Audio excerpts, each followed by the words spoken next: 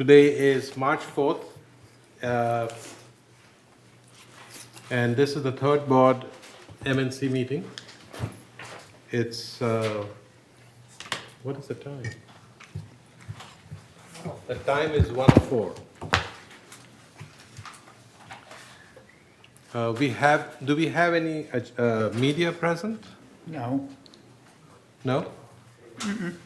Okay, but we are on the air, so. No, well, we're being recorded. We are being recorded, so please behave. Where does this show up?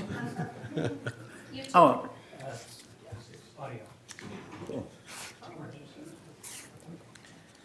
All right.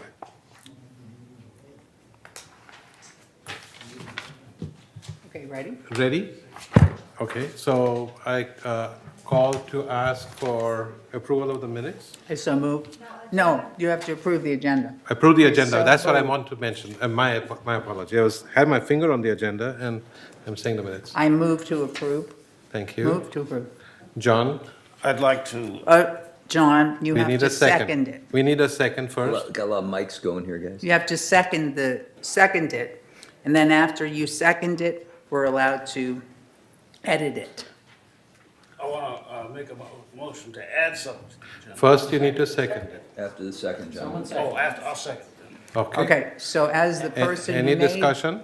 Yes, as the person who made the first motion, I would like to remove the maintenance and expenditures variance report off of the consent calendar because we should be discussing actually January, which we just got a copy of it, so we could review it off of, can't put it on the consent calendar.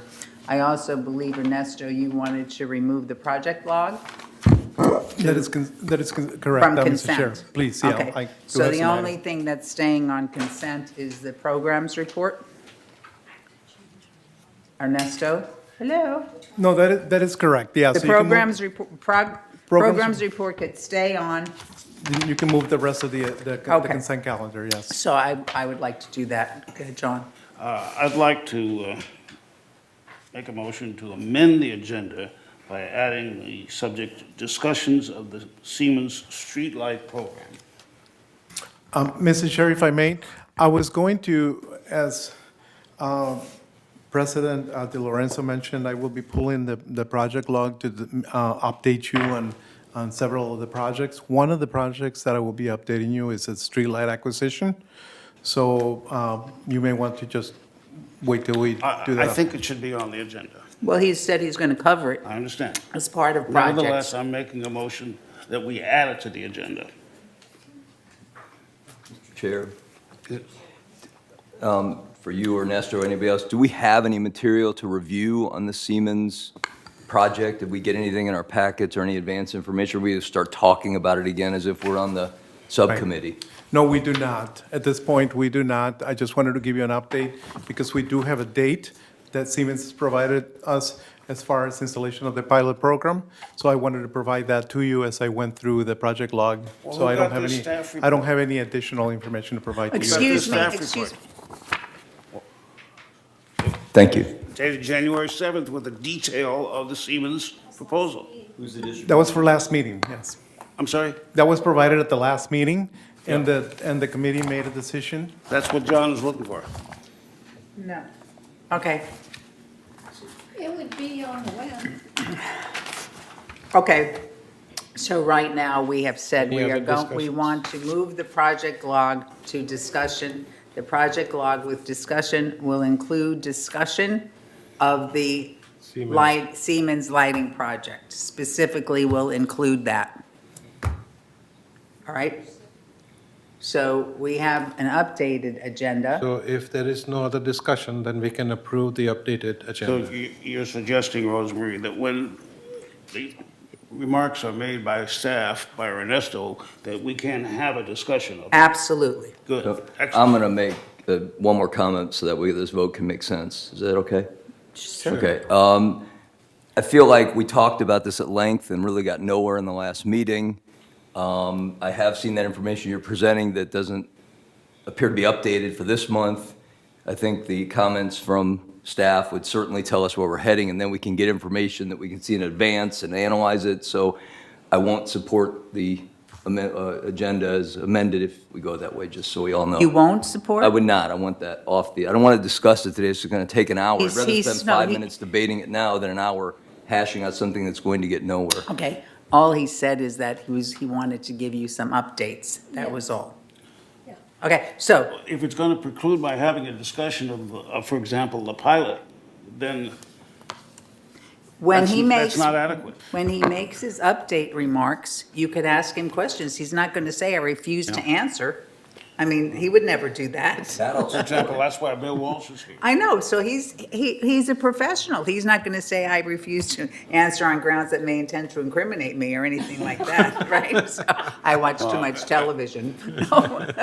As long as I get a Netflix. chance to talk. Okay, all right, so we have So all in slight, favor? all those in favor of the amended agenda, that's right? Yes. Okay, good. All right. Okay. So the agenda passes, approval of the minutes of the meeting report of January 7th. I so move. Anybody support? Second? Second? All in favor? In favor?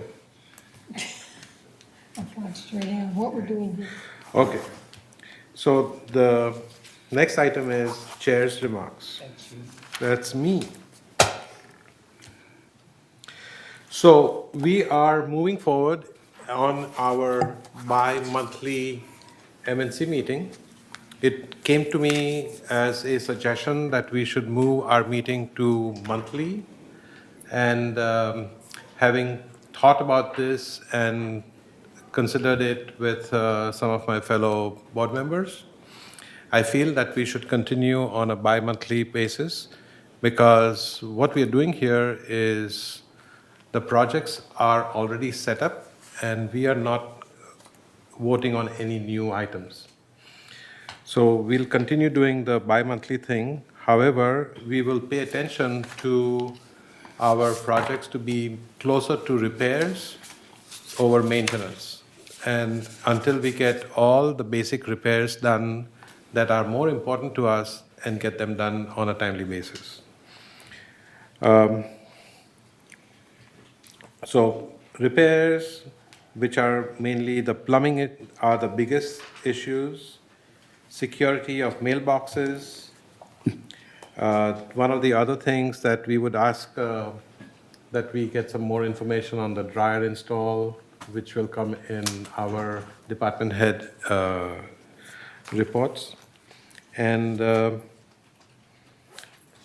of the numbers that we are seeing in the bulky item, the cost of removing the bulky item pickups are costing us a lot of money. So we need to find a way to control that and inform the people not to just dump money, because we need to find a source of money to take care of that.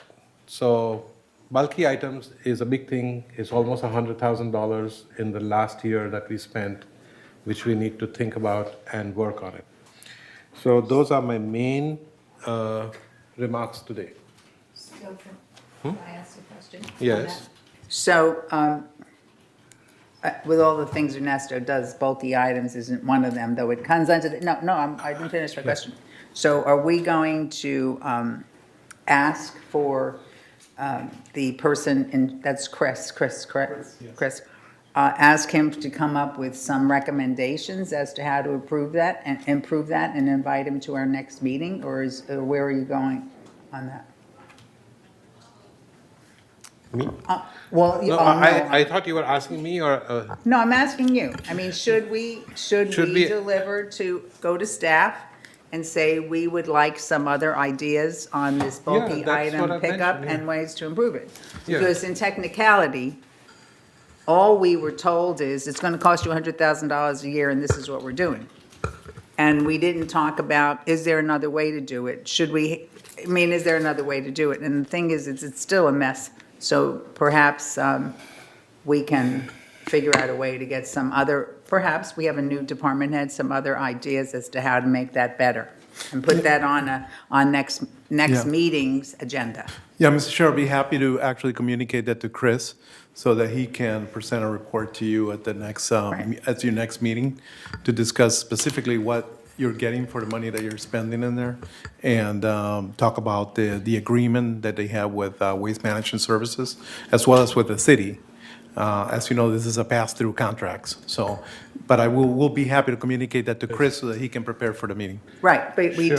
they did add, we did budget for like these two people to be going around picking up stuff that people are just putting out. And how Right. is that going, and is it going, and is there something better we could do? So. And that would be a good also, idea. if there is a way to communicate with the residents, how this is going to affect the assessments that they are paying. Well, So, yeah, and make it better, so Okay. they would pay less, or we would spend less. okay. Yeah. Steve, you had something to say? Do you think that this is a matter that should go through finance rather than M&C, since it's just can the just- expenditure for an existing program that was No. brought up?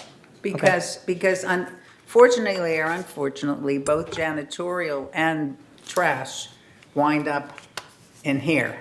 We don't have a meeting for that department. So we can't hold Ernesto accountable for everything. We can't try. Yes, John? So I've looked at this a little bit from the outside looking in, and one thing I would ask, and why maybe it makes sense to stick with M&C versus finance, can we get a breakdown of what it would save to simply have the fixed pickup days as opposed to an on-call option that people can arrange additional times for pickups? Because I was told that could be a significant savings without really changing our program at all, just giving people very fixed dates on which to do their big item pickups. Don't know if that's accurate, but that's what I was told. And perhaps instead of using Ernesto as the translator, because that's what we're basically doing, is maybe Kush could come up with all of our questions and suggestions and get them right over to Chris and just let Ernesto know. Otherwise, we're having you play monkey in the No, I middle. appreciate that. I would also copy Siobhan on that so Yeah. that, because Yeah. there's no director in that department right now. Good point, John. Thank you. Thank you. Okay, so I'm done with my remarks, and the next item that we have to discuss is, do we have member comments? We have Do we quite a have- few member comments, and I'll call them up one by one. Thank you. The first person to speak is Julie Nielsen. I have a question before we start. No, come up.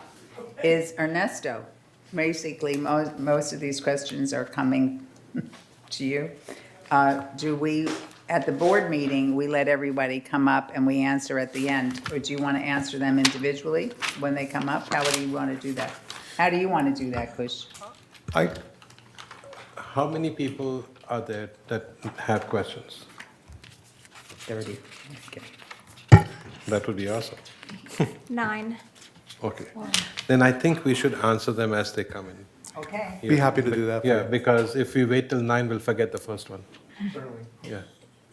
Sorry about that. Nice. I'm sorry, lot of I'm confidence. not 25-year-old anymore. I talk fast. Are you gonna put the counter on? So what are we going to do? Get a clock on this. Okay, You need to tell us how long she gets to talk. you have to We- give your name and manor number Okay. and, I'm Julie Nielsen. I live at 3213D. And about 3 or 4 years ago, my daughter, who's a safety director for 3 naval bases in the Ventura area. excuse me, do you have the clock on? Yes, we do.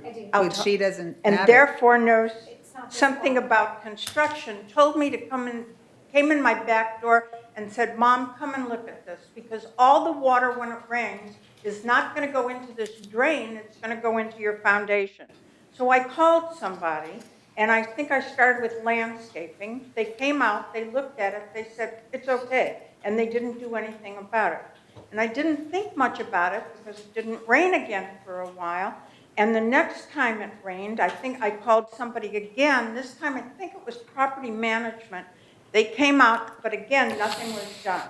The next year, my carpet got wet, the door would not close properly, and I had to have my son put braces on the door and attach them to the jamb to keep the door closed.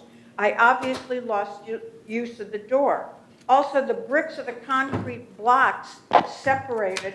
They came out, they grouted those in and said, but it probably won't hold. Now it no longer was a case of I want to redo this room. It's a case of I have to redo this room. And so my son Eric, who is a general contractor, I have two sons that are general contractors, went to the city to find out what we could do. He was told to go to the association. We did. We spoke to Gavin and asked if we could enlarge the room. He said, no, there wouldn't be a chance of that. But as long as we stayed on the dimensions of the existing slab, we were okay. So then I had to figure out how to get the money. And I ended up refinancing another property, which took a while. Once I had the money, I went to the architect and I had plans drawn. I paid $3,450 for these plans. And I'm not a stupid person nor a wealthy one. I would never have gone ahead with the plans unless I checked things out. And with all due respect, I truly believe that there's a responsibility here to stand behind what I was told by an official in this case. I also fully realize that if I were a wealthy woman and could have done it immediately, I wouldn't have this problem. I have prepared packets here that show that everything 30-second that I'm warning. telling you is exactly what All right, we'll give them out because you're using your time up. Okay. Here, I said I'll give them out.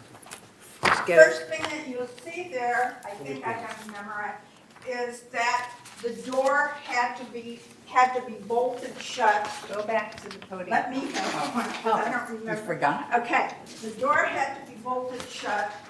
Oh, the first thing is the email from Gavin where he says, yeah, basically he says, I told you that, but Yeah. things have changed.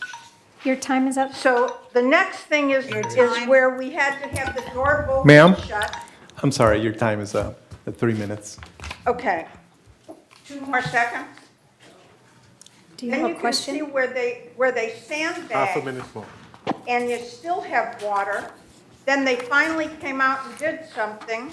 Then you have photos of what it looks like now, what we're proposing that it looks like. You have a copy of my invoice from the architect, of my canceled check that I paid it, and reasons that I believe that this is an improvement and should be done. That was pretty close, wasn't it? So I don't think this is an MNC issue, is it? Mr. Chair, if I may, Goes to the architect committee with the variance. if I may, Please. we will investigate the issue at 3213 and get back to the property owner.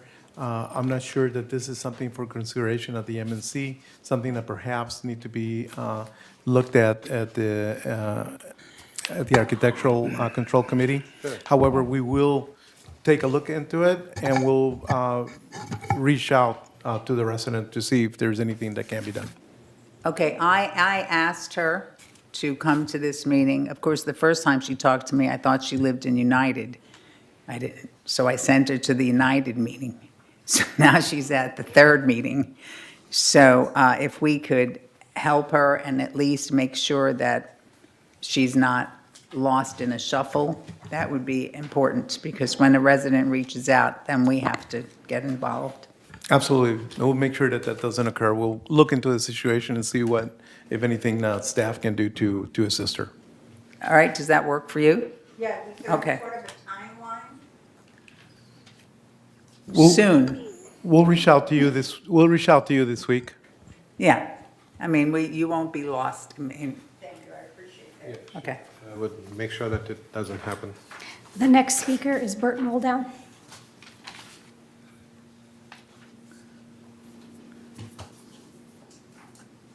Before I begin, you've changed the agenda, and my topic is related to street lighting.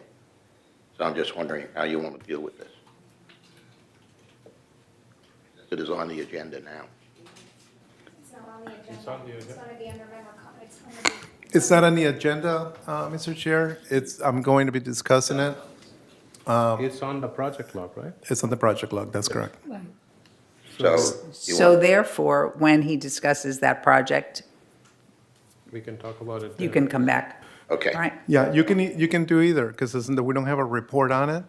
So you can talk about it now, or you can wait till I bring it up, bring up the updates during the project log and discuss it then. Okay, fine. I think we'll hold off then. Okay. But the Thank you. time limit is still the same. Yeah. All right. The next speaker is Ed McGill.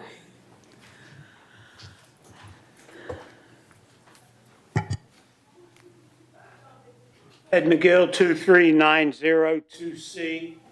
I wanted to talk about the washer problem. Nothing to do with the elevation of them or anything like that, but we're having a big problem with the washers. So I contacted and talked to the people back east in Whirlpool who manufactured them, and also found out that they seem to be getting a number of complaints too. Anyway, what happens is the washer does the same thing. Will not go into or kick in at the final rinse. Goes through the wash, it does the rinse, and then doesn't kick in. So when you open the door to get your clothes out and you know that it has stopped, it doesn't stop completely. It stops with the time remaining, which is usually 6 to 8 minutes. You open the door and there's water in there, about 4 inches of water. And this is a problem. We get it fixed on Monday, on Wednesday it does it again. They think it could be heavy loads, or they think it could be pods being used. The Tide pods seem to have a problem dissolving in the high efficiency washers. And I don't know how that works, and I was hoping that someone in the repair section could elaborate on that. They said that the pods, when they don't work, usually adhere to the fabric.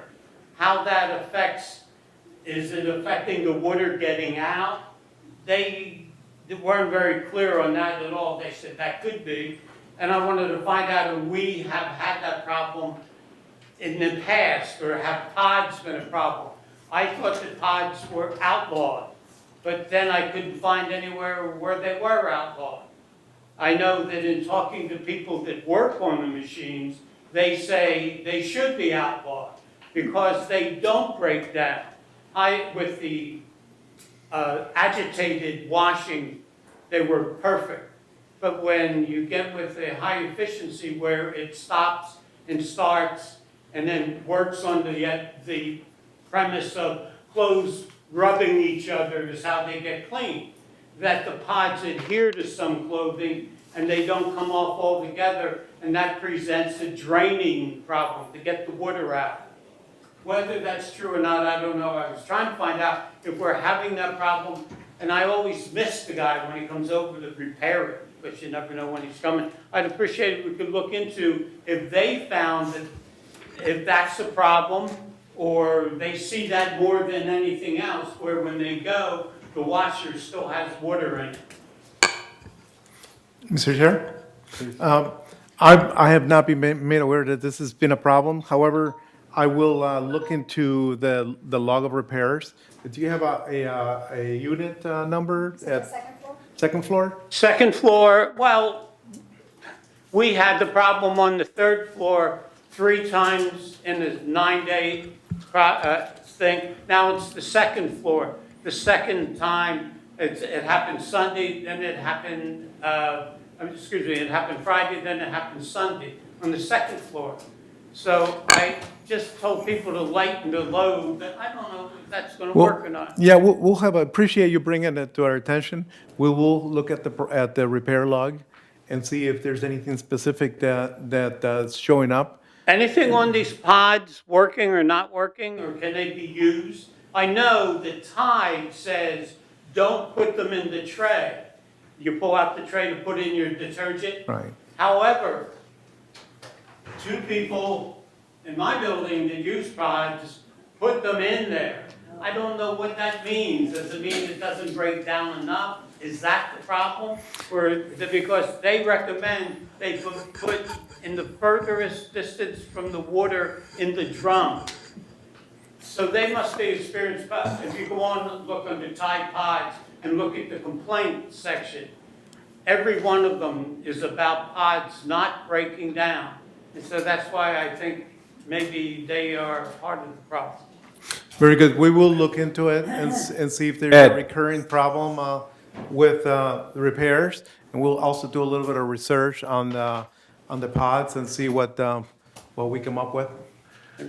I will let you do that, Ernesto, but I have one observation on the high efficiency machine. I also have a Whirlpool in my house. It's not a commercial machine, but it's fairly big size machine. I had a similar problem.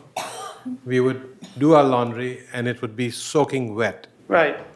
So it was under warranty, so I called the support line to send somebody to take care of it. The first person who got on the phone was useless, but the second person who came when I tried again was a very experienced person and said that there is a problem with their machines, and the solution that they suggested was to put really hot water in the place where you put the soap in the drawer, and put 2 cups of hot water and 1 cup of white vinegar, and run it as a regular cycle on hot every month, because the drain section of your machine apparently gets blocked. We've been doing this for the last 9 or 10 months, and we've not had the same problem again. It's a low-tech, easy fix problem that you can fix. So try it. It might cost you $1 to, Yeah. Well, but I'm sorry. Yeah. For us to have, we have in the Garden Villas, we have the laundry room. I Are we understand. supposed to run down the hall with hot water and with vinegar? it's in your sink. No, not in my, what sink? In the There's and there's no sink in the. No. I'm sorry, So but this I'll is the have- solution that was suggested Right, by so Whirlpool. we'll bring a thermos Hey, to the Tush, laundry room. I can, mean, can the board make suggestions to staff, and then if they think that's the right solution, they can run and go? run They the can thing, do and that too, They probably have but a key I'm to save just- 50 cents, so I mean, it seems like this is a little out of our lane. Okay. Well, we're definitely going to look into it and see the repair log and see what's the recurring factor. And, Okay. we'll take steps to improve it so it doesn't occur. We'll- not Thank really you. sure. But this is what I experienced, so I'm suggesting that you may not try it, but you could if you want to. but if you want to come over anytime. I will, if I have to. If you I'll invite me try for. it and I'll let you know. We'll try it on the machine. We'll see. I'd rather have that. I know this is than hilarious, people but- coming to my door complaining. I'm sorry about this, but. Steve has this his, is my hand- experience. Steve has his hand up. Yes, Steve. Generally speaking, when a washing machine does not drain after the rinse, Uh-huh. it's due to either an imbalance in the load, which causes the machine to just stop and will leave time remaining on the timer, or it's a pump evacuation problem. Evacuating the water so it just stops, so it doesn't burn out the motor. Right. In all the years that I've been involved with the laundry here, I've never heard of the pods being a problem, although I could see where some people might say, oh, I'm going to use the pod and I'll just stick it in the drawer, which you would not want to do, because those drawers were only made for liquid or powder detergent. And there's a very small amount of water that goes through those drawers to actually get the soap down into the vessel. So if you put a pod in there, chances are it's not going to completely decompose to start with. It may leave something in residual, but I've never heard of this problem before. Although, one thing that I would say is that even if you run hot water through these washing machines, they only use like a total of 11 gallons for the entire cycle. So when you run a hot wash, you're only running a couple of gallons of hot water through that system to start with. And the hot water takes time to get to the washing machine, because from the washing machine back to where the hot water heater is just standing water in a copper pipe, and it's going to be at room temperature. So even if you have a hot water heater set at 130 degrees, you're not getting 4 or 5 gallons of 130 degrees of water in there. What you may end up having to do is, A, put notices up in the laundries that says, do not use pods, at least temporarily. And 2, develop some kind of maintenance schedule for the cleaning, as you've outlined here with some hot water. Janitorial, I believe, goes into the laundry rooms, and I don't know about third, but at least every 5 weeks when they do the sweeping and emptying the garbage or doing whatever it is. Every 5 weeks. And John is right, there is a service key on the top of every one of those where you can open that up, and then you can make the machine free vend, so that an employee could put a couple of cups of hot water in there with some vinegar. Yes. Close it back up, run a hot water cycle, and just do that as a matter of course on a monthly basis, That's if right. that's part of the But- problem. I was just suggesting that he try on one so that it can see if there is a difference that it will make rather than making it into a project. Understood. Yeah. But depending on what evidence Ernesto is able to come up with Correct. as far as the repair logs, because prior to this, I'd never heard of this. I've heard of machine stopping, imbalance, weight imbalance, and the rinse cycle does not complete, and the clothes just The remain only wet. reason I bring it up is because Whirlpool gave me this solution, and I didn't make it up. Yeah. Okay, let's move on. Who is next? The next speaker is Stuart Hack.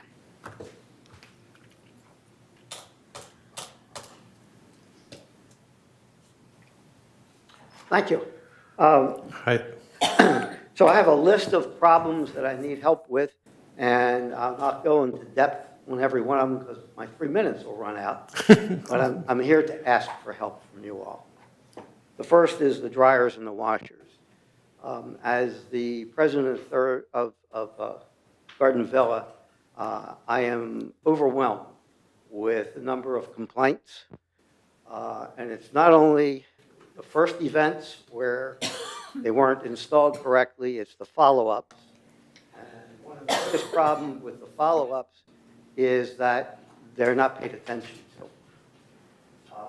I, myself, when my wife came back to tell me that something wasn't working, she got a 20-minute cycle, and which was never completed, and then put another 25 cents in, and the dryer didn't do anything.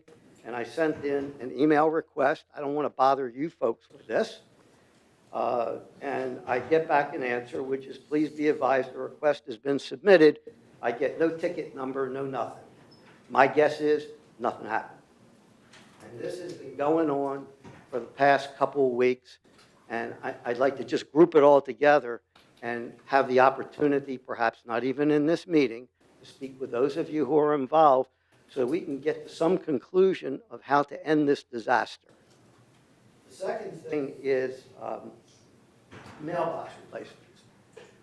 At the last 2 meetings ago, when I brought this up as an issue, I thought, and I think the minutes will reflect, that any upgrades or replacements in mailrooms will now be done using the upgraded mailboxes, the mailboxes that are less likely to be broken open. And yet I received a complaint from one of the buildings that their mailroom, because it had water damage to it, was going to be redone, and that they were going to get the old style mailboxes, and that's the end of the story, and too bad for you. And that's just not acceptable. The third thing is I'm getting, because of all the rain that's been going on, I have a plethora, that means more than one, many more than one, of requests and complaints about the water spouts and the gutters. There's space between the gutters and the building, and there's water just coming straight down instead of going into the gutters. There's water going over the gutters. There's water dropping where there are no gutters.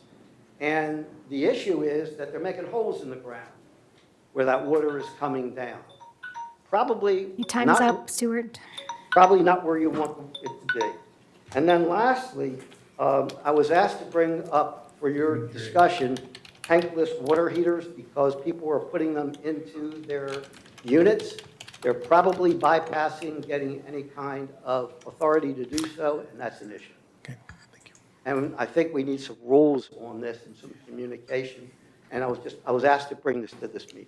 Thank you, Stuart. We'll look into all of that. Mr. Chair, I could address some of his issues. I was going to talk about the mailbox Okay? program.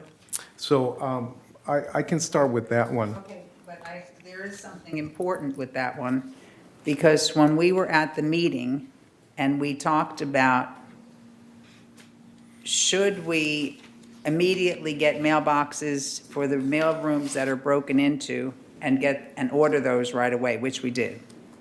And the cameras and all that is taken care of. Then we talked about, we talked about the possibility or the probability of putting the new sturdy mailboxes, in, the heavier duty, expensive mailboxes in all mailroom renovations. And I don't know, and I say this clearly because I was there, I don't know if we agreed or came up with the cost for that, because we know we had to address, there's certain areas that have more break-ins than others. And if we were going to do it overall and how much that would cost, or exactly what we were doing, I don't know if we went there. I know that we immediately had to take care of the ones that Right. were broken into. My But, recollection Yeah, is that we did not agree to replace all of them. We said on an interim basis, there are two things we can do. We can take care of the ones that are being broken into regularly, and rather than putting the old, the ones that are not secure, when we redo a room, redo a mail room, why would we put an insecure one in and then come back later and change it when all we have is the marginal increase in cost to put in a secure one? Because I think that the reason why we hadn't determined if it was going to go in all renovations, because the cost was Okay. more than marginal. So we had improved, because I'm going to go back in history, we had improved the mailbox program so much, because in the past, they used to have the audacity to tell the residents to chip in for the mailbox, if you remember. So we got way past that and we said, no, that's unacceptable, we're going to put in the mailbox. I don't know if we ever got back from staff, so I say this, the cost difference between the regular mailbox and the heavy-duty mailbox, and, because that would be something that we would have had to decide for all of the mail rooms that are planned for the year. I know that we did phase Part A, which is the break-in ones. I don't know. I remember we talked about it, but I didn't have it resolved as to what we were going to do. Yeah, So- Mr. Chair, if I may, so we had this discussion at our February 5th meeting, and the direction that was provided to staff was to work with Chief Moy to give the locations that have been compromised. Right. And to move forward with the ordering upgraded mailboxes and go ahead and install those mailboxes. That was the direction that was given to us. So we did that, and you approved the funding to move forward with that. They are about $4,000 apiece. So the direction was to upgrade the ones that were compromised, and we are going to go ahead and do that.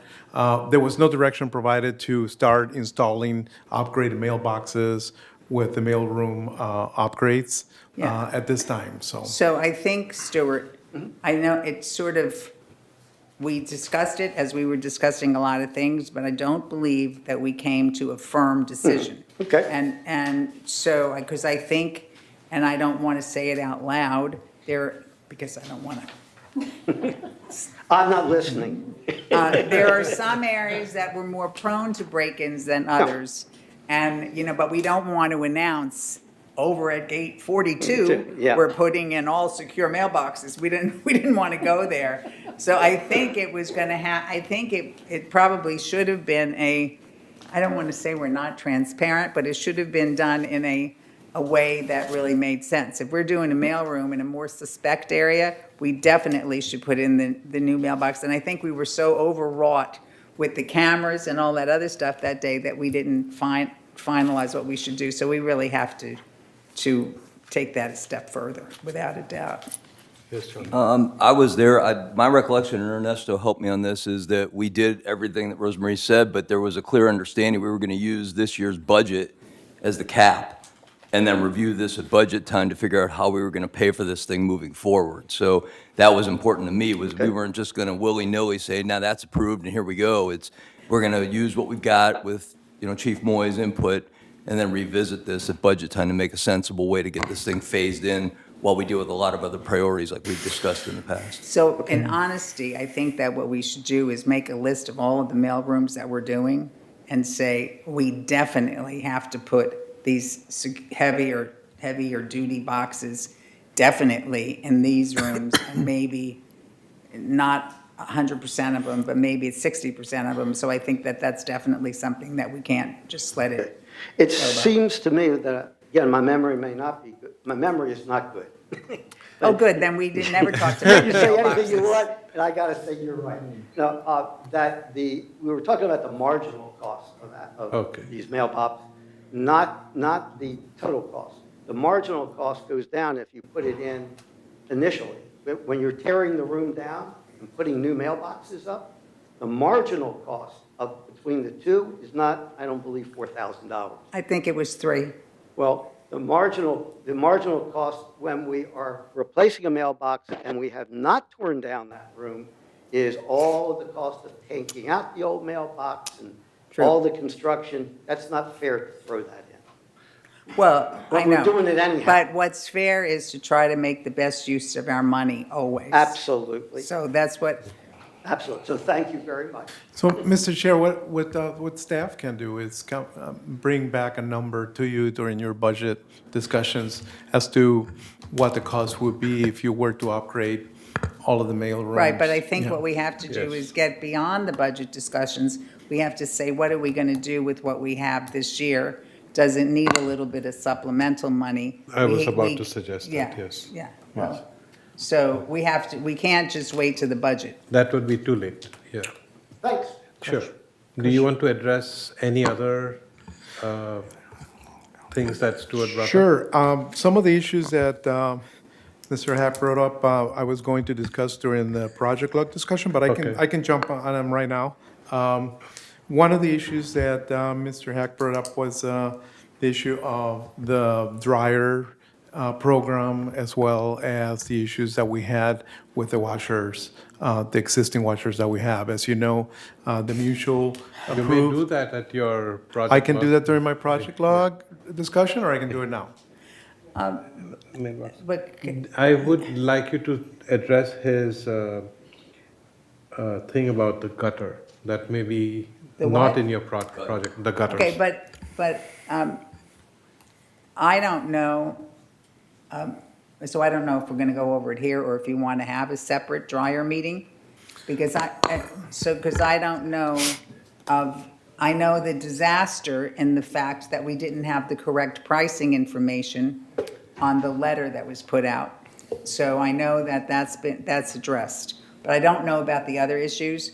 So I don't know if we'll do it when you discuss it or if we want to have a meeting with all of your concerns, because I've only gotten email after email about the price. I didn't hear of anything else, so they must be saving those for you, Stuart. So I don't know but we have to do that, because I'd be very interested myself. So the gutters, I'll be happy to address the issue of the gutters as, and this is a recurring theme, not only in Third, but it's throughout the community. There are some drainage issues in our community that have been, really overlooked over many years. Some of them have to do with the fact that a lot of our runoff from our roofs, it's ending up right next to our buildings. When we design buildings, we design foundations for those buildings, the assumption is made that those soils are dried and that they will provide the resistance needed to be able to support the structure through the foundations. Many of our foundations have masonry walls attached to them, particularly in our garages. And of course, when you saturate that soil with water, those foundations don't do very well. That's why we have programs in third to address walls that rotate, to address walls, masonry walls that actually crack. So there's a number of issues that we address with your contingency programs that you have in place. A lot of those issues stem from the fact that we're soaking the soil adjacent to our buildings. If you look at the majority of your buildings, they have gutters and downspouts that are dumping the water right there, right next to the building. And that's something that we need to begin to address. And it's something that I was going to propose through the budget process, that we begin to look at that and maybe use some of the existing programs that we have, some of the contingency programs that we have. There's a number of programs that you currently fund, which include building structures, which is to address structural issues with the buildings. There's $500,000 right there. Again, that's a contingency program that is driven by tickets that we get from residents and problems that we observe out there with the buildings. But many times a lot of that money is left on the table because we don't have enough things to do with it. What we would like to do is allocate some of that funding to address some of the drainage concerns that we have throughout the community. So that, again, what I'm looking for is not to impact your overall budget, but to maybe use some of the appropriations that you currently have to address some of the drainage concerns. There's another program that you fund. It's let's see.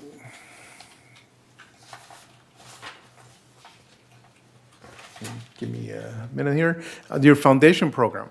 You budget $75,000 a year to address foundations. And the problem with the foundations is that they crack or they rotate or they cause other problems. Many of those problems are associated with saturated soils. When you saturate the soils, the foundations move and they crack.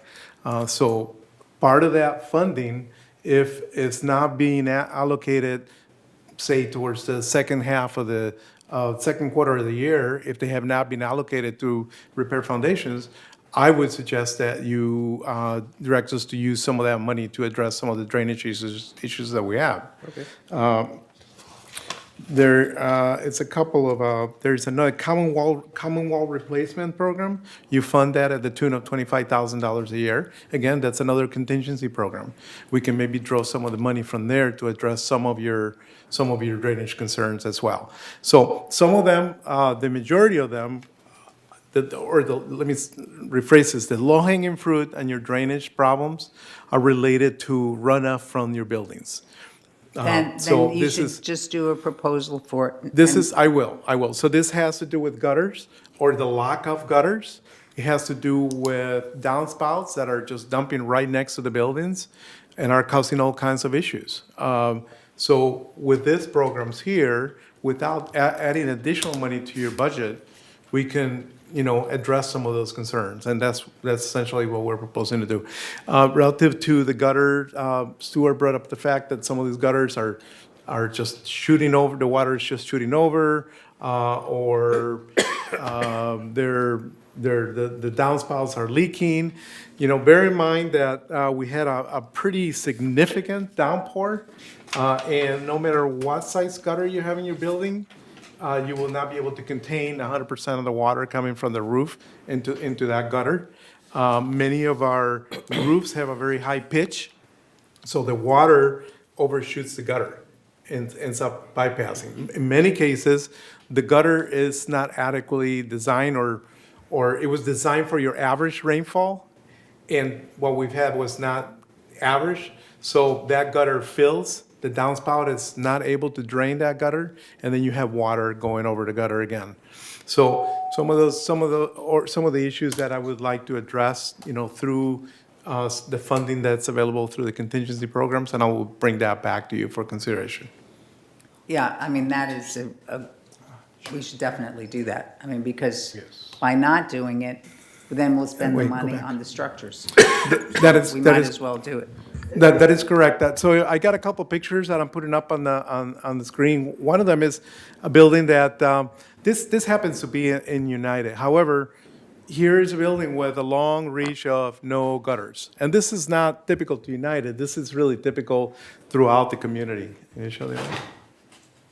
Again, water splashing on the walls due to the fact that, as Stuart mentioned, this water is coming all the way down, is digging holes and splashing the walls. So some of it are similar issues that I like to address with the contingency funding as well. Just one piece that wasn't included in your good response, thank you, was the gaps. The installation of the new gutters in some cases left gaps between the gutter and where it's installed, the wall. So instead of it being flush, the gutter being flush, there's a gap between the gutter and the wall, and so the water never even needs to get to the gutter. Yeah, this is again a typical situation through the community, and Carl is here, and he's heard this before because we discussed it in United the last meeting. But some of these gutters are really, you have a very high pitch roof, and the gutters, and you don't have the fascias to install the proper gutter. So the gutters that we install are around the gutters, and they don't mount flush to the fascia, so it leaves a little gap on it. So when you have a continuous rain, that water will actually make it into the gutter. But when you have a slow rain, that water will drip between the gutter and the fascia. Not a good situation, but that's what we have. So again, all of these issues, I think, are worthwhile looking into and putting money towards them, as they will. Absolutely. They damage your buildings. So. Stuart, just in case you have time later, we're having a lot of compromised, what is it, the deck coating from the rain. And so if you have time, walk around and look for all the bubbles of the paint, because it's happened, I've seen it in 3 buildings so far. And that has to do with the drains or just the rain or whatever. And, because I know that you've repaired one. Right, But excessive moisture, yes. right, so, what hasn't been addressed is the heaters, Tankless the water. tankless water heaters. I don't forget anything. No, I can briefly talk about that. For those water heaters, tankless water heaters that are installed in the community without permits through manner alterations, we cannot speak of. The issue with some of these on-demand water heaters is that they do require special circuits, and they do draw additional loads from your panels. Your panels may not be adequate to produce those loads, and they may end up blowing fuses eventually in the building.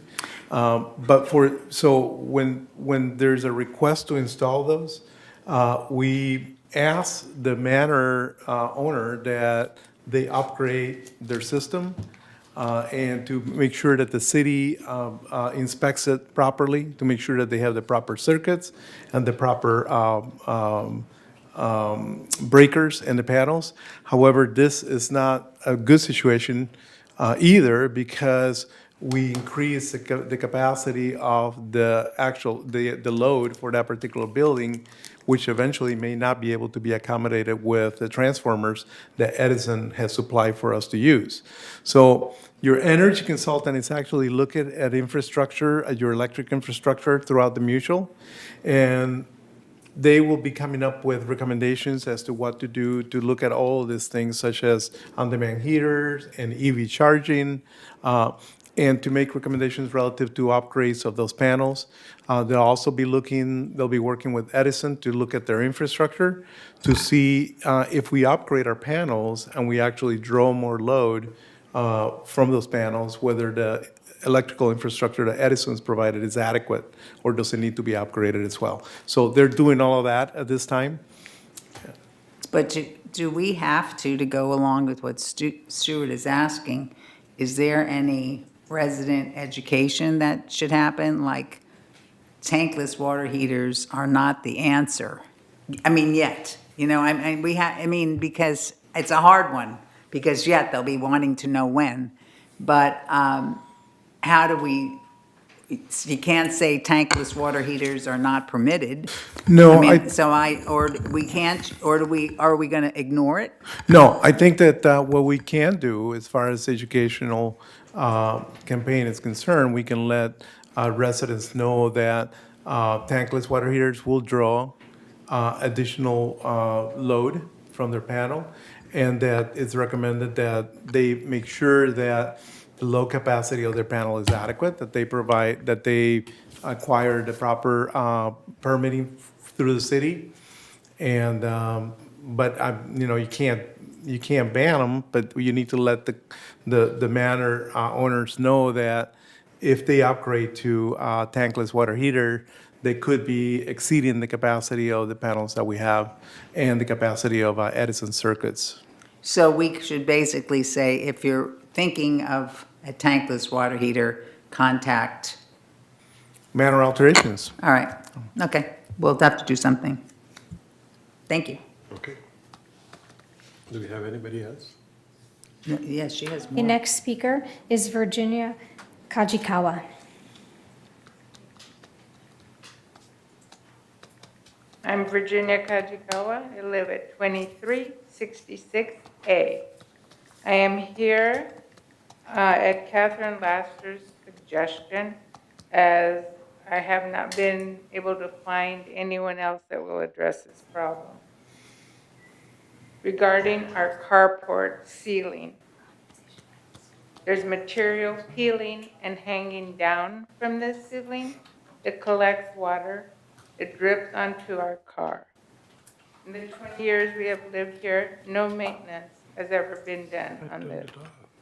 Some of the spaces in this carport have a corrugated material that has been installed. No one knows, not one resident knows who did this or how they got it. As I mentioned, I spent several months trying to get answers. Resident services told me it was not a maintenance problem. They referred me to alterations. I left 3 messages there. I never got a call back. I called resident services again. They referred me to painting, where I left 2 messages with no call back. I then contacted Catherine Laster. After 2 calls, she had the information for me as follows. I can contact alterations or architectural for a permit and have the repairs done myself. This is not something we should be expected to do. First, it is not our property. Second, it is Golden Rain or Third Mutual responsibility to maintain the property here. Catherine sent me an email asking if I could attend this board meeting, so here I am. I'm asking you to please make these repairs. In closing, we would request that more attention is paid to maintenance in gates 5 and 6. We seem to be the forgotten areas of Third Mutual.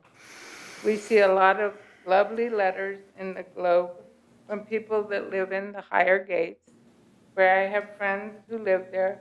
None of them have carports that leak. We pay the same association fees.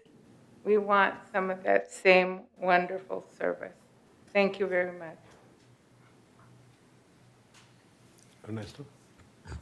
Mr. Chair, if I may respond. I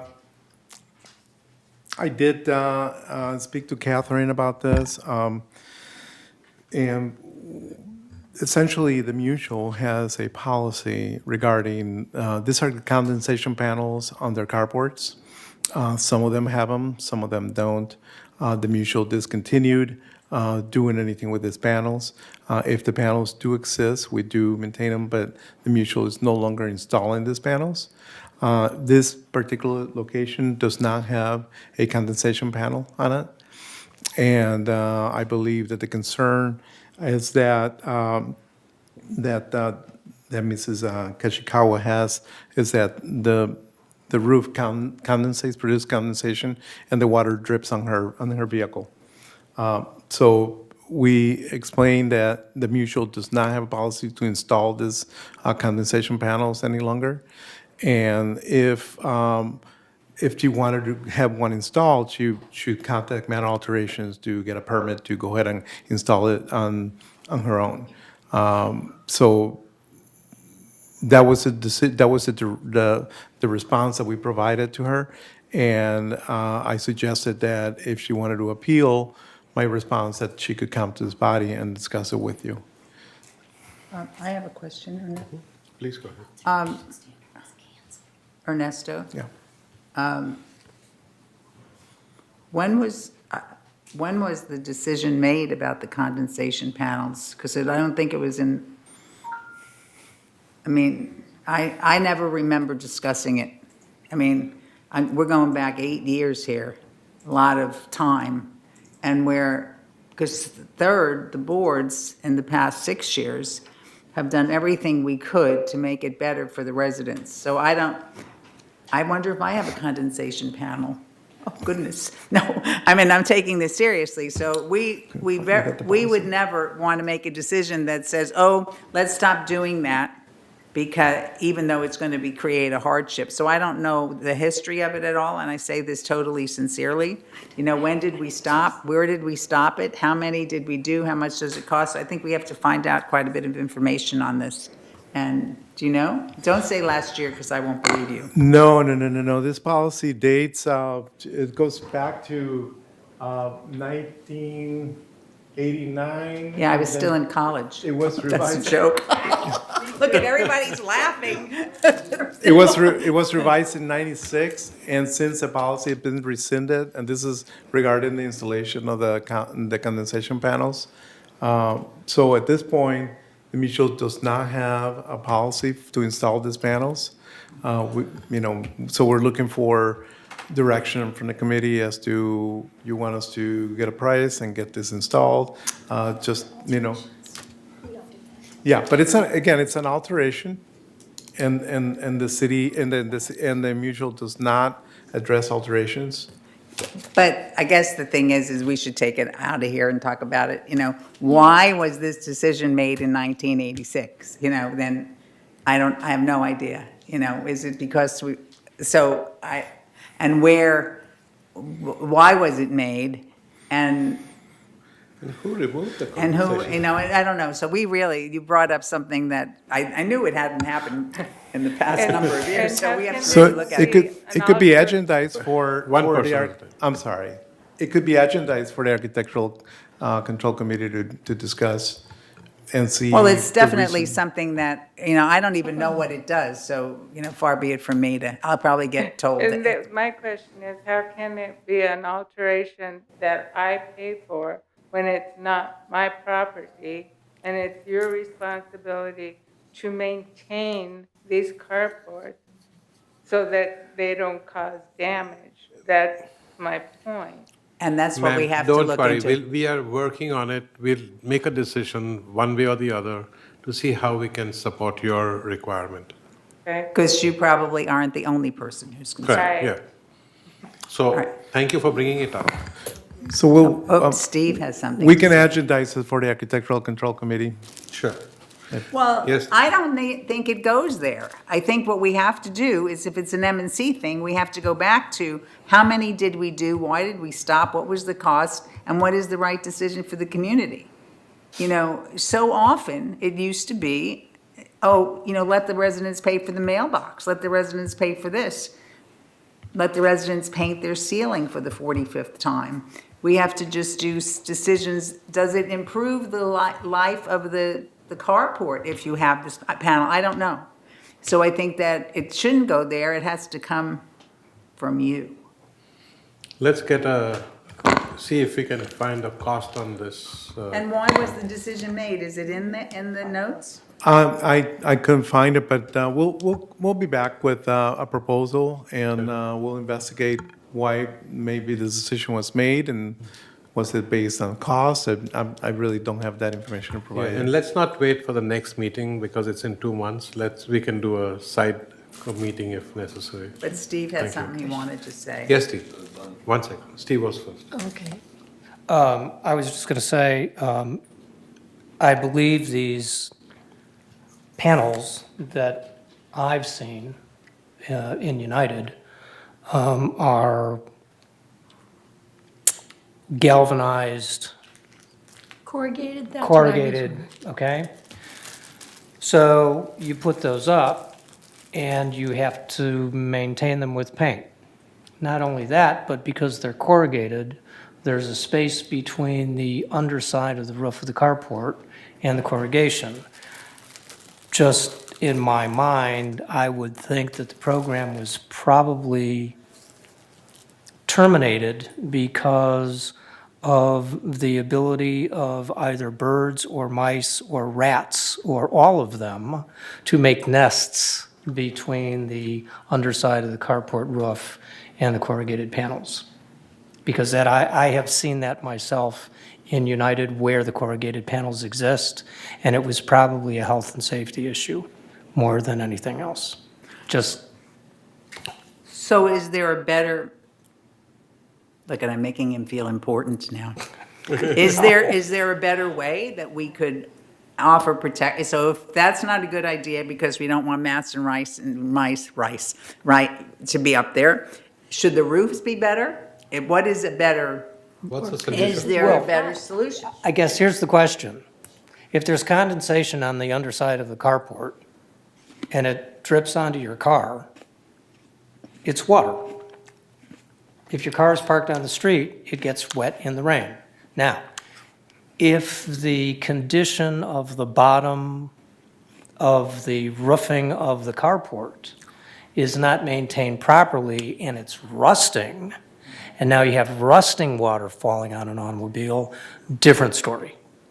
But as long as the underside of that is properly maintained, So- and it's just water dripping on your car, it's a carport. That's, So then maybe that's the issue. The carports are maintained through the paint cycle, so if there's no panel, there's no condensate panel in there, they will get painted on a regular cycle. So. It is a cycle. I've been here 20 years and that my carport has never been painted. I sent a picture. It's chipping. There's material. So I do not know where you get this maintenance. Sure, the cycle is 10 years on Okay, the the paint. basic thing is we can have a debate. We're going to look into it. Let's look but into it and excellent- see if we can fix it. Excellent points. Thank you very much, Steve. But I just have one question. How, if the mutual was going ahead and putting these panels in, how is that considered an alteration? No, they're not doing it at this time, so members do install them on their own, and they become alterations. Okay, But if they there's no were- panel, there's no alteration. But I do know I had the same problem. Okay. And it was fixed and painted and fixed as best as it could. But I was told it was an alteration, that residents actually put that in there and that it was a neighborhood thing or something like that, that everybody got together to put these panels in. I'm not kidding. All right, well, Okay, let's So- move on. we will get further into this. Yes. Okay, the next speaker is Judith Troutman. Okay. I'd like to wait for the project log now to do this. Okay, the next speaker is Joan Milliman.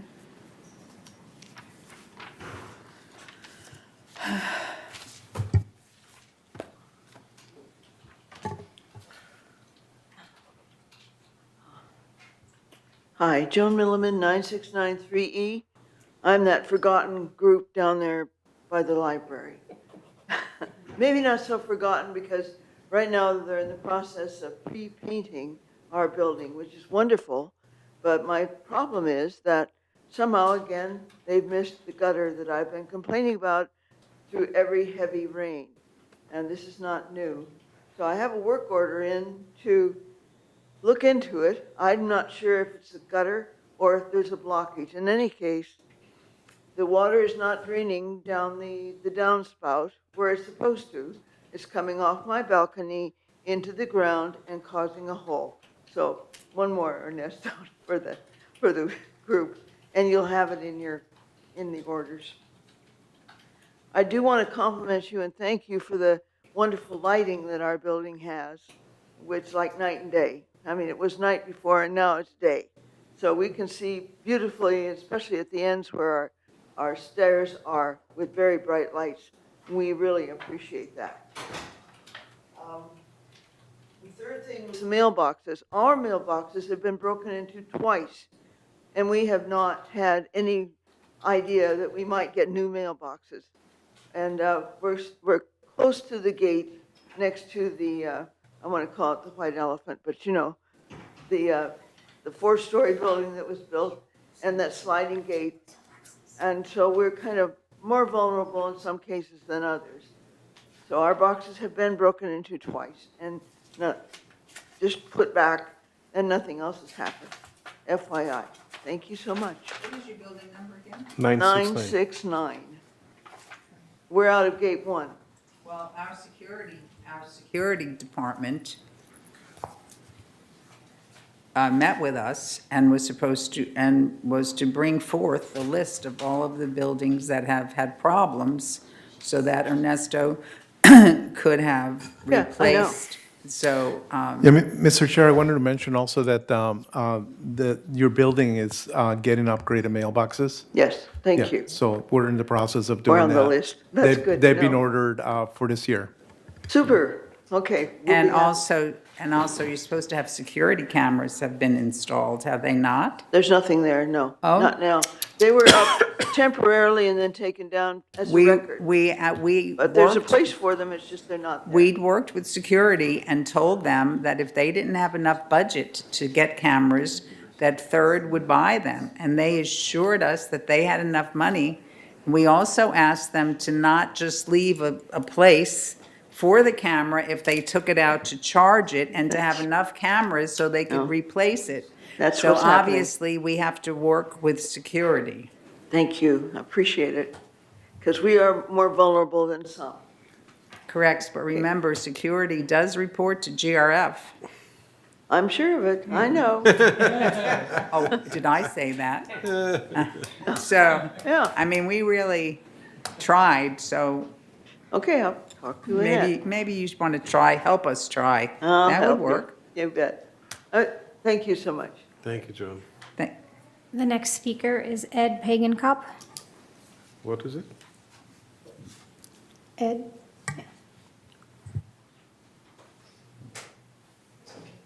Yes, Ed Pagan-Kopp, building captain, building 2394.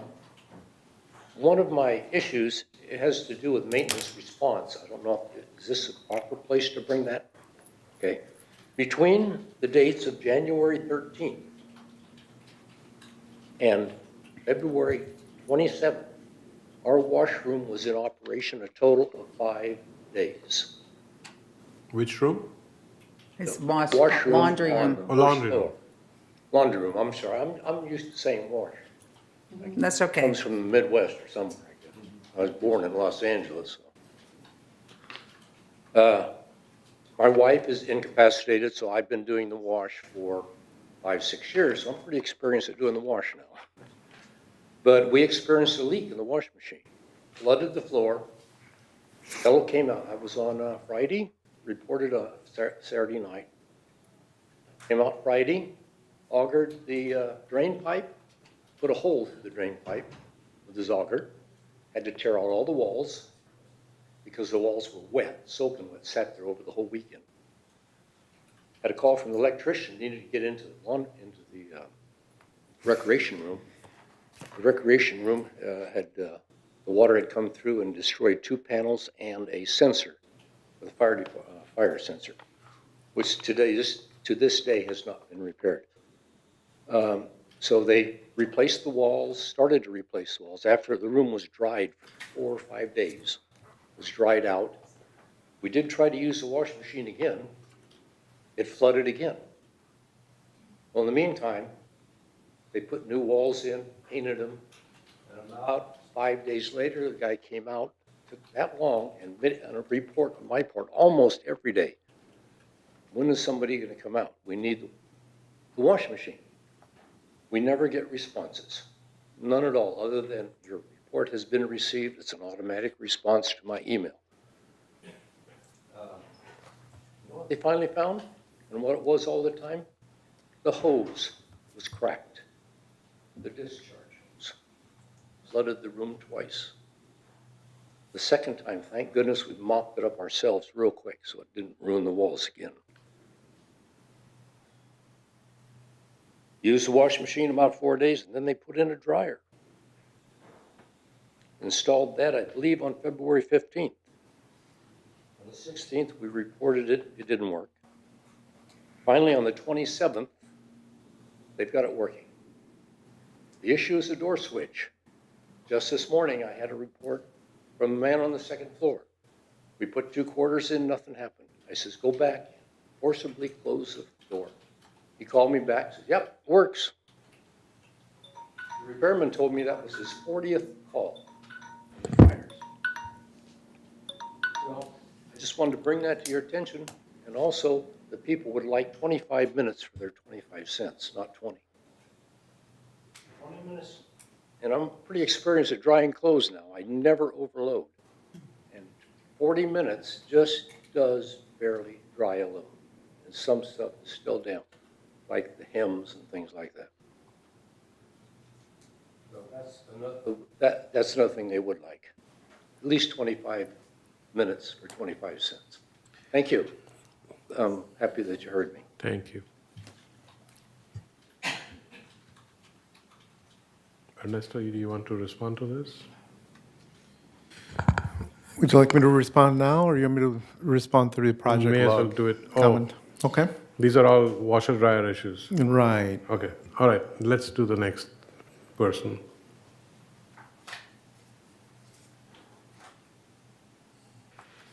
The last speaker is Bill Walsh. Say the best for last. Now you're in trouble. All right. How many do I vote for bringing back the drought? It's obvious people in Southern California can't handle the rain. Ernesto, people in my neighborhood who use Gate 8 are wondering if that project is on schedule or whether it's going to be slid because of the weather.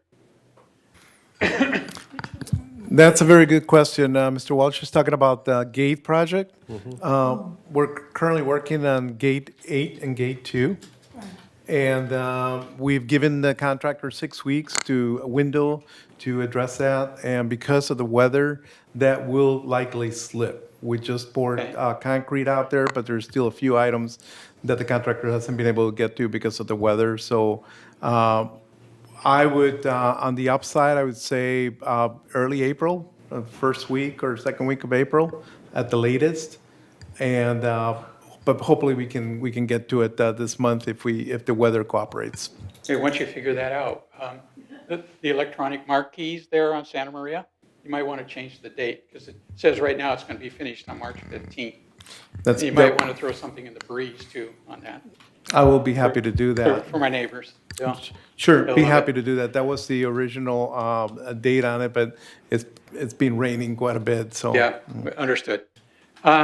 My other issue is about a month ago, I came up on my 10-year anniversary for my hot water heater. And I called resident services and went through the process. And I was told it's going to be about 6 weeks before they can even get new hot water heaters in because the vendors were changed. And I'm going, okay, I can live with that, I think. And in the meantime, they said, if you really are in a hurry, you could probably go over to Home Depot. And I went over and investigated that and began to discover a number of things that go on with this hot water thing. So staff was very nice. They came out and did a pre-inspection, said, yeah, we're going to have to, I live in a single level manor. So basically I'm going to have to run the copper pipe outside and they're going to put an electrical switch in there and I don't, all of that wonderful stuff.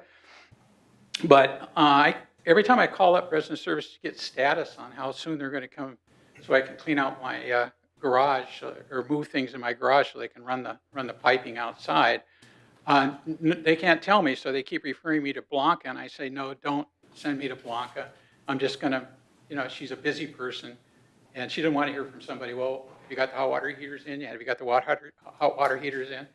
And so it would really probably be nice if Blanca could put something on each of the tickets. She said there's at least 20 ahead of me, saying, kind of a schedule when hot water heaters are going to be available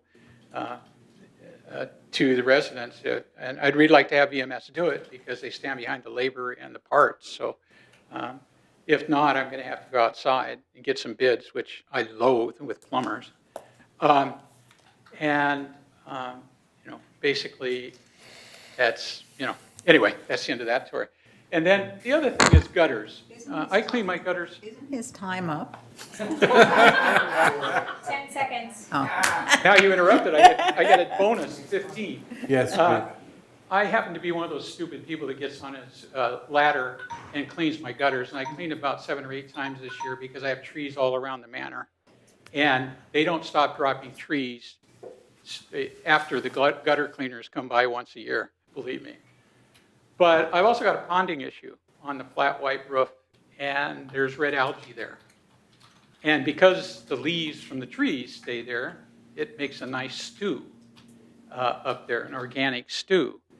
And I don't know if we're going to have a mosquito problem this year after all this rain, but just a heads up, almost everybody that's got a flat white roof in this community has got ponding, and we may be looking at doing something for that.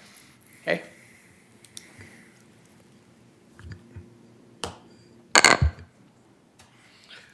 Do we need to respond to that, or do you? are you going to? I'll provide a quick response on the water heater issue.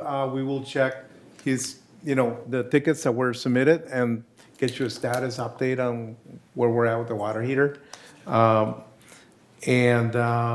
As far as ponding on the flat roofs, these roofs, because they're flat, they're typically designed to pond a little bit. It's just the way flat roofs are designed. They have to pond a little bit to get that water moving to the drainage location. That water shouldn't remain there for a long time. It does, unfortunately, with leaf accumulation. And if you call us, we'll go ahead and take a look to see if maybe those leaves need to be removed. Maybe talk to landscaping and see if they can do a little bit more trimming in the vicinity of your manor. But that is an issue with flat roofs. Flat roofs are designed to pond slightly so that water can be moved over to the scooper, to the area of drainage. Exactly. And basically, anybody that doesn't live in a 3-story building is probably living in a 2-story or 1-story and has gutters. We have so many trees around here, deciduous trees that are dropping stuff all the time. Right. We're going to have a perpetual problem with gutters and leaves. So the trees are part of the problem. It is an issue, yeah. And we try to strike a balance between your trees and the maintenance that they cost for the community. So I have a question. Why are we saying that we've changed the provider, I'm not saying that you said that, for the water heaters, so therefore we're on a 6-week or 8-week or whatever it is delay. Why would we do that? Because we've had water heater problems, delivery with water heater problems a lot, especially when they were going through the different systems with the city and all that other stuff. So why are we having, and then, we'd say, no, we don't have water heaters, whatever the story was. Why is there a situation with the water heaters? Right. I don't think it has to do with the provider. We do have a couple of vendors on board. We've contracted with several vendors. We had a big backlog of water heaters in United. They're working on that. In Third, as you know, they're chargeable. It's a chargeable service. Right. Yeah. So it may have to do with our ability to get to in a timely manner with the staffing that we have due to the chargeable services. But I'll have to check on exactly what the case may be and for Bill's property and get back to Bill and let him know. Well, the basic thing is shouldn't be that only we tried, especially one of the reasons why, Brad we didn't want to do the handyman service because we didn't want it for Third push us over the edge. but we thought that we would be able to deliver on the things that we have. So that's a long time. That is correct, and that is our intent, to try to deliver on, on a timely manner. Bottom line, we'll address emergencies first. And as I mentioned, when we did bring the chargeable services program forward, that we did not anticipate a big onslaught of calls. Do we have an onslaught? I really don't know at this point, but I have to assume that the reason why we haven't gotten to it is because staffing issues, not necessarily the water heater issue. So, but I need to look at this particular situation and see what the case may be on that. Yeah, I mean, is there anybody on, because we know you're very busy, but is anybody on staff advise you or one of your staff? We're having to tell people we're 6 weeks behind on delivery of such a thing, that this is a hot button? Because you can't remember, are you advised of hot buttons? Or No, things no, like- I review reports on a monthly basis. I do talk to my supervisors, and I know if they're having issues with staffing. I have not been made aware that there's an issue in providing proper response for chargeable services. But again, without looking at the specific case, I don't know if this is an isolated instance or something that it's a recurring case. So I do need to look into that. Okay. At this point, I haven't been told that there is an issue with the timing, so. Yes. Go ahead, John. Yeah, Ernesto, do you produce a periodic aging report on service tickets and response times and what the status of all these people's requests are? Yes, I do look at the aging reports on the tickets. Okay, and so, I don't know that we necessarily need to see it, but are you seeing any trends where it's going south? Because we're sure hearing like it's going south. Right. No, I don't have a trend. I know that there was a trend with installation of water heaters, particularly in United, because we had a huge backlog in there. The same resources that we utilize for United are utilized for Third, as well as for GRF. So I'm not blaming that on United. I'm just saying that there may be an issue, but I haven't seen that in my reports. I haven't heard it from our supervisors that there's delays. This might be an isolated instance. So I need to really look into it to be able to respond to you. But I do look at the agent reports. I mean, sometimes our residents are given misinformation when they call in. They are. Well, the one that caught my attention is 40 calls on the dryers. It's like if they're getting 40 calls, I would think that'd be hitting your desk really quick. Absolutely, and it was. And the dryer program has been my priority in the past 2 weeks. I've done, the bulk of what I've done in the past 2 weeks have been working with the dryer vendor, working with the staff, working with residents, providing responses to them.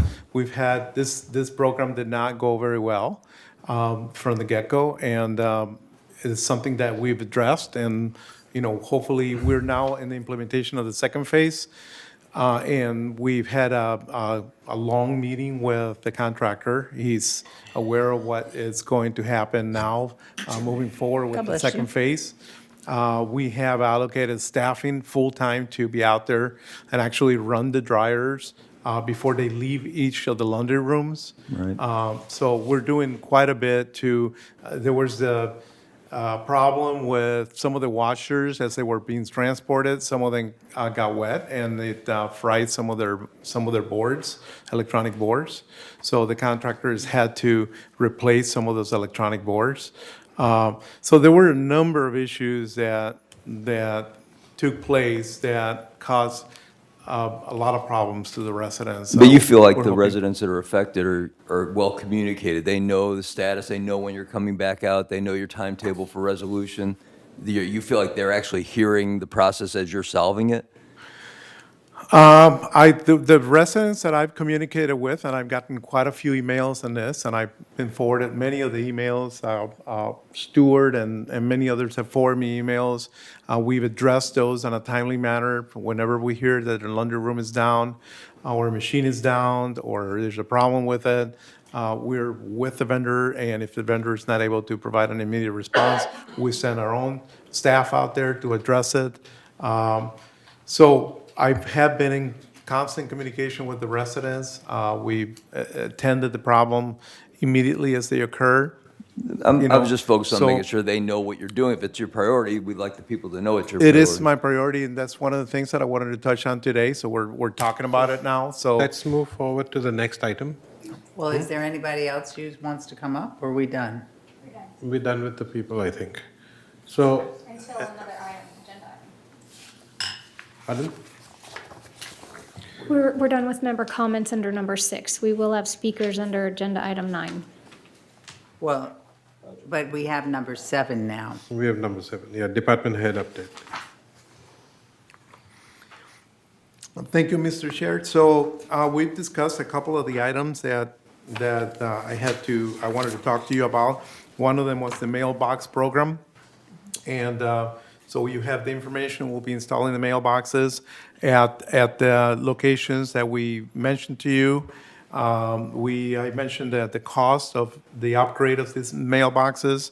I also told you that the direction that you provided us was to go ahead and install the ones that security had provided us as being specific locations with problems. Correct. And then we will be providing you a cost to actually move forward with a program through the budget process to install upgraded mailboxes when we get to the budget process. So that's one of. But we also said we were going to see what we could do this year. Yeah, this year, as I mentioned, we're already installing, 5 of them at the cost of $20,000. That was approved last time that we met. So that's what we're doing this year. No, we These- also said that we were going to look at the rooms that are being renovated and see if we should do the new mailboxes in those rooms and say, I don't want to use this term because Steve is here, the heck with the budget. We were going to say, should we do this? We can certainly look at that. We've already ordered the mailboxes for those rooms. So Which rooms? We are doing the for the 5 ones that which we're were- doing this year, we've already ordered those mailboxes. Well, There- you might be able to use them somewhere else. The thing is we shouldn't put in the regular mailboxes in any areas where we're having challenges, and you know what That is correct. So we're addressing those. What I don't have direction to do is to add upgraded mailboxes on those mail rooms that we're going to be improving this year. That's if the direction is that we cancel the order that we have for the regular mailboxes and order upgraded mailboxes to address the new locations that we're going to be upgrading this year, then we'll go ahead and do that. So if that's the direction from the committee. So I think what we are trying to say and understand from you is that we were given 5 building numbers, which Director Moy recommended that we work on immediately. Right, we're doing that. So we are doing that with the supplemental that we appropriated. Yeah, we're. And- Correct? And now we are recommending that all the mail rooms that are getting upgraded this year, instead of putting the old style mailboxes, we should consider putting the newer, upgraded, stronger ones. So if you could get us the difference in the cost between the earlier style and the new style, how much is the extra cost? Correct? Did I say it right? Correct. You said it absolutely correct, because Right. you said the word consider. Yeah. And if, the thing is again, we have some areas that we have to watch more than other areas. So Right. you could have a list, and you could say, of these 10 buildings, I recommend that 7 of them get the sturdier mailboxes, and we are okay with the 3 in these, then that's what we need to, Yeah. is that correct? So if you can get Okay. us the cost, the difference between the old style and the new style? $40,000 to install upgraded mailboxes on the mail rooms that we're going to be renovating this year. That is the, What is it per each? I'm sorry? You said 40,000, but how many are we talking about? 10. 10? Well, how much is the No. regular mailbox? It's 1,000? courthouse, about 1,500, no, it's about $3,000. So if it was we 1,000. don't have to get an answer We don't just need it now. Right And now. maybe all Yeah. We can 10 talk of about them it. don't, 2 of them, the thing is just put the numbers together and Yeah, we'll decide. let's talk about it. out of I'll this. go ahead, I'm sorry? So the regular mailboxes, thank you, they're $2,100. And the they're not unregular, that's. And the other ones doesn't are sound smart. $3,950. So we're talking Almost 1,800. $2,000. Yeah. So, I'm sorry. Let's talk Right. outside this meeting. Let's thing continue is- with the other update. Ernest, no need to do it right in this minute. Sure. Huh? Let's talk outside. we'll come by Yeah. tonight, though. No. The next The item. next item I wanted to talk about was the slope failure that occurred at 3359. Some of you may be aware of it. I know Director Frankel is aware of it, further to my attention. But could you put that picture? But essentially, we did have a slope failure at 3359. We've, in the meantime, have secured the slope. This is a slope that failed. So we've secured it with tarps to make sure that the erosion does not continue to occur. Landscaping is working with, will be retaining the services, you can leave it, retaining the services of a geotechnical firm to address the repairs of the slope. So I just wanted to bring that to your attention in case there's questions about this. Is there any potential of structure? No, there's no potential for structural damage. The building up on top, it's adequately separated from the beginning of the slope. So there is no possibility of the footings being undermined or the capacity of the soil to resist the load from the building being a problem. So we just need to repair the slope and make sure it's properly repaired. So geotechnical will be providing recommendations to do that. And I tried to remind staff that all of the expenses associated with this go from disaster fund, and that we're not suddenly charging them to slope, and even the geotechnical stuff all has to go in there, so we have to double check on that. What style of building is this? Or how many stories? The one on top is an LH21. It's an LH21. Okay, thank you, John.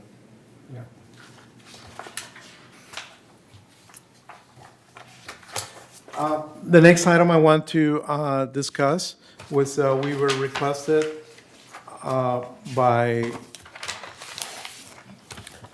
the committee chair to provide, to procure costs to actually Roto-Rooter or. I'm clean- sorry, excuse me. Go ahead. If we are following the agenda, are we supposed to vote on the consent calendar for the programs report? So you're still on your department head I'm still in update? the department head comments. I apologize. Those were- Wow, Too much, okay. too much caffeine. So Okay. the question was asked of staff to procure pricing to actually conduct mainline sewer line cleaning. And we've done that. We've gotten a price range from $16.10 per linear foot to $23 per linear foot. This is not a program that you currently have. I believe the thought was to provide cleaning on a regular cycle in addition to the epoxy lining. So those buildings have been epoxy lined, obviously would not be within this program. But this program would be to have a contractor go through all your buildings on a regular basis and roto-root the lines and TV the lines, roto-root them, and make sure that they're clean. So these are the prices that I have. It's up to the board whether they want to institute a new program to do this or not. Was this ever on our agenda to do this? No, No, it was not. Chairman Bada asked for us to provide the, Yes, I had asked Ernesto and John, do you have a comment? Yeah, I don't want to jump ahead here. Are you going to cover the analysis that we talked about for accelerating the sewer, the mainline epoxy treatments that would be totally separate and distinct, and as a separate or kind of an adjunct issue, isn't a roto-rooter of sorts part of the process before the epoxy lining? You have to clear the line before you epoxy it. So in a unit that's getting that treatment, wouldn't it already be part of the process? It's just right now we're waiting over 10 years to get that done. We'd like to see that accelerated. So I wasn't looking to see them separated. I think, Director Broada was, but I was not. that is correct. You're absolutely correct. For us to epoxy a line, we have to actually first TV the line and then roto-root it, make sure it's absolutely clean before we install the blotter through it. This would not be for those buildings that get the epoxy lining. It will be for those other buildings that are in the waiting of getting this done. And the intent, I believe, from Chair Bada was to reduce the number of backups that we have through a regular cleaning of the lines. Right, but we came to the same conclusion, at least at some level, if you could accelerate the waistline remediation, we get the same net effect. It would take a little longer. It wouldn't be just so focused on walking in and roto-rootering each unit, but do we have some numbers on shortening that? Is my question. I talked to Chair Bada about this today. I apologize, those numbers, I've been working on those numbers, and the reason why you don't have them is because it's not as simple as the number of buildings. The number of the buildings have different quantities of linear feet of a pipe, and the price is based on a linear footage. So I've been grappling with whether to provide you a range or to provide you an actual figure. I don't have an actual figure to provide you. I've been working with a vendor to give me this, so this is why it's taking so long for me to get back to you. I will get you something this week. It will not be a figure. In other words, I'm not going to be able to tell you, provide an additional $1 million annually for us to accelerate the program X number of years. It will be more of a range that we can give you, and in a range of the possible years that you can accelerate the program. I will have that for you this week. I apologize again. I just didn't want to provide you some figure. How does the linear footage calculation differ from the roto-rooter project? Isn't it the exact same? It doesn't. It's the same price. So what I have for epoxy, it's a linear foot cost. And also they charge you by the number of fixtures where they have to stop and go for the lining. So it's similar to that. So the same with the roto-rooter. I can't tell you, for $1 million extra annually, I can, you can wrap up this program in another 3 years. No, if I'm hearing you right, you have to put like a detailed schedule together of what buildings you plan to do, how many linear feet those buildings have, and then multiply it by your rate per linear foot. Yeah, and it's very difficult because we don't have the actual linear footage of the buildings. So it'll be more of a range, an estimate for you. Okay. And I will give you that this week, and anticipation of your budget discussion, so you can kick this around. Excellent. Thank you. Director Chair, Oh, yes, John. could I ask that the streetlight issue come up next? Bird has a doctor's appointment and has to leave us. Okay. I'm We are still in I'm the done up- with my department head updates. You were going to talk about I thought, streetlights. excuse me, wait, I'm sorry. Didn't you hire somebody? Do you have some, Did we hire somebody to? Manager. Yes, we did. that's generally part of your department head update. Oh, okay. It's so rare that you don't remember. I can I certainly. think I think barraging him with a lot of No, stuff. but have did you so many hire- issues Can I ask that that I- the streetlights be talking next? Excuse me. Wait, could you- I'm sorry, I was no. talking about streetlights before you brought up that subject. That's the item on the agenda, John. He We're could still tell on us. We're still on the. We are on department item chairs. 7, John. Correct. Yes. Yes. We're on the department head update, and he's going to give us the name of the new department head he hired. That's what he's going to do. Did you hire somebody? Somebody told me you did. Yes, we did. Thank you. There's so many issues. that, and programs and projects that I got to report on that kind of I drew a blank on that. But we did make an offer to a gentleman to address, to fill the position that Mark Stahl had left vacant. His name is Ian Burnett. Who? Ian Okay. Barnett. Ian Burnett. And, yeah, and he comes with quite a bit of experience in construction and codes and managing multiple programs. He was working for Knott's Farm, where he was responsible for putting together all of their their props and staging for their entertainment. So he has experience dealing with multiple trades at once. He's worked with budgets, so we're very excited to have him on board. Today was his first day, and I just wanted to, Thank you, So what Ernesto. will his title be? He'll maintenance services manager. Maintenance service. Director, Chairman? Yes, sir. One more question before we walk away from your comments. I met you have a water remediation staff person who's dedicated to nothing else but that, as I understand it. I met him, I can't remember his name. No, we do not have a dedicated person just for that. This is handled through the plumbing department, and we have Joe Barrera, maybe is who you met. He was at His one of supervisor. the executive hearings, but I had asked him to get with you, and I hate to be third person again, but I at least want to mention it here because it's so important. We were looking for some data on how the buildings that have had the wasteland remediation are performing in terms of leaks, plumbing costs, et cetera, versus ones who haven't had it yet. And he was going to get with the appropriate people and try to corral whatever you're putting together to track if this thing is actually getting somewhere. Because he made a comment that what you're running into in some cases was some of the pipes, when there was a scope run down there, they weren't even epoxied fully, like the process hadn't been effective, and so you were trying to work through that and figure out how to get them all inspected. So if you have I'd just be curious if that's all under control and if you feel good Sure. about where that's going. So we can easily run a report on what any reported issues on the buildings that we've actually completed. So there's two items that you're discussing. The other one is inspection of the project. We want to make sure these projects are thoroughly inspected. Right now, we're using in-house staff, and we're stretched out. So we want to make sure that we do provide adequate inspection, because if you don't inspect it, you're not going to get the quality that you're looking for. So we're looking to retain the services of an inspection company to do inspections for us.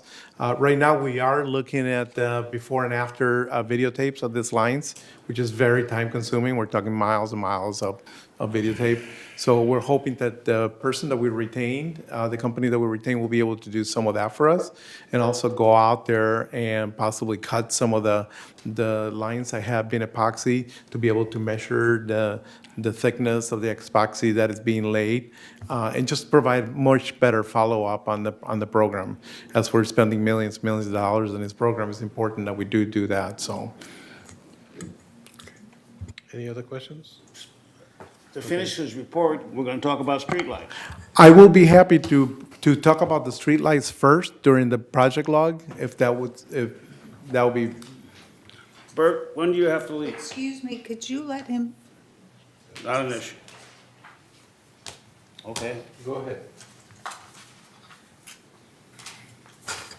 Thank you, Mr. Chair. So my report on the streetlight program is very brief. What I wanted to bring up to your attention is that Siemens has already communicated to staff that they will be installing their pilot program on the week of the 19th this month. So we hope to, I think it goes relatively quick when they install those fixtures. So we're allowing, I believe, let me see if I can find that real quick. We're allowing approximately 8 weeks for you to evaluate the fixtures, the pilot program.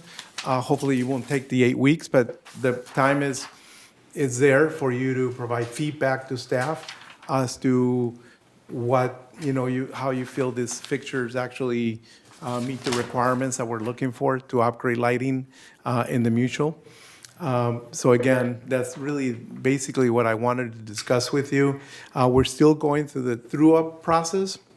That's the process where Southern California Edison has evaluated and determined which poles were to be acquired through the acquisition process and the condition of those poles. They provided that information, which in turn we've given to Siemens, and they've gone out there and completed a report on what they found as well. So we're going through what it's called a through-up process, where we match the information from Edison and the information from our consultant to make sure we're talking, apples and apples. There may be a few additional poles that we may have to acquire that were not originally thought about, or there may be poles that Edison thinks that we should be acquiring that we shouldn't be acquiring, that are not part of the program. So I don't anticipate these numbers to be, very large, but it's part of the true-up process that we're going through. At this point, we're just going to wait for Siemens to install the pilot program, and we hope that the committee, as well as the board and any other resident, goes out and observes the installation that we're making to give us feedback as to those fixtures, the lighting that is provided by those fixtures, as well as the suitability maybe of some of these fixtures for other locations such as your cul-de-sacs. So at this point, we don't know any of that until the pilot gets installed.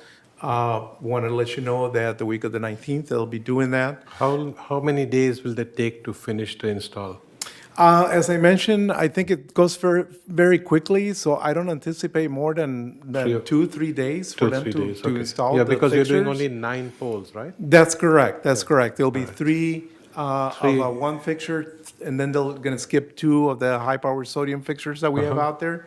Then they're gonna install another 3 of a different fixture. Right. And then do the same thing and install another 3 of a So different week of the fixture. 19th, and the next, in about 2 or 3 days, we should have a result. That's correct. And I just wanted to remind you, we brought this issue to the MNC.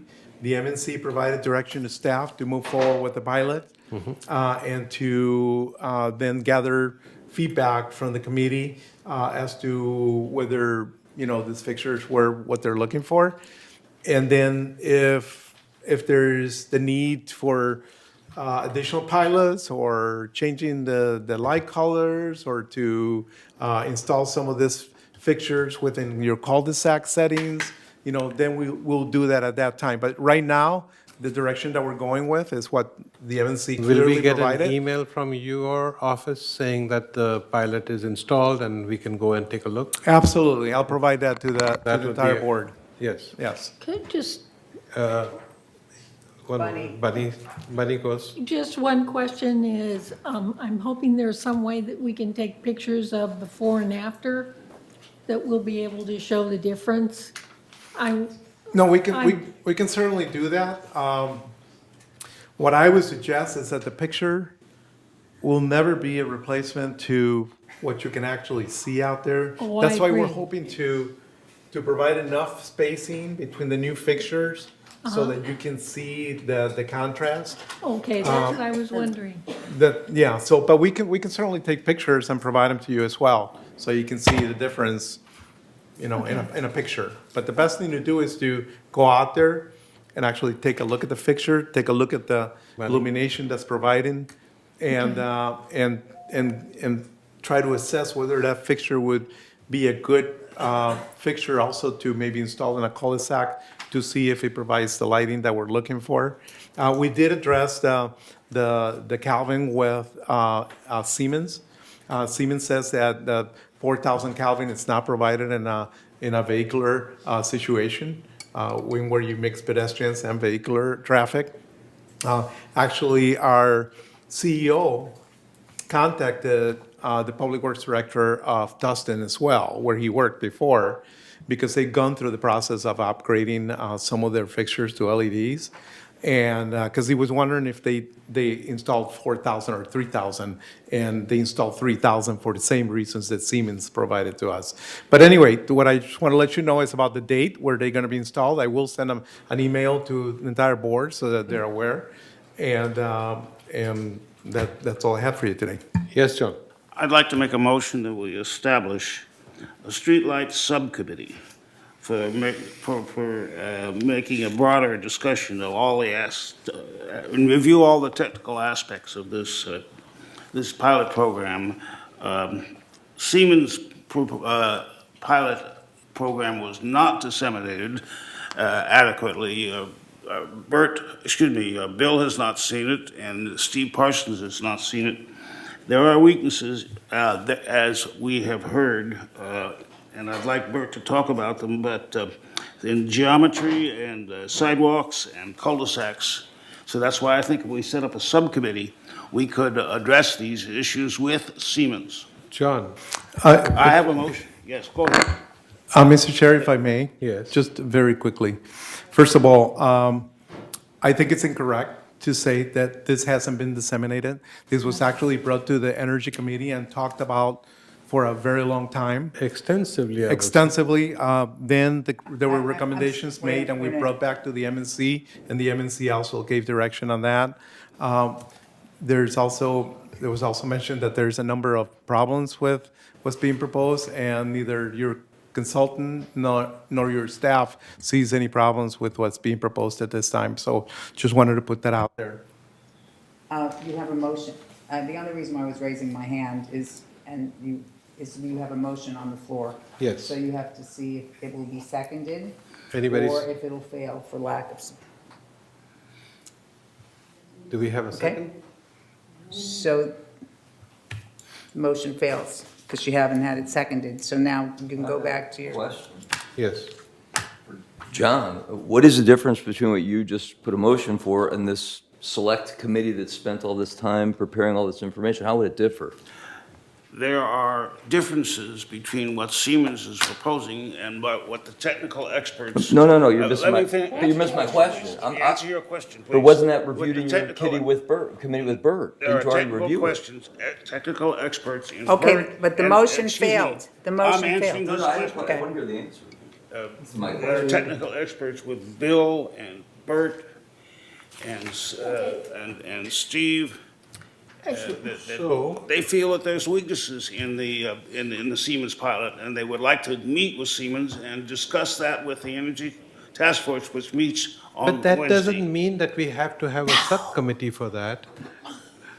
Yes, Okay. Steve, what is your? Bunny had her Oh, hand up. I Bunny. just, Her I hand just almost want to fell say off. this. This contract is executed, and all of these people, Bert, Bill, all of them, reviewed this contract before we even executed it, okay? Now, I really am disappointed that some other vendor comes forth and saying, oh, we're doing everything wrong. We hired Siemens. They are the consultant. And and believe me, I appreciate the education that the Energy Committee is offering us, but we don't take it out of the M&C Committee, okay? We are the ones that are gonna manage it along with Ernesto. We don't want to have someone else, another committee, okay, trying to manage our contract, and for the M&C Committee to be completely in the dark from what's really happening. So if they have any suggestions, they should bring it to M&C. They should bring it, write a letter, do whatever they want, but bring those suggestions. We will review it, and if we think that Ernesto should take a look at it, we'll do it. That's the proper procedure. That's why So I was that's all I suggesting gotta it be say. a subcommittee of the M&C. We don't want a Don't- subcommittee. It Because- doesn't need to be. Okay, the thing is, Excuse me, I'm not is, finished yet. I'm you're responding- interrupting Bunny. She didn't No, finish. I'm No, responding sorry, to John. Bunny's John, you're comments. being very not polite today, okay? The thing is you wanted to have the committee and it failed. We have to show, our CEO has been involved with this. Our department has been involved with this. Our CEO said we are totally following the right path because we are doing a pilot. If we're not satisfied with the pilot, then we have to say we're not satisfied with the pilot. We can we do another hired a one. CEO, we have a department head who is running the project. We have to try to move along properly, correctly, intelligently, with making business sense. Question? Yes. I have a question. In the January meeting, this committee by consensus directed staff to contact Siemens for pricing of additional pilots. Did we get any of that information? Yes, we did. Okay. We did contact the Siemens. That's not We talked to them about, same thing he's looking. there were two issues actually that were brought up. One was the lighting, the color of the lights, the Kelvin that was being proposed, whether we should install different Kelvins with this pilot for the community to observe. And the response from Siemens was no, we don't want to do that because it'll confuse the members and will be very difficult to select the fixture. So we need to stick with the same Kelvin. In addition to that, they said that 3,000 is what's normally used in this type of situations. The other item that was brought up was whether there was a cost associated with additional pilots. There is a cost, and we did ask Siemens to provide that cost. They did give us, as they said, first of all, it depends on the number and the type of fixtures that you would install with an additional pilot. But it could be in the range of $10,000 to $3,000, depending what type of fixture you want to select, how many do you want installed, where do you want to install them, and when do you want to do it. So if we install this pilot and the committee and the board and the community are not satisfied that this is adequate, then we'll go back to Siemens and we'll tell them you need to propose additional fixtures. They're the experts. You've hired them to do that for you, and I think you need to rely on their expertise to provide that information to you. So at this point, we don't have a cost because we don't know what the pilots are, what the fixtures are, what the spacing, where do you want them installed, whether they're mushroom types, whether they're cover heads. So, but we did reach out to Siemens and follow the direction from the committee. So the answer is no, we don't have any We don't have a pricing. specific number because it's not going to 17,359 type of thing, because it will all depend on how many and what kind. It's like going to Mercedes-Benz and saying, give me a car, but you don't know how much it's going to cost because you don't know the model. Yes, Bert, you wanted to talk about something? Yes, Bunny made a statement about the Siemens proposal. Siemens' proposal says we're doing things all wrong. And Siemens says, perhaps what you got to do, and I'll hand it over to you and let you go through it, and we can cover some of the points. You should find out what Siemens says is the proper way to approach this task, okay? Let me just say, I have a few things to say here. Several of us in this meeting were responsible for making Siemens the contractor of choice. Okay, we've been on lighting in this community. I've been on lighting in this community for the past 5 years. Okay, and I don't know whether you're dissatisfied. I heard Rosemarie say that she was quite satisfied with a lot of the lighting work that we have done and accomplished thus far. Okay. What influenced my decision as to why Siemens, okay, was not only their expertise, but the fact that they stressed the importance of communications and the communications between stakeholders such as ourselves and suppliers and contractors throughout the several phases of installation. It reminded me of the approach that we took when we installed the solar panel. We put together a committee which consisted of the contractor, consisted of staff, consisted of members of this board, and basically M&C at the time, and we would meet every Friday afternoon, and we would hear about the problems that we were having with regard to the installation, with regard to the availability, with regard to the storage of the panels, okay? And we would discuss this. We would find out problems that we were having with SCE. and we would propose solutions. Everybody contributed. Bill, myself, staff, contractor. Okay? And we had, in my opinion, a very successful installation. The concept of meetings is well recognized by Siemens' proposal when you read it. And I quote what Siemens said. Siemens has found that ongoing communication is the most critical element to a satisfied customer.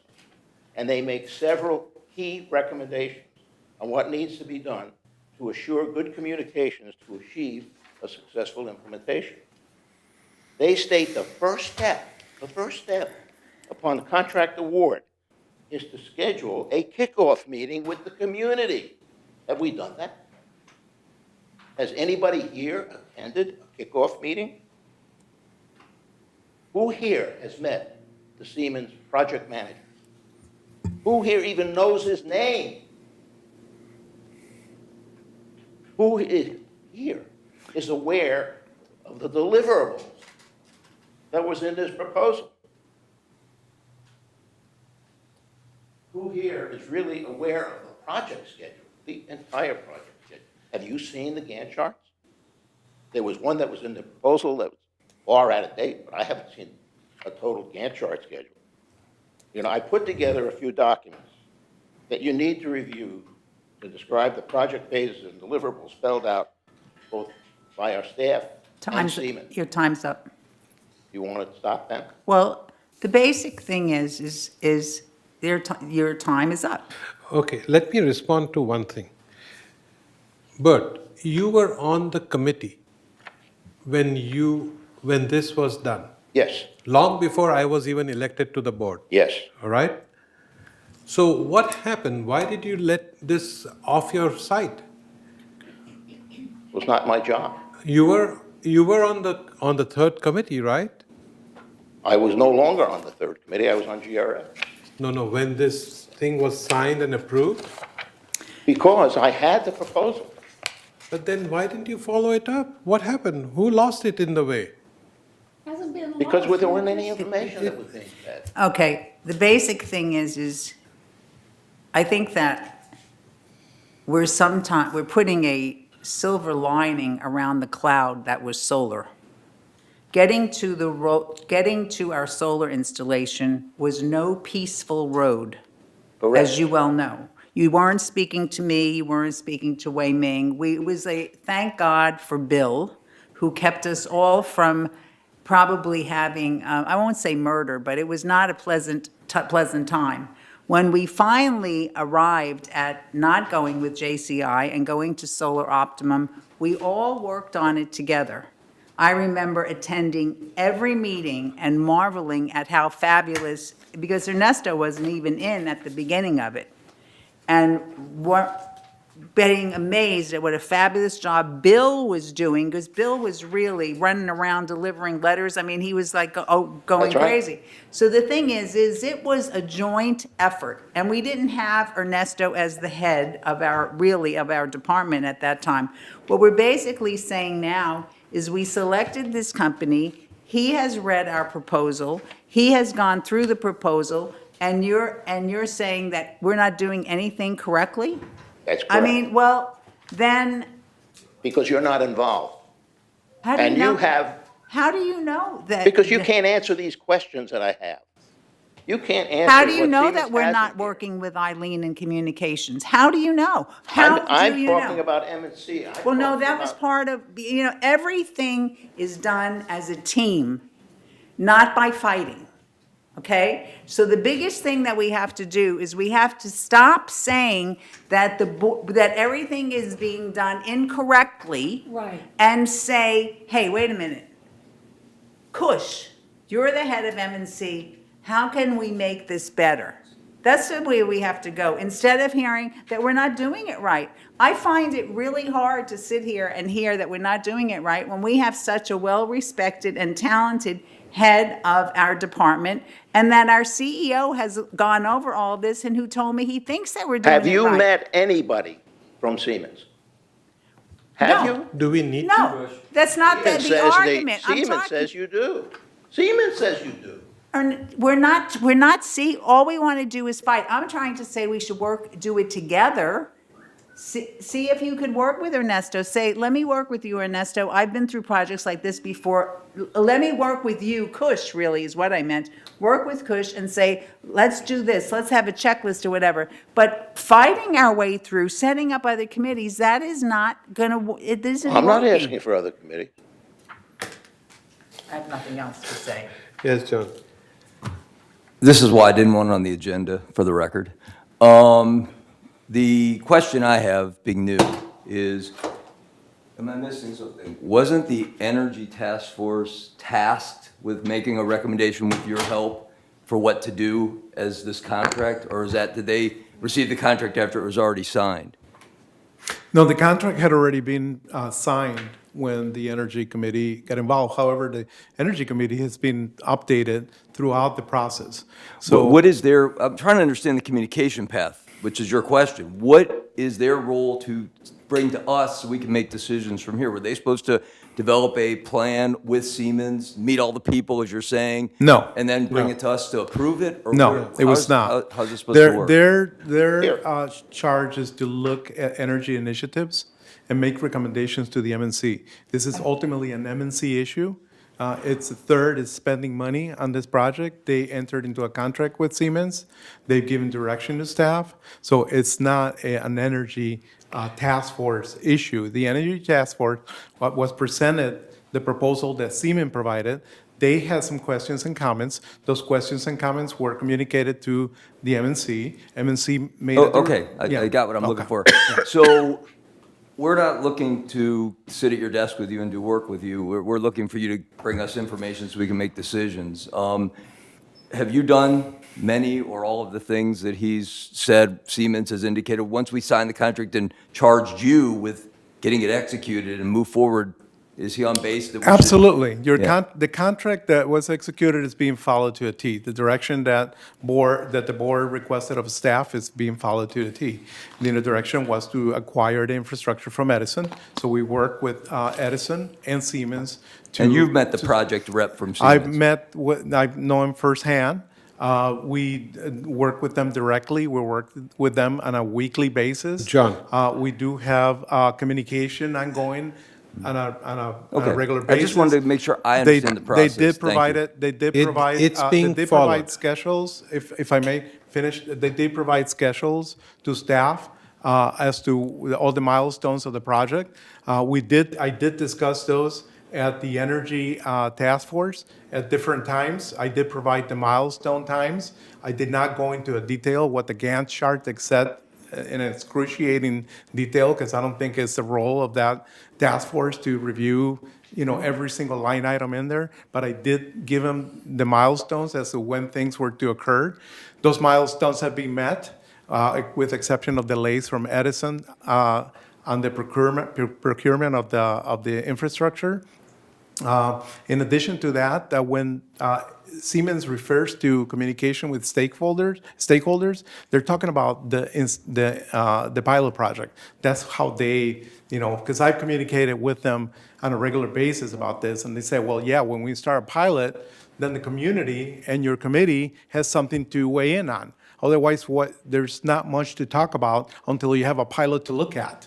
We can discuss this to death, we can create a science project out of it, but essentially, what we're looking for is to have some direction once the fixtures are up on the streets. So that's what we're looking for. Ernesto, thank you. Thank I don't you. think It's we need to excellent. get into such detail. Yeah, John. Yeah. So, We have 7 different height poles in our community. Siemens is only proposing a pilot with 1 height pole. That's interesting. We have, beside wide streets, which are GRF named streets, where they are proposing for the pilot, we have cul-de-sacs. Totally different requirement but on a cul-de-sac. we offered you the 3 minutes. We've gone over the questions and answers. If you want to leave that report with me, I would appreciate reading it, but I think we've gone over this. This is their proposal. This is on the basis upon which we selected Siemens. Okay. Can I make a remark? You know, I know what you're trying to do, but one of the things that really bothers me is the fact that all of this stuff was discussed in the Energy Committee. The milestones, all of these things were discussed, and M&C, who has to manage the contract, didn't have any information whatsoever about the milestones and all of the things that you discussed. So that's why it's so necessary, okay, that the project is managed through staff and M&C. And then if you want to contribute, you have to give your information to us so that everybody knows what's happening and not just focused on the Energy Committee. We had no idea, okay, that the last meeting of the MNC was going to do this in terms of the agenda. We have no access to your agenda. Why not? Okay, It's secondly. public. Secondly, I They, was in the they hospital. all the board members get a copy, by the way. Secondly, of I was board in the agenda. hospital. Oh, I didn't that's get, different. We're I didn't sorry even get that a you- copy of this agenda. Yes, you do. Yes, you do. Oh, no, I'm sorry, he's being this. Sorry, he's Jura. He did. Oh, the board members all get a copy. Yeah, I did. It's online, it's on. It's online on the website. Okay? Okay, let's get to Anyway, our, take a look. I will, Proposal. definitely. Take a look at what I'm giving you, which is only a sample of the things that are lacking. Okay. Okay, but there are so many differences. My claim is you can pilot with two poles, everything that you want to see. If you want to say, you know, let's put up anything that you do with an LED would be an improvement over what you've got out there today. And if you do that, and somebody says, oh, in fact, I'll claim this, I can just go in and change out all of the bulbs to LEDs, and the community is going to say, wow, what a difference. But is that really what you want? No, but we appreciate your concern and your desire to have a better community with better lights. Thank you. Thank you. Okay, moving on. Laurie, what is our next item? But is it on the same Yes, it topic? is. I'm Okay, listed go there. ahead. Okay. Judith Troutman, 3011, Be Like in Boy. I don't have any sides in this at all. Let's make that very clear. I take no sides. Both Robert's Rules and Order and Davis Sterling says if an item is not on the agenda, you cannot take action on it. However, it also says, this is section 49 in Robert's Rules, if only by minority vote, you vote because you think it's urgent enough, then by minority vote, it goes on the agenda. And if you had handled it that way in the beginning, you would have saved a lot of fighting. That's why they made parliamentary rule, so you don't have all this fighting. So that should have been done that way in the beginning. Also, Robert's Rules of Davis Sterling also says in sections 3 and 4 and 43 that I could yield the rest of my minutes to someone. And I was going to yield the last 2 minutes of my 3 minutes to Bert, but I do believe he already took them, so you could take my last 2 minutes and give them to Bert if he already, I don't think you need him anymore. He's done. Okay, thank you. I have no sides in this. Thank you, Judith. Is there anybody else? Yes. Yes, Bill Mr. Walsh, 3162C. I recognize there's control issues over this whole subject, and I think it's great that it's in third M&C if that's where you want it. But I also think, I sat home and saved all these documents on lighting. You look at Steve Henderson's analysis of whether we should go to LED lighting and the cost benefits of it. You look at the SCE contract that we signed. One of the things in the contract, and I think it's better the way Ernesto and Siemens has agreed to do it, which is to replace the tags on the poles when they put the fixtures on. It makes absolute practical sense. But in this contract, it says SCE is going to remove the tags on all of our poles, okay? So you say, well, Bill, what's the point there? The point is that there's gray area in all of these contracts that at least we're operating in gray areas on these contracts, not strictly in that respect. But I want to turn my attention to that contract that I signed along with Rose Marie for Siemens. And Bunny, when you asked us if we read it, we did. And when it says Phase 2, this is our contract to them. This is what we're asking them to do and provide. It says assist corporation in selecting LED fixtures. That's what they're going to do. Meet with the stakeholders to determine appropriate balance between lighting levels and energy savings, okay? All of us in this room are stakeholders. And I think it's a well-taken point that we need to be speaking with Siemens at some point in this process. Now, maybe not before the pilot, maybe that's what you want to do, but I seriously think that it would be good for this committee to form a task force out of this committee or a subcommittee and begin meeting with Siemens on a regular basis. Now, meeting once every 2 months on this project isn't going to get it. It's not going to be to your satisfaction. Now, the other thing is, I think you remember that we have a retainer with U.S. Energy Services. And U.S. Energy Services actually did an analysis of the light poles in gates 7 and 8. And if you go back to the May 2nd, 2018 meeting, you will see their report. And one of the things they said, and I don't know why they did it, but if you look at their light fixture, they said 4,000 K for walkway lights.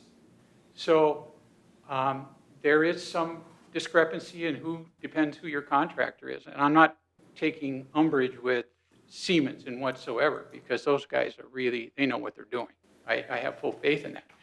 But we've got to make some decisions as stakeholders to look at these lights in different environments, is my opinion. And I think it's going to take more than a meeting once every 2 months to make this thing happen properly.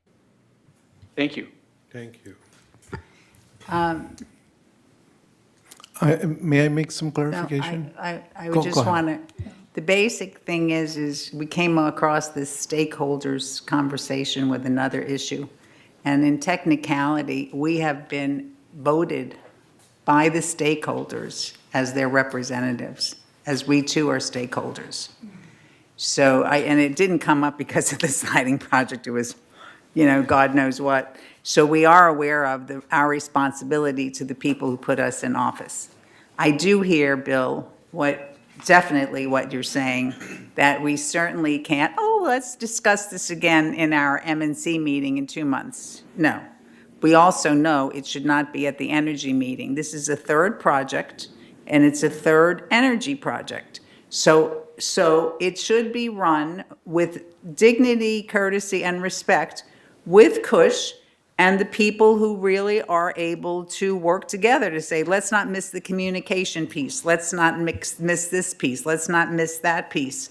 Because there are all other aspects of it. So I think that that's very important. And you're always a very good, level-headed, keep everybody from losing their mind guy. So we're great that you're back from Hawaii.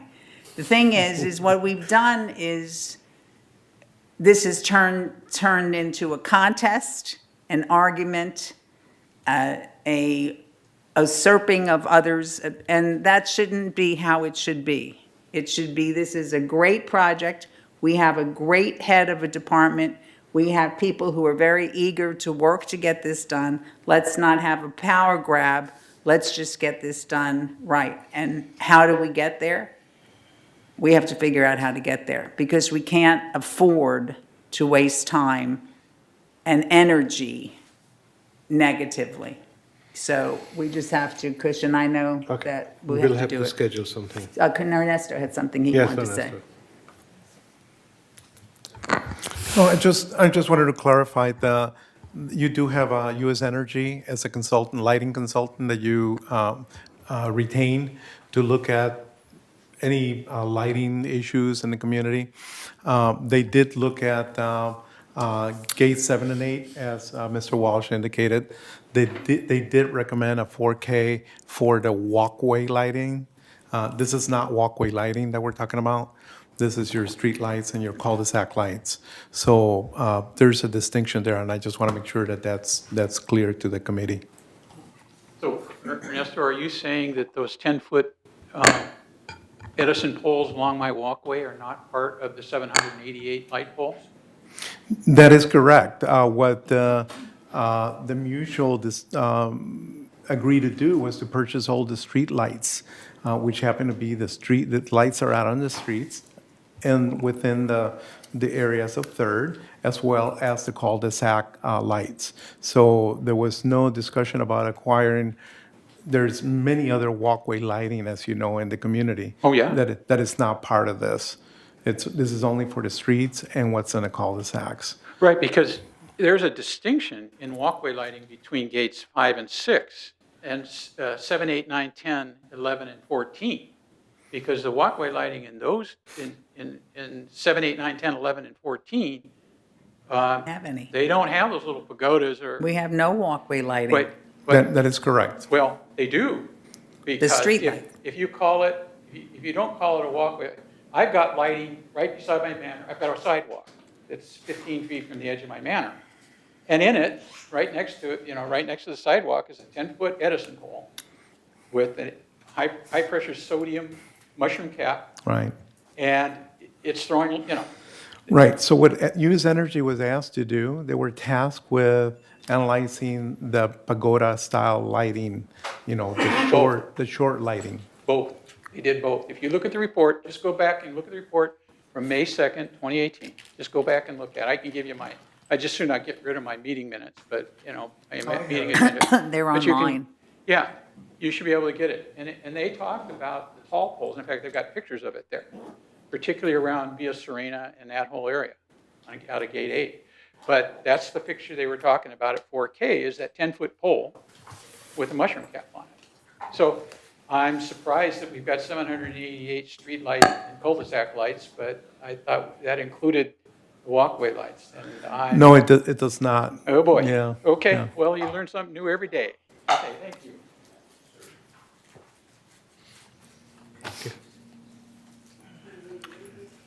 Hi, Beth.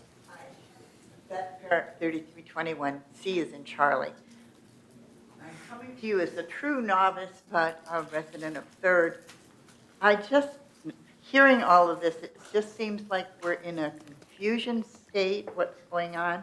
And I was wondering if there's any way that we can find out exactly what path that you all are accepting in this, get a little clarity and some. Can you talk up a little bit, because I can't hear you? Oh, okay, I'll talk, Thank you. is this better? I'm just looking for a little, what is the pathway that's going here? I'm hearing this one say this, and this one say something else, confusing.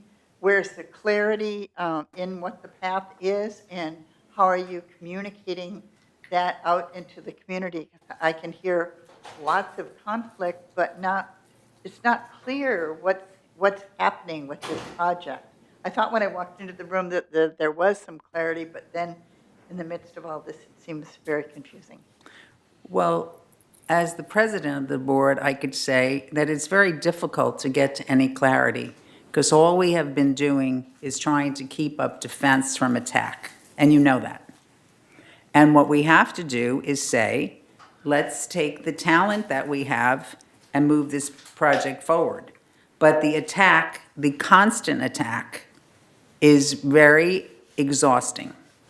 And we've come to you and asked you to put a stop to it. And the thing is it just doesn't stop.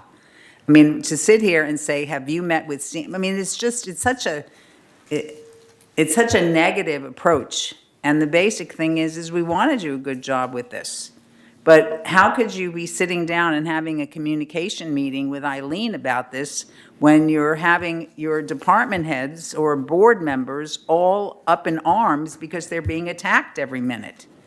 So I think that that's why we have to just stop it, and say, okay, Ernesto's in charge, we believe in him, what are all the things that are on the list that we have to do, and how could we get this done? And what is the great input that we have from people who have a lot of talent to just come up with, things that we should be working on. But we're not supposed to, what is it that you always tell me, nose in, hands out, or head in, or, whatever, the thing that we don't do right. And we're not doing what we're supposed to be doing according to the rules of VMS. So how can we work properly as directors and not be attacked about us not doing a job right, of the department head not doing the job, of the CEO not doing the job. Everybody is wrong. It's not, how do we get that to work?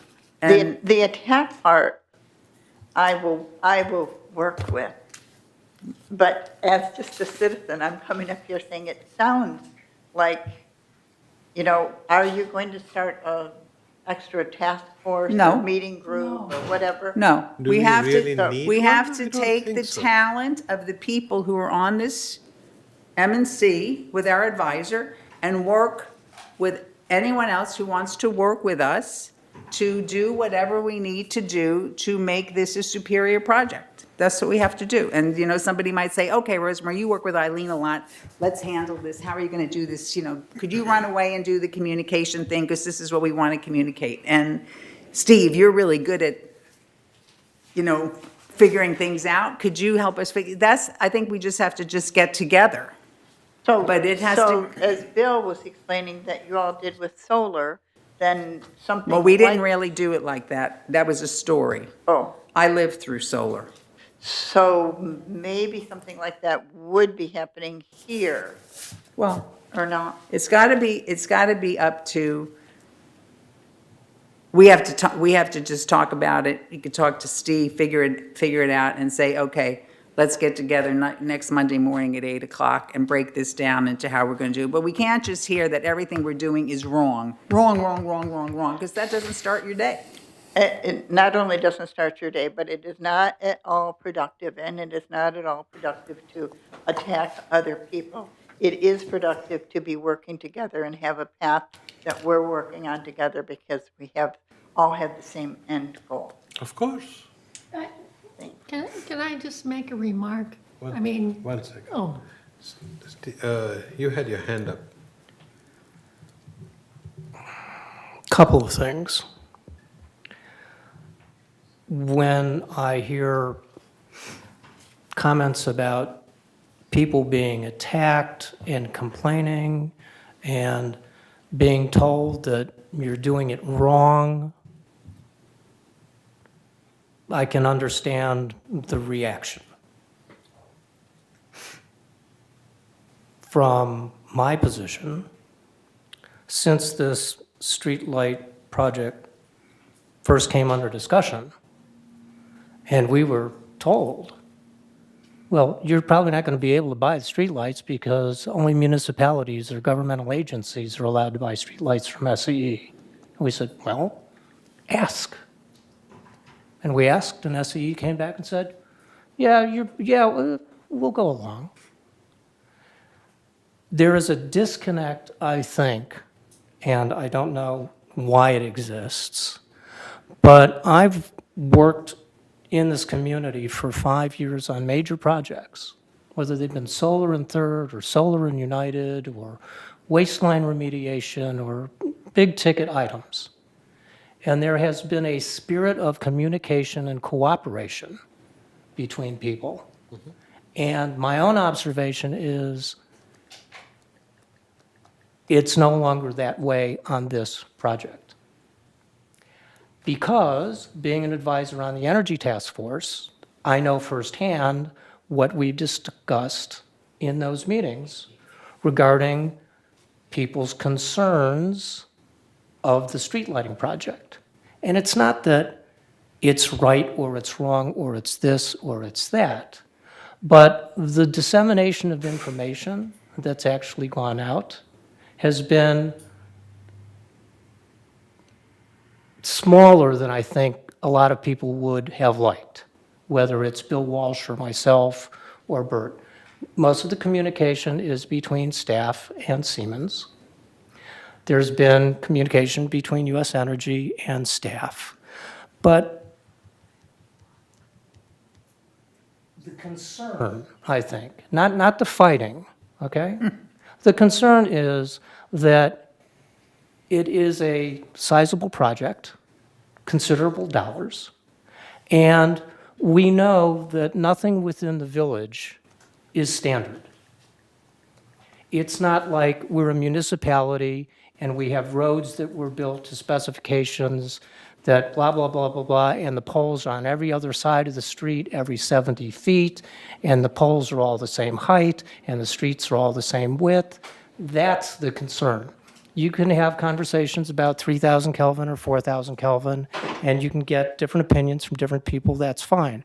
But I think what's at the heart of the matter is, Siemens is your consultant. True. They've made a proposal for you for a pilot in one location with 3 different types of heads. Is that going to be a sufficient pilot? Are all the streets the same? Are they going to put any arms on any of these? For example, I was through the neighborhood last night, and I came in, what's the gate down by the last one? 9. 9. And I came up, and I came through the gate, and I turned right, and I'm looking at the lights, and I go, oh, there's a street light out.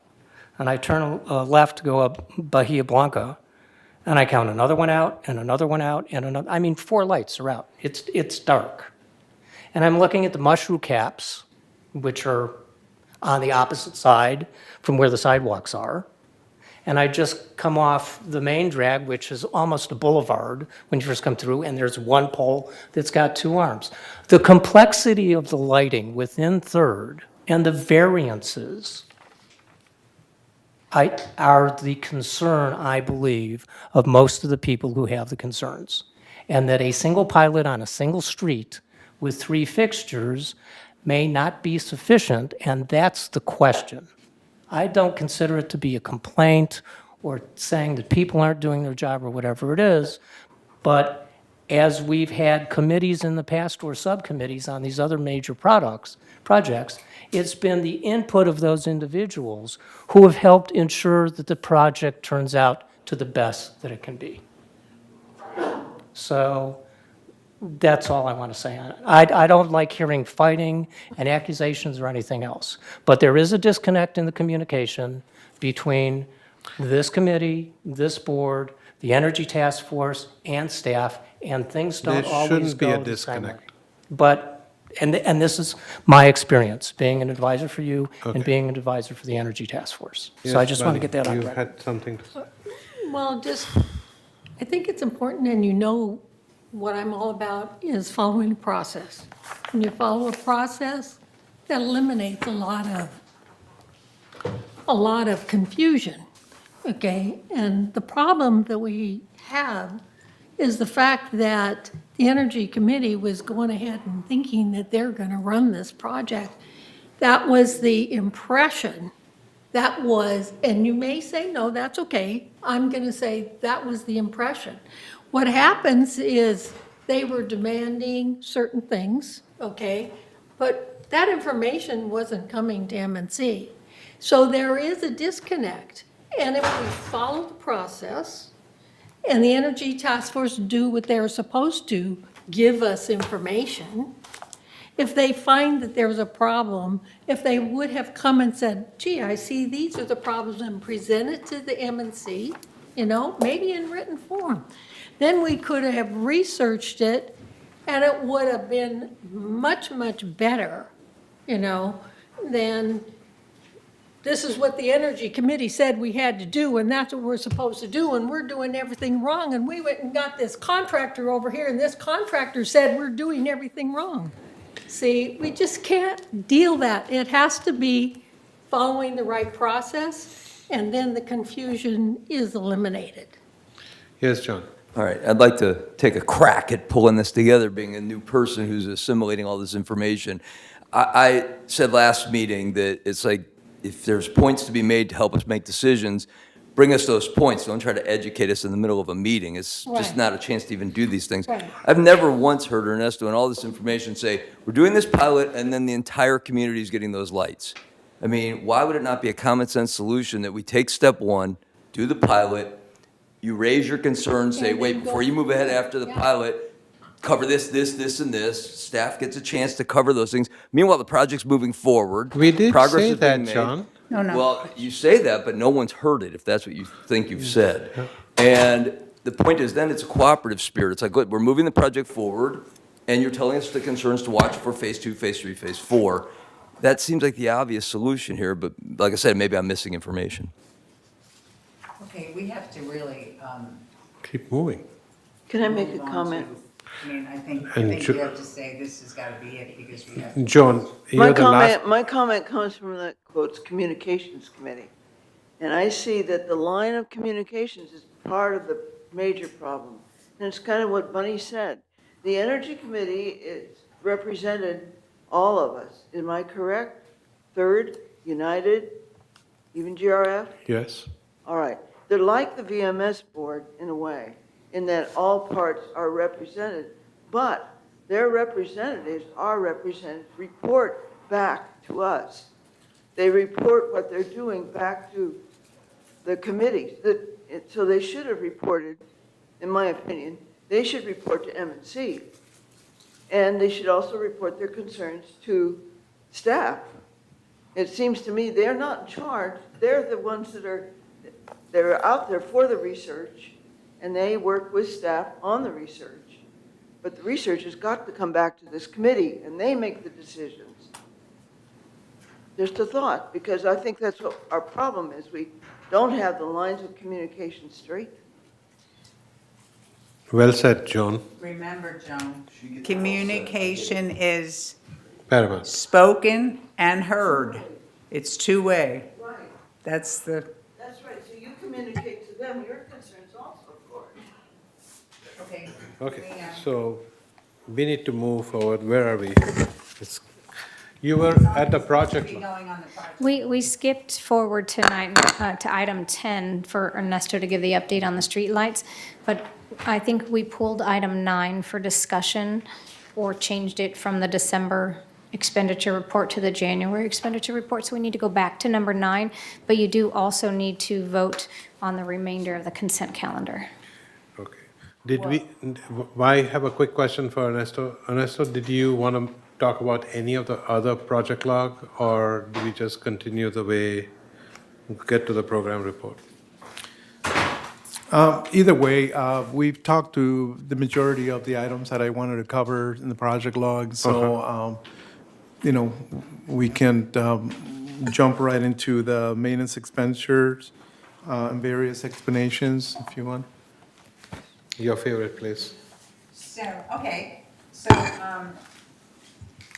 we don't have to, we don't have to vote on the project log or anything. Basically, we discussed it, and we actually came up with a number of things that we should review at the end of our meeting, things that are going to move on to our items for future agendas, because we talked about some things today, so. What is this which ha- scratching noise?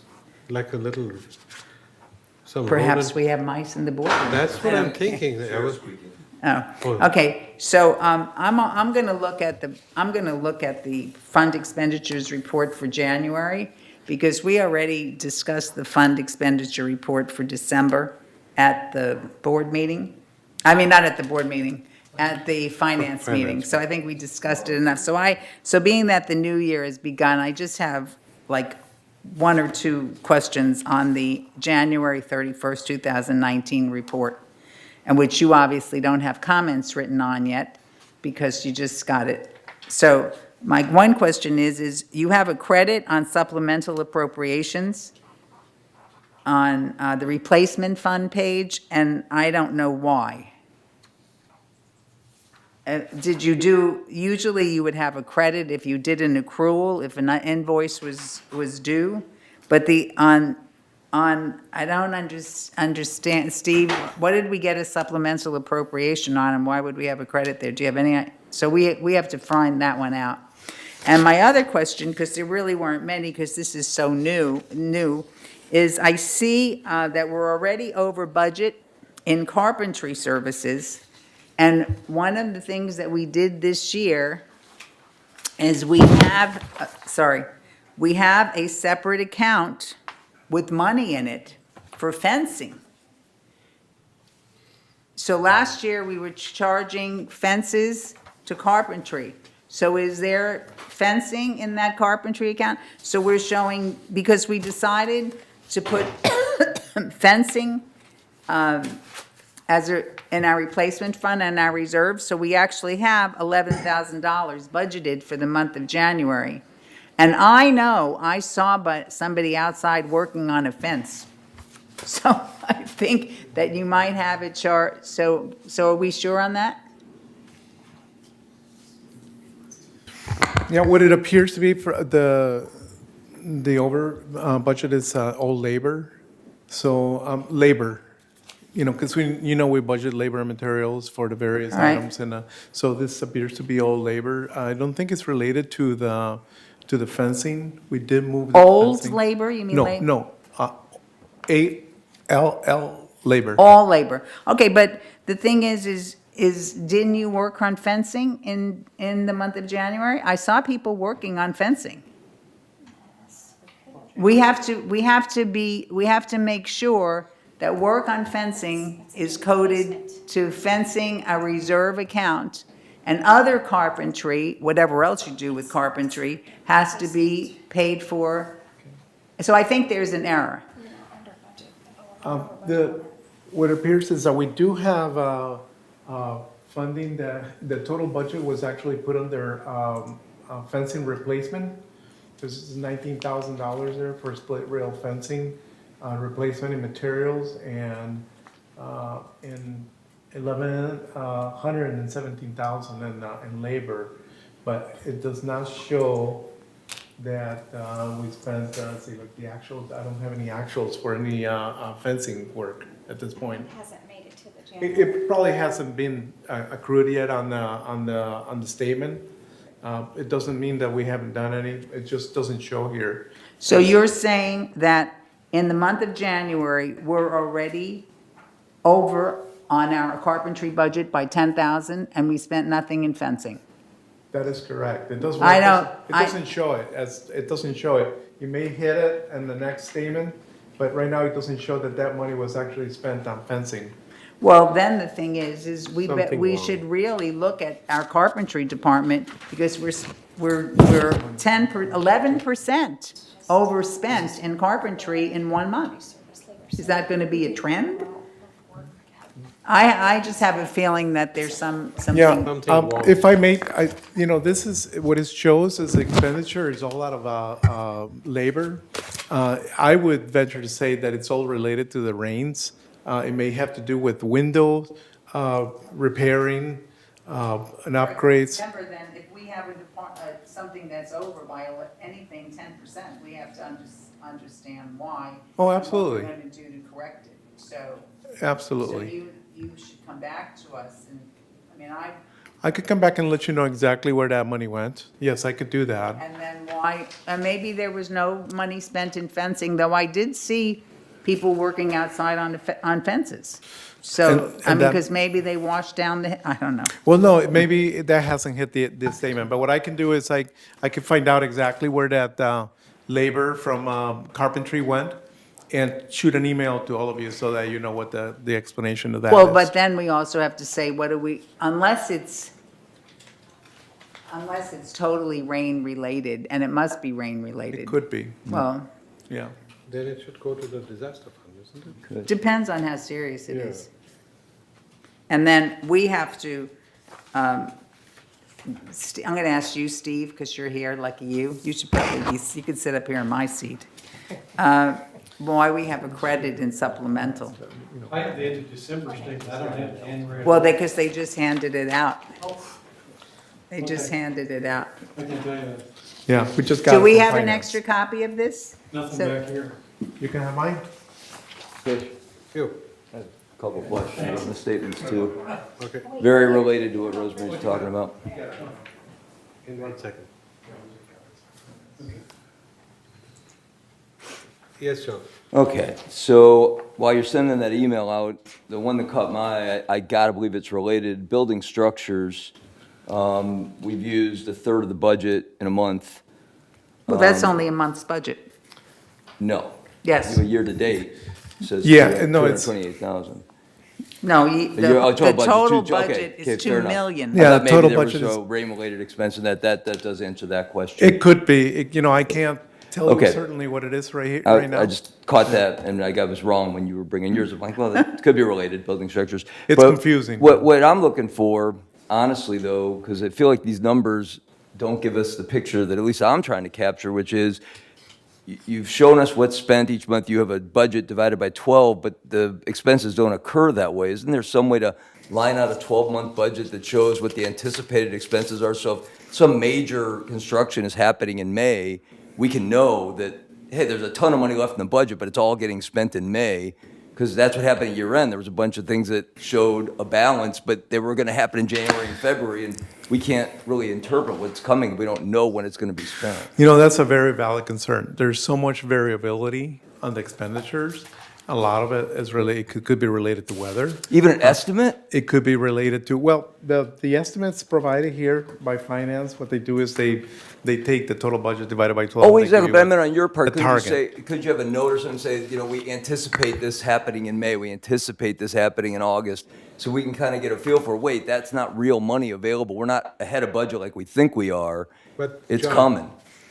Yeah, the explanation, But they don't show the month but this January report got to Ernesto just a couple days back, so he wasn't able to provide us. It's not about this report, it's about the No, reporting structure. John's concern is, it's a different concern, I believe. It's, you know, whether we can give you an actual estimate of what we're gonna be spending the next month. And throughout the year, of course. Yeah, But and when- I'm not really sure we can do that. We provide you an annual expenditure, and, you know, and that's based on a lot of the work that we do through the budget process. But to tell you what's going to happen on a monthly basis, and with some programs we can't, with a high level of accuracy. With some others, it's very difficult to do, because. Well, maybe during the budget project, we can look at the highest dollar ones and at least try to target in on those, so when we start talking about making appropriations for these other projects that people deem very appropriate, they become aware there's a lot of money being spent that hasn't been spent yet. I just think it's really important for a decision-making standpoint. Sure. I think that John brings up a really good point. I mean, for a lot of things, like, for example, you know that you do roofing in certain months. So you could come up with your budget, and we typically do a 12-month spread. So every month, you're saying, oh, we're under budget because we usually do, and there should be a better work of spreading the numbers. Steve has, so John, that's what we're talking about. Yeah. They just do a 12-month spread. Right, They that's- don't do, or they don't even really do, in some places, they do a 52-week spread, so they divide it out like this. This we do like a Right. 12-month spread. The thing It's- is can some of the accounts where you have just seasonal spend, and you know that you're gonna do it, why don't we budget it that way? And what is, do you have a good answer The here? problem is in finance of handling accruals. I mean, he could do everything he wanted to, and unless finance does it right. And then the following month, take those out. Well, I'll even and take a put in note new at this ones. point, just a note so we can be aware, hey, in June, the big money's Yeah. rolling in. I mean, I just like to be able to think through it. It's like, why did we spend 6,000 when the budget's $500,000? You know, And I can answer that. Some of this budget it's contingency money, you know, and it's predicated on tickets that are submitted through resident services for us to address. A lot of it it's relative to what problems we addressed in the community, so it's difficult to ascertain it, you know, it's not like the program that Rosemary mentioned, that's an easy one. The roofing, that's because you know exactly what we're gonna be doing That's what I throughout the year. mean, we should earmark the ones we can. On that, yeah, I can do give you and that spend with that. certainty. That's all we're after. The paint program is another one. The prior to paint is not, because it addresses a lot of the dry rot, and we don't know what the dry rot is that we're gonna find. So there's some that we can do that, and some that we cannot, you know, because of the contingency and the variability associated with The it. current reports, you don't do it on any, am I wrong? I'm just trying to make sure I'm clear on how to read a report. We're not doing that today, we're not taking the ones that we know and telling us when to expect the expenses. No. No. I was just, being that we just got this report like a few minutes before the meeting. Yeah. Right, so we got- John, if I may point out, Mr. Sheriff, I just may point out to you that the project log actually provides you some projections. They're not totally detailed projections, and they get updated on a monthly basis. Right, no, But they no. do provide you Steve some mentioned that too. projections relative to how many we're gonna, oh, you guys already discussed that? Yeah, so we tell you how many we're proposed to do, how many we've done for the month, and how many we intend to do overall with the project. Again, it's a high-level view of it, but, that's the best you can do. Rosemary, on your supplemental appropriation credit, that to me looks like a misapplied figure we ran into last year, where they would put something in, then they got to reverse it out, and they just didn't get it out in time. Well, like, I don't understand, and of course, this is not Ernesto's thing. How did we spend $7,000 in landscape modernization? We didn't talk about anything in landscape. Probably and- rolled over from last year. Well, it shouldn't be. Yeah, it shouldn't be. It shouldn't be. There should have Yeah, been it's gotta nothing be rolled cut out. That's over. what I'm talking about, Right. analysis. And there That's all shouldn't in be there. anything rolled over, and that's what happens. They stick things in little Yeah, on compartments. that one, Rosemary, what we're reading is turf reduction and turf reduction irrigation. So I don't know if there was direction, because I'm out of the loop on that committee, but I don't know if the direction was provided to staff to reduce some turf, or. No, That's what it's showing in the budget. there's nothing that was discussed. I think this is a fat finger by somebody. I think, the thing is in that, especially with the replacement fund or the reserves fund, We have a you meeting. see little numbers in there and you go, We have a finance meeting in a couple of days, maybe we can get it. Tomorrow. Yeah, that's what I mean, get it clarified. no, because what you'll say, I'm not gonna even go there. Okay. I want to stay in a happy mood. Okay, let's move on, It's already 4:00, I know. yeah. And I'm getting some kind of a, If we could, Mr. Chair, if we could move the rest of the consent calendar and take a vote on that, please? okay. I just have a question. Where, at one point in time, I feel like there's something on here, because it's reports. Never mind, I'll wait till we get there. Okay, so. What would you like us to do? Just move the rest of the consent calendar for approval. Okay, I so move. anybody second? Second. Okay, second. Okay. All in favor? All right, we're good.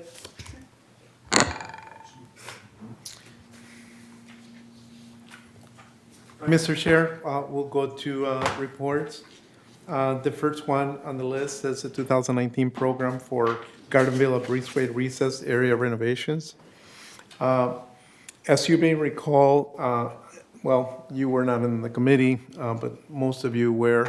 In 2017, the committee, staff presented to the committee an alternative to the existing carpet that is installed in the Garden Villa outdoor recessed areas. There's 53 Garden Villa style buildings that were originally constructed with two different first-level floor plan designs. They both include a little recessed area adjacent to some of the manor entrances. I don't know if the architect's thought process was to accentuate the entrances or provide a planter area, if you would, for the manor owner to put their I'm their familiar, plants. I've So, reviewed those things, yes. yeah, so this recessed areas obviously have a little drop of about 2 inches. Right.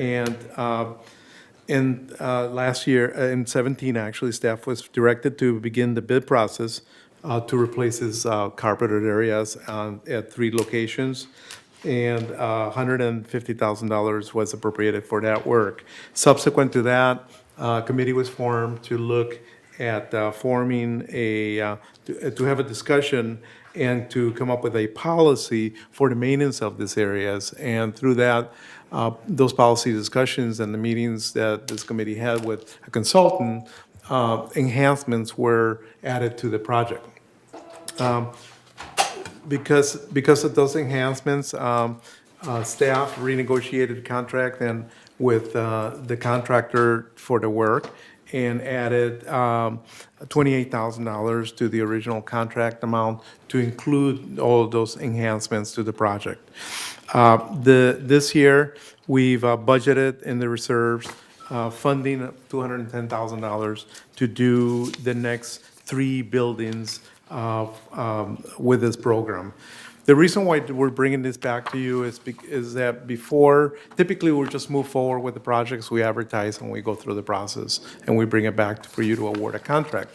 On this particular one, there was some discussion that we had during the budget process, and I believe it was you, Rosemary, that requested that we bring this back to let you know what the delta is of the cost to go from the basic project to just fill the recessed areas and to address some of the dry rot and other issues, but just to basically fill those areas, as opposed to doing the enhanced project, which includes relocating the pathways, painting some of these areas, installing new drainage locations to accommodate the new paths, similar to what was laid out for last project, which turned out beautifully. But I think that was the intent, that we bring you this back and let you know what that delta cost, that additional cost would be. Again, we issued a $28,721,000 change order to the last contract. So I would venture to say that that is your delta, that if we go with the base project, we will be maybe about $29,000 less than what you spent to do the basic project. We allocated, you may ask, well, why did you allocate $210,000 when last year we spent $178,000? We know clearly now that that project will result in additional costs this year. And the reason for that is that as we went through the construction of this project with the contractor, it was very clear that he was incurring additional costs. And he made it very clear to us that he would not bid on this project at those costs in the future. So even though we would like to advertise the project, put it out there and see what the best bids are that we get, we are very sure that the price is going to come up a little bit higher than what we spent last year. So we recommended a $210,000 appropriation for this year, which is what you adopted through the budget. So at this point, we're looking for direction, if you would, as to whether you want us to move forward with the project as we did the last one. And that's basically our recommendation. If you're done, then Rosemary. When we did the project last year, it ran away. It was like a runaway train. And we basically said, after the train ran away, even though we're happy with the way it looked, that if we have 52 garden villas with 3 units each, that it would take 17 years to get this done. And it would cost over $3 million. And there's no way that we could possibly say that we could do this in 17 years. I mean, and we also can't say that we could spend $3 million of our money on this. So basically, what we were hoping that you would come back and say, I have found a brand-new way to do it. And it's $50,000, and let's do 10. And that's really where we have to go. We can't even delude ourselves and okay, I would not make a motion to okay this if I were breathing. And I know Bunny wants to speak, but the thing is, we would not be following our fiduciary responsibility to ever say we're going to take 17 years to do something and spend $3 million on that area. We couldn't possibly. So we need another plan. Okay, Bunny. Well, the question that I have is what I gather from what you're saying is you felt that everything that we did on that project was necessary except for the color, which was the extra 28,000. Okay, but my question is, after doing the pilot, what benefit did we actually receive from that based upon leaving the other buildings the way they are? I mean, how beneficial is it? And the other thing is, we did more than just filling, the cement in. You corrected, the soft, there was any dry rot, and like you said, you had to move some of the, The potted plants. where they drained, you know, there was a lot that had to be done in that particular project. So my question is, what was really necessary? Do we need to, do all the extra work? Because most of the labor was actually doing the stucco rather than just filling in the cement. Well, there's a couple questions I think you raised. One of them, what were the benefits from this project? Right, One of the benefits was purely aesthetics. right. Another benefit was really eliminating a tripping hazard. So a tripping Tripping, hazard. Yeah. right, So a liability to the mutual. Right. And the third benefit that was derived from this was actually eliminating some of the dry rot that was beginning to occur adjacent to these areas that we fill with concrete. Because we, as you may recall, we peeled the stucco back. Right. And we did repair those. Right. So those were the three main benefits associated with this project. The main labor costs did not really go towards the dry rot removal. It was more associated with the removal of the existing surface that occurs, particularly in the common areas. In fact, the contractor was forced to purchase special equipment to do this. So they actually had to go out and invest, on equipment so that they could possibly remove this because it had like an epoxy resin on it. So I know they struggle with that quite a bit. The other cost was associated with this is that we had to relocate drains, which was very Right. costly because we had to core through the slab, install drains below the slab to be able to accommodate the new pathways that, we wanted to end up with. So hopefully, I think I addressed your questions. Yeah. Well, you did, but what it sounds to me is that we may be better off in just replacing the green carpet each year so that we don't have to change all the drains and the others adjustments that we have to make. Sure, and if a little bit more information related to that, it costs us approximately $6,000 annually to do that through our paint program. Okay, that was, Per building? right. Yeah, yes, per building, for How many the buildings? garden villas. So 18,000 compared No, to. no, no, 6,000. No, I'm saying if I take it for 3 buildings per year, it's 18,000 versus 180,000. It's kind of the math working better in here. And how many do we do each year? Well, that Is that hasn't a really program? been determined. We Yeah. don't have a, Yeah, no, we don't have a predetermined number. Right, Yeah. But it's an ongoing expense, if you look at it in the short term, it doesn't really equate. And like Rosemary said, this program is very expensive. It ends up with a beautiful project and eliminates some of the problems that we have. But when you look at it long-term, it begins to make sense. Once you've removed, and I know it'll take forever at the rate that we're doing it.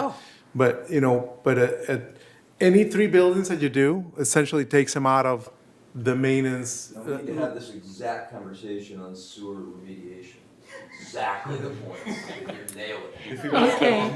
If it was just as easy to estimate those Okay. costs, Okay, so one of the maybe we things can that, just come back to it in another year. yeah, but. Another year? No. We can look Wait for a other minute. answers. Other You have- answers? You have to Is get. there some we have- other material that can't get used? Is it not like concrete? we looked at this, for, I don't know how long, Rosemary, for maybe 2 or 3 years. Oh, no, we've been looking at it for 6 years. Yes. yeah. So there was, Least. What yeah, about decomposed granite? I'm sorry? What about decomposed granite? There's a maintenance liability because the decomposed granite won't sit there. It'll come out and it'll be eroding and it'll be spreading all over the walkways. They looked at, I believe, rubberized material. Right, I remember And initially, they didn't like the color, but there was also more of a problem was the fact that, your heels will get stuck on it. that. Right. So there was a problem with that. I'm not sure what else they looked at. I think that that's basically it. So we came up as, when I started here, is when we came up with this lightweight concrete solution. And when you went on vacation is when the thing went out of control. I'll never take It vacation did. again. No, because it went from one pilot to 3 pilots. It was just so, like, and I don't know, honestly, if we were ever billed correctly for all of the labor that Landscape did. Because because they did a tremendous amount of stuff. They know. were not billed out of the project, I can tell you that. They were know not they billed, weren't. all right, they weren't. So we are adding money to that, because as much as we tried, and we had sort of an attitude adjustment week, so so if you were to add in how much other stuff was in there, Yeah. the project goes up. It was very labor intensive. It was, and so Steve has something really intelligent that he wants to say, because he's standing there, waiting. So there, we're waiting. If I may, Steve, just 1 second. If one option is just to remove the rugs and leave it as is, leave it concrete. But then again, you still have the offset. It may not look as pretty as that ugly rug that we have, but it's definitely an improvement over bare concrete. But that's an option. And then what we do moving forward, we don't do anything with those locations as far as replacing the rug. Well, we have to replace the rugs. Well, that's what I'm suggesting. We don't do that. That we just leave it Don't have bare anything, concrete. he's saying. Well, But we'd still have to. It's a pay tripping them. hazard. we have a Something. tripping hazard. Yeah. So I think, all right, go Yeah. ahead and you let Steve Yeah. talk. Steve, you had something to say? Oh, wasn't one of laughing. the other things you did to line the planters? And No, there no. was something that we did with that too. Yeah, no, we Leaking out. we didn't do it with this project. The issue was brought up, and what we did is we revised your budget for the coating of the Yes. of the floors, and then we're doing it with that because it's something that definitely needs to be done. We have to keep Pulling going out- with that, Yeah, don't we? so we're pulling the planters out and we're relining them, make sure that water doesn't get into our frames. Is that in your budget for this? That year? is in the budget this year, but it's on another item. It's not part of this contract. Okay, one more Are question. you leaving it, or did you want to No, I run was- up and say something? I was Okay. going to say something, if I could. All's well with me as far as what you're driving to. What I'm worried about is you had a problem with the new drainage. We have problems. You come to 2390 tomorrow and you can get your car washed for free. We have both of them leaking, and we have a drain coming in from outside, and it's dangerous. I mean, it is really dangerous for the ladies. When they came to the Valentine dinner, we almost lost a couple of them. Oil and water don't mix. So no matter what we bypass on, the drainage, even with as it is, needs to be replaced, I know, in more than just our building. And also, some of those comments that were made during this big hassle with people from 2395, were any of those things looked into? They were talking about something other than the green grass. Yeah, I believe that the comments that were Brown made grass. were related to the drain, to the water actually going through the planters and causing more dry rot. So we're addressing that through another program. Okay. And Yeah, that's the dry- liner one. Yeah, the dry rot in the buildings is a good thing to find out, even in advance.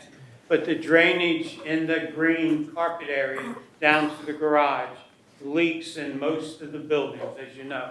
So it would be cheaper to do that than worry about the concrete. So, Ernesto, I know you guys don't like this question, but what is our return on investment? Okay, because what you're saying is, we paid this 200,000, okay, for 3 buildings. So, but we don't have to ever do it again. All we have to do is maintain and coat it every 5 years, okay?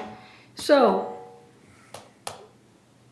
when I ask what the return on the investment is, since we have less maintenance on these particular buildings, when are we gonna come out as a wash? In Because 75 years. in some, Never. huh? If I heard the numbers right, we're spending about 6,000 per unit per year, and that's No. to do Oh, right. the green turf.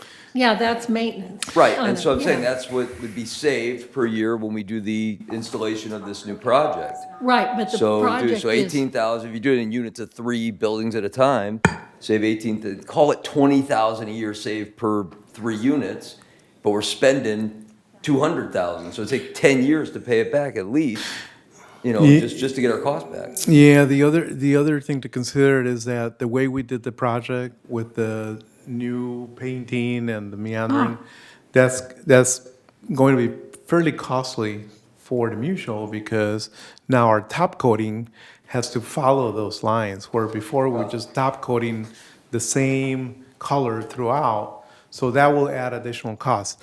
What I would suggest, there's a couple of things that we can look at. We can consider maybe just filling those areas with lightweight concrete and be done with it, not doing any of the color changing and any of that. That will probably save us some money on relocating drains, which we may not have to relocate. The other possibility is that, as I mentioned before, we just take the carpet out, and then we add that little square as part of our top coating program and just top coat it and leave it recessed, if you would, and not do the program. Just top coat. Do you have better ideas after you've taken a nap? No, I'm Maybe you still should take a napping. nap. So can I hear a motion? I have a over motion. Okay. Can I make it before you talk, John, or you want to ask your here? question? Before you make that, John has. Well, Ernesto, don't we have to do the dry rot elimination? You said the simple solution was just do the concrete. Don't- Yeah, not necessarily with this project. I mean, if we're going to do the project, I would most definitely say let's pull the stucco back and see what we got as far as dry rot. But if we're not doing this project, no. You do have a program right now to look at dry rot in buildings.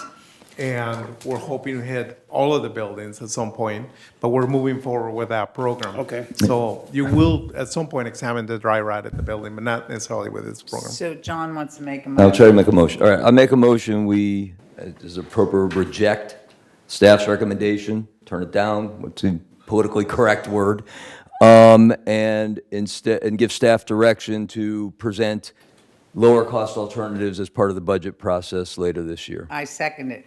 Okay, all in favor? The only thing is it doesn't have to be lower cost as part of the budget process because we already have this money in the budget. Right. So they should just present a lower cost Alternative. alternative that we could do this year. And then it would also be part of the future budget process. Don't just try to get your money for the drains from everywhere because it's, Yeah, we can, yeah, we can certainly do that. yeah. We'll bring it back to you. The next meeting, we'll let you know what, a future meeting and get that. Because with anything, when we make a decision, we have to let our residents know that we've made a decision. We tried this, but the cost, also the reaction by some residents, because we knew what that was like, and that we have come up with this, and this, which are infinitely better. So you really have to work on it. Infinitely better, and that it's feasible that you can, based on this infinitely better idea, get all of this done in 5 years, not 17 years. Because that's going to be, so it's got to be cheaper and better. one of the big complaints, not with the residents that we actually did the buildings, but the other residents, is they don't want their aesthetics changed. They want the green carpet, they want, want it defined, where they have their plants. Right, if the Yeah. green, the problem that we had is, I also don't believe that there was a good green carpet replacement program. So you would go to some buildings and it would be in shreds. So or the product that they were using, and then they were saying that the windows were melting it. I mean, there were so many issues. Windows are melting. Yeah, you have no idea. I mean, Why? it's- Well, Because of there the- was- and it Lori was can very- tell you the stories. I mean, It was this is very forever. Okay. spotty because Anyway, of the rain. of the I think weather, we need too. to move on Okay. in the interest of time. All right, So we're the ready. Next Made it. item is item number 12. So, excuse me, Lori, our motion was to come up with a better plan, not take off the budget, just come up with a better plan. You're gonna have to turn that one down. I want lower cost. I'm doing exactly what. No, no, but we want it for this year. We want a better plan for this year. We're not gonna approve. This year, you mean, right? It's gonna carry out for Of course, future years. absolutely. So, yeah, But we don't want to have anyone think that we're gonna do nothing this year and that we're giving them until next year to come up with a plan. Yeah, no, we'll bring you alternatives for this year, Yes. and then you can evaluate them. Yeah, And but I don't Yeah. think, I don't think my motion was against that concept. I tried. I know. I'll keep trying. Go ahead. Okay, item number 12, cost to remove the old cul-de-sac signs. So I was the, I would say, big mouth who probably brought this up. And so I have a question before we even make a Me too. motion. So I get a lot of compliments on the signs, so they're great. I still believe that the heights are different, but I'm not gonna carry on about that. But the truth of the matter is, I was telling somebody about, oh God, we don't like the sign on the top and the sign on the bottom. And then, so they said, well, if you take the sign off the top, it's just gonna look like a big stupid pole with a, like a big pole. So, which makes sense. So then do we have to, and it wasn't Steve who said it, though he probably thought it. So then the thing is, so then do we have to go out and cut all those poles down? Slippery slope. Or should we, don't, I am a perfectionist. Or should we just say, the heck with it, let the signs have 2 poles, let's get more signs out there as fast as we can?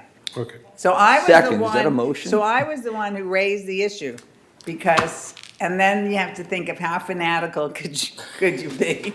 So I'm throwing that out. You could say, take your idea and throw it in the trash and just keep going the way we are. So make a motion. So I move that, I move that we keep installing the signs the way we are. I'll second And not cut that. the poles. What do you think, Steve? Do you agree? Okay, so now we have a motion and a second, so let's have a discussion really quickly. Bonnie has her hand up. Yes, Okay, Bonnie? so my question is this 28,000 or 29,000 approximately for installing the new signs, a new cost that we have to approve?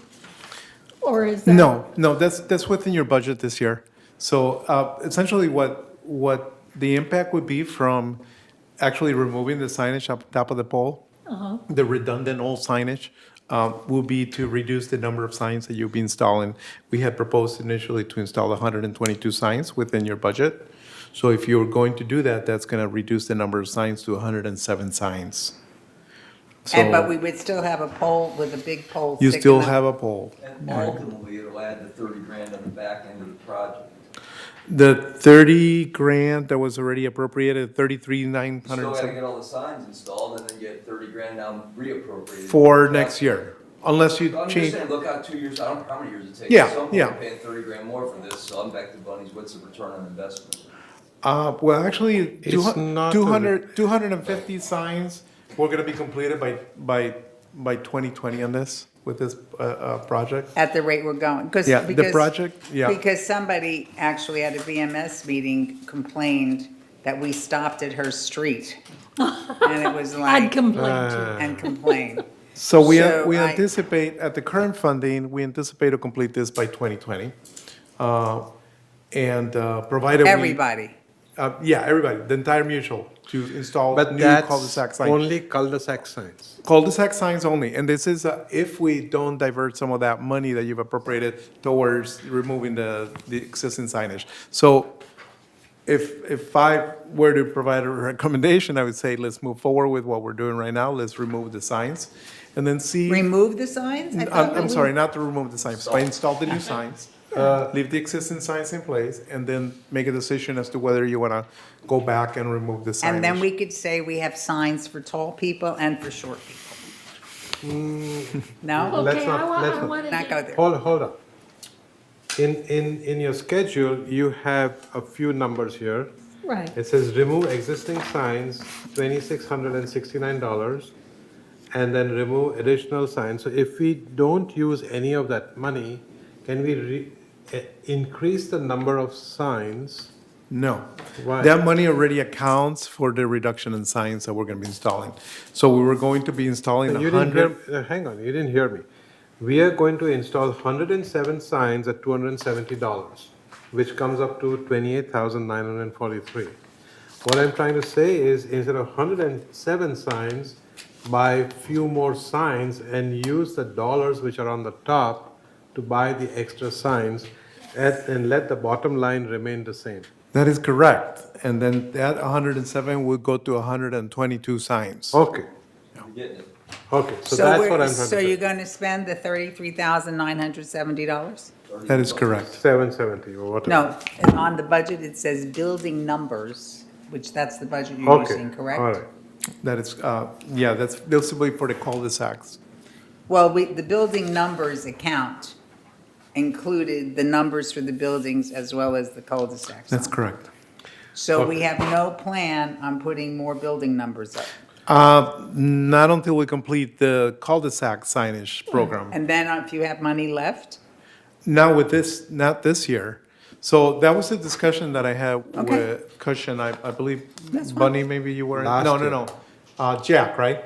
Possibly Jack, yeah. Yeah, the direction was to, let's complete all the cul-de-sac signs first, Right. and then we focus on the building signs. And actually, those are the signs that get the most compliments. Correct.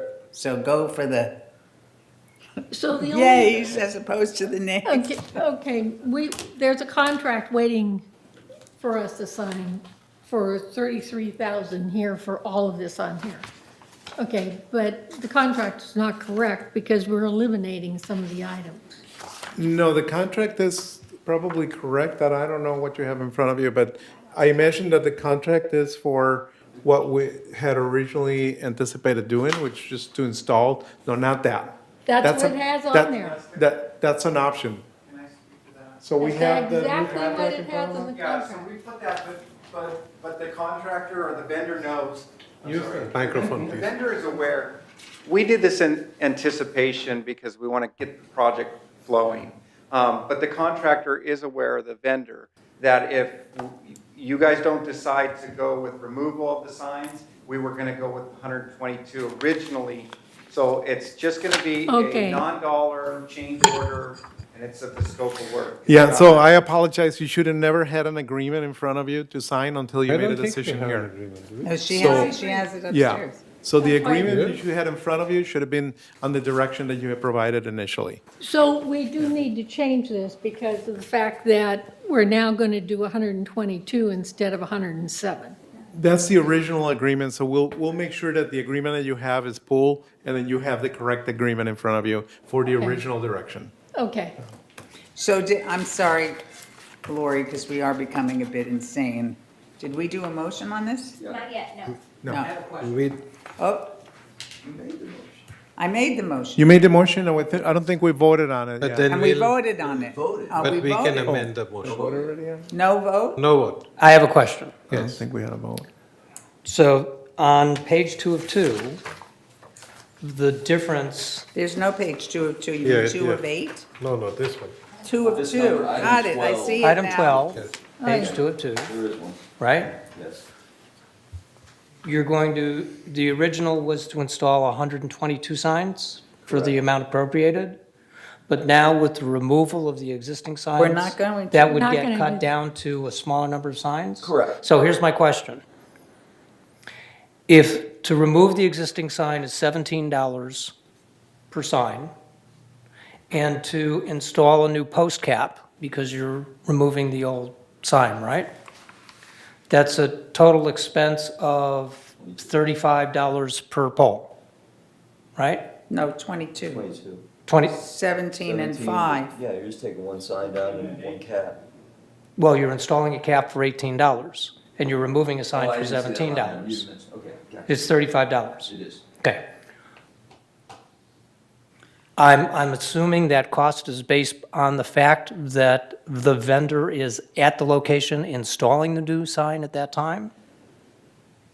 And if that's correct, if you don't spend the $35 to remove the old and put the cap on when you're installing the new signs, what's the cost going to be to have to go back to the 100 and however many locations to just go and remove the signs and the caps later? Because what we basically agreed on is we're not going to go and remove the signs, because otherwise, what happens is you have a pole that's, 6 feet? No, I understand, but at some point, when you decide to Right. remove the old But, signs but because why But are we're we not going gonna to do remove that? the old We sign. already have so many signs installed, so he'll have to go back and do those poles also. the So ba- he's already going back, because we did, how many signs? Okay, I mean, in technicality, That was a if question. we had a bucket full of money, I'm just asking So- the we question. would go and put in all short signs, take the other ones out, Understood, and we don't have that. understood. To answer your question, Steve? Yes. It will be more than that.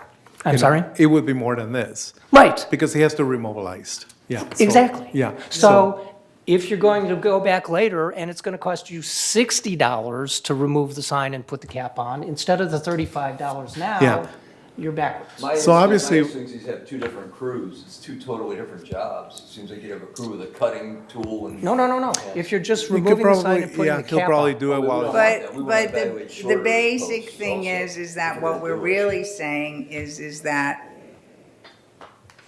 to have a sign in the middle and then just have this long pole with a little cap on it there. Understood. Looks sort of dumb. That would look worse than having the sign up there. as it stands Well, there, I in didn't my want to say opinion. worse, but probably. But so. when you drive by in a couple of years and those old signs are really ratty and nobody can read the numbers and the green is really faded, people are going to say, why don't you take down those old ugly signs? Why didn't you take them down Well, and put and the new the ones thing up? is Steve, those by signs then, are there we'll for all, last you'll 60 be living years. in Freedom Village, so we won't worry about it. Well, I'll be in the towers. My car's in the shop. You have a point, Steve. You Okay, have a so point. do we have a motion? Do we want to amend the motion? Do we need to amend anything? We just said, Yeah, so the motion is to move forward with the program as originally planned. 120. Install 120 122 signs. signs. Okay, so all in favor? this is against, Wow, that was something we agreed this on. is against my have things look beautiful nature. Totally against it. Bank account looks beautiful. When I get the lotto, I'll donate some money. The next item, hopefully will be a little bit quicker than the last. It's about the revisions to the fumigation program notification. You know, the notification that we had was pretty wordy and, thought to be pretty convoluted, so. And lived through to be very convoluted. We saw this last month, right? So, Yeah, everybody approved this already. Right, we just. So has everybody read this? I'm in. I don't believe that, Had the notice last month. right, it was, We got it through Communications Committee. oh, so you approved it there? So we're, Yes. okay, so maybe we can. So you know, let's just- vote on it. Any Can we motion? approve it here too? We were asked to bring it back, so here it is. Do we So need to approve it? If you already approved it, then just approve it one more Funny. time. It was approved in the communication. Yeah, that's what I said. So do we need to make a motion? Yes, please. Okay, can I hear a motion? To, Approve staff's To sign. recommendation? Yeah, Okay. What he said. Bunny, you second? yes, approved, yes. Okay, all in favor? Okay, moving right along. right, or next. Okay. Next, last item. God. Okay, item Supplemental no- funding for What is- the 2019 fumigation program. All right, so essentially, we have a program that does fumigation through tenting. We have two types of termites here. One is localized that we can get to, the other one we cannot get to. It could be in confined spaces. So what the contractor does is he inspects the buildings with staff to determine which buildings in in Third should be fumigated and tented. Unfortunately, the time that we do that inspection does not coincide with the time that we're putting the budgets together. So it's difficult to ascertain as to how many buildings we're going to do. We have proposed a level of funding that was a little bit higher through the budget process, but that amount was cut back on the basis of the historical amounts that have been spent. But this, again, doesn't follow, history very well. It just essentially what needs to be done out there. So what we're asking for today is for you to approve a supplemental appropriation of $41,709. So where is this budgeted it's under the replacement fund, or is it? It's unappropriated expenditures fund. Right. No. Is Where it- is the, what? It's an operating, it's operation. It's operating. What So is is it it the called? pest FEMA? control? So we don't take money from unappropriated for operating. We just have to spend it. You just have to ask for approval to spend it, because we don't take money from reserves to put in there. Right? Am I, we do? If it's an overage, you have supplemental. You'd still need a supplemental. So Yeah. it's under pest control? Is that where it is? On your operating budget? Yes. Yeah, we So have how one- much, we have a pest control budget of $260,000. So how much are you saying that your fumigation is gonna cost for the year? 269. So you're almost No, there. it says pest control, $260,000. They want 269. No, I'm looking at the budget, I did. It's 260 and this is 260. So it says 260. The budget for the 260 includes things other than the fumigation program. Got it. The- I.e., So, Pest the, control. general pest control, that's not fumigation related. and where is it on the budget? It is under the line item that you don't see. It's pest control. It's part of the 260. Okay, so if you have, the budget says we have a budget of 260,000. Yes, That's correct. but not for fumigation. Fumigation is It's only. 191 for the actual tenting and 36,000 for hotel accommodation. The other 32,000 is other pest control related items. We don't have, what we're trying to say is if you look at the budget, it says there's $260,000. It doesn't say anything else on here. It has appliance, carpentry, concrete, what? It's not broken out by the various You don't things they see it charge broken to out. it. Right. But the thing is the total would include everything. Go ahead, Steve, tell me. Yeah, what he's got is a drop down of everything in sub-accounts that you don't see. But the drop down should total to what the total is. It is. It does. Except he It needs totals- this amount to come up They with want to that jacket level. the That's 301 correct. is what it boils down Yeah. to. In other words, it was missed. Okay. Underestimated. My personal belief is this is too early in the year to do this. I would like to see it come forward in April or May. I don't see why we have to fund everything out front. Well, I agree with you, but that came up with another issue. But you have to see in April or May where we are Yeah. before we could, because there could be something that we had to spend a lot of money on. And he may come back for more. Like there might be a lot of leaks. It may be- You would Some think of it so. probably depends on the weather, right? Yeah. On the fumigation? Yeah, and the inspections. We need to be under contract. So we need to schedule the fumigation. Our fumigation program is from May to October. And so we are waiting on to see if you approve the supplemental in order to schedule make the it. contract that ties with to my the question. fumigator Yeah. and the Ayers Hotel. So we can schedule only the buildings that we have money for right Right. now. Okay. But it won't guarantee that we'll have. Understood. Question, the background says that there's 50 that you're budgeting for, if I'm reading it right, for the That is correct. additional 42 grand, it will cover all 50, but only 21 are essential. The other 30 were considered worthy, but not top priority. Can you explain is there a big risk of structural damage if we kick the can to next year for the other 30? and Always. not have to do big Yeah, approaches? essentially, we found 50 that are infected. Well, you know. infected doesn't mean, you can go years having infected without doing big structural damage. Well, it's it's subjective. Otherwise, Yeah. otherwise, why do you have different categories in your own report then? You actually designate some are worse than others and need more treatment. If infestation is what the trigger is, then there should be a Yeah, distinction. no, I agree with you. I think that we could, if the board wanted to do that, we can just address the ones that are categorized as high priority. But bottom line, your building is affected. So are you going to wait until it becomes more of a problem to address it? We don't know what the structural implications are going to be from the infestation. So our recommendation as staff is that you address anything that's infected. Then how do you define high priority then? The high priority, I'm sorry, a second, is, so swarmers, termite swarmers are found on the ones that are high priority. The other ones that are found with termite just have termite evidence where we can see that they've chewed through the Pellets, drywall and, pellets, things like that. But the high priority where actual termite swarmers are flying around the building and going to inaccessible areas. So those are designated as a high priority. Do we have any, is that done, the determination by the termite company? Is Yeah, that we a separate have- outside And a company doing that? certified staff member. Right, so we have an actual report that gets prepared for this. For each building. Yeah, for each building, yes. Similar to what we would do at your home.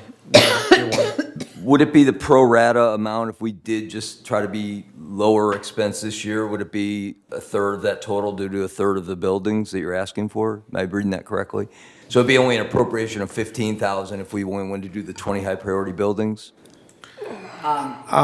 It's, I would not recommend that. I would, I didn't ask about my- the recommendation. I just wondered, I want to Yeah. understand the math. Oh, you can do however you want to do it. It's your asset, but my recommendation based on the best maintenance of your asset is that you address anything that's infected.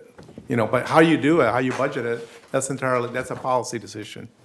I would recommend that we don't mess with termites. Just let it happen. Yeah, That's my but recommendation. on the other side, I agree. on the other side, I know you you are have passionate you about. have to say that, and I'm gonna go along and totally support what Steve says, even though you have to schedule it, this is early in the year for us to be saying we're gonna be spending $40,000 from our unappropriated expenses. You have no idea as to if they're gonna be, and I mean, yeah, some of it could go to, we could say there are gonna be a lot of foundations that have cracked, that there's a lot more roof work that needs to be done. Every single line. Every item. That's right. So if we wouldn't do get to it. this, We'd get to it next year. Where does it I- stop? so I would recommend, and I don't, we're not saying, I wouldn't go along with saying, we have this many scheduled, let's cut it down and save the money. I think that it's our responsibility to go with what our original budget was, and that's it. But know that next year we have to spend more. I just am very worried about taking from unappropriated when we don't know what else is around there. Yeah, the unfortunate fact resulting from deferring the decision is that we may not even be able to get to some of these properties this year, because the scheduling is very complex with us. You're not only tenting a whole building and moving a lot of people out, but you also have to put them up at hotels, you have to make reservations, sometimes there are And some holdouts. refuse to move. There are some Isn't what holdouts. Steve's saying to move ahead as if we approve this and if we run out of money in the third or fourth quarter, then we got to deal with it then? Did I misinterpret the way you? Supplemental later. Right, that's what I'm saying. That you could go ahead and schedule as if we approved it and we'll have to just deal with this thing in November or whatever on the last batch. And may Well, have to then push you're, that into but next then year. you're telling him yeah. to Well, okay, pick spend- your month, you know what I meant. You're telling him to go ahead and spend money that is not approved, and that is not how you want to That's not operate how either. it works. You have to approve the supplemental appropriation at I this mean, time. we can say, well, let's schedule it and see if we Yeah, get yeah, that's caught, not, yeah. that's I not mean, quite the way I heard it. I heard pest control is 260,000. And so you're saying you can't make the judgment of what to spend the 260,000 on based on the needs of, the priority needs? That's how the money is appropriated.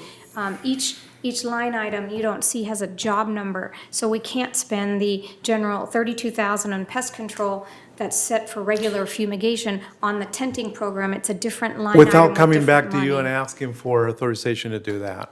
Well, I mean, Well, We'd have- I mean, I really think that we should spend our budget.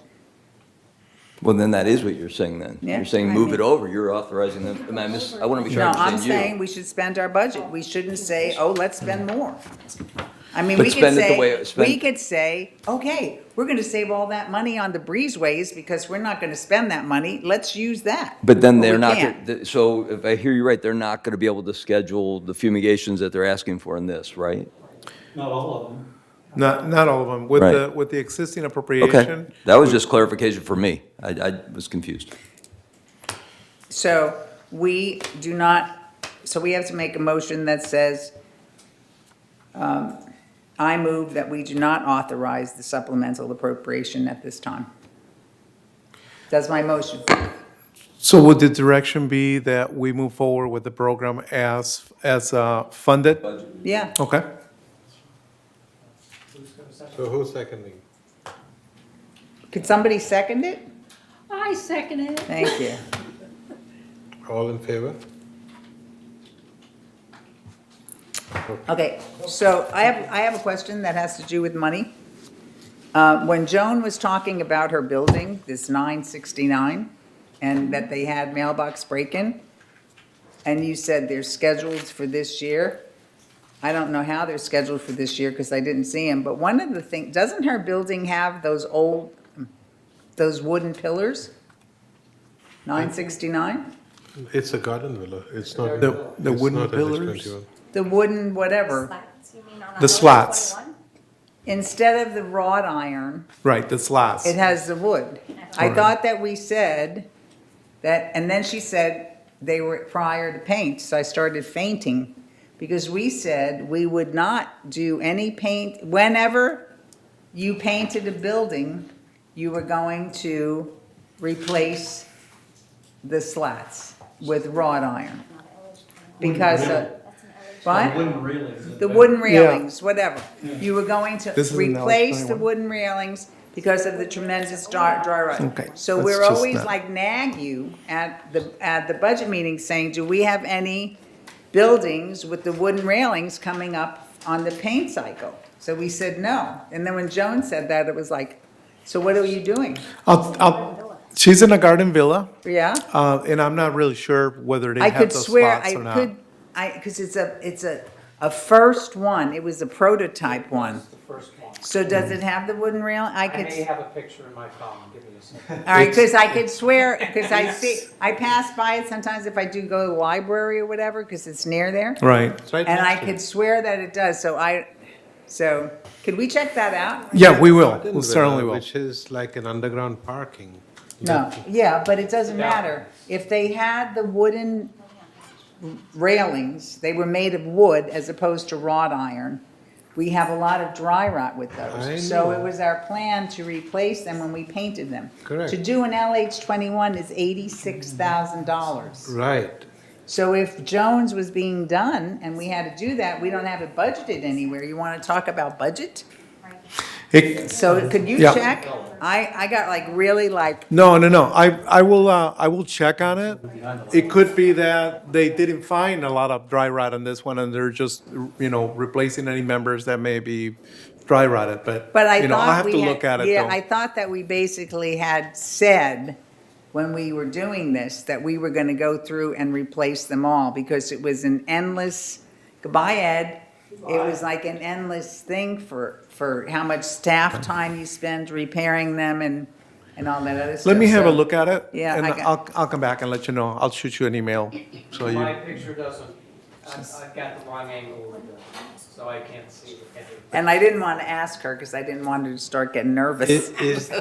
If it's a garden villa with an underground parking, that means each unit has its own balcony. Yeah, all the garden villas do, even the LH21s. But Wood that, or that's not? a hall, That's the question. Yeah, I don't think the garden villa has the wooden. I think that they do. But the motion for you guys to replace wooden railings was only on LH21 buildings, not on all three-story buildings. Well, we talked about all garden villas. You know, I think Well, it so we'll doesn't take a look matter. at it. I don't need to be argued with. I remember us having the conversation because we were panicking wanting to know how many are there. Yeah, yeah. Whew, We'll you know, take a and- look at it, Rosemary. I'll send an email to you guys and let you know. And in technicality, probably a garden villa would be more than an LH21. Because they not only have patio railing, they have that, I don't know. It looks We'll take a look more, at it. there is I'll let you know. more metal in a garden villa than Than in an an LH20. LH21, yes. So then it would be more. So if you could look, and then you basically, because that was gonna be one of our things on our budget list, like a bucket list. What buildings do you have to address with that, and what years, so that we budget that? So I think we have surmounted this whole meeting with too many things. Yes. Yes. So, Ernesto, could we have a review of what are gonna be our items for the future agendas? Like, what we're gonna have at our next meeting?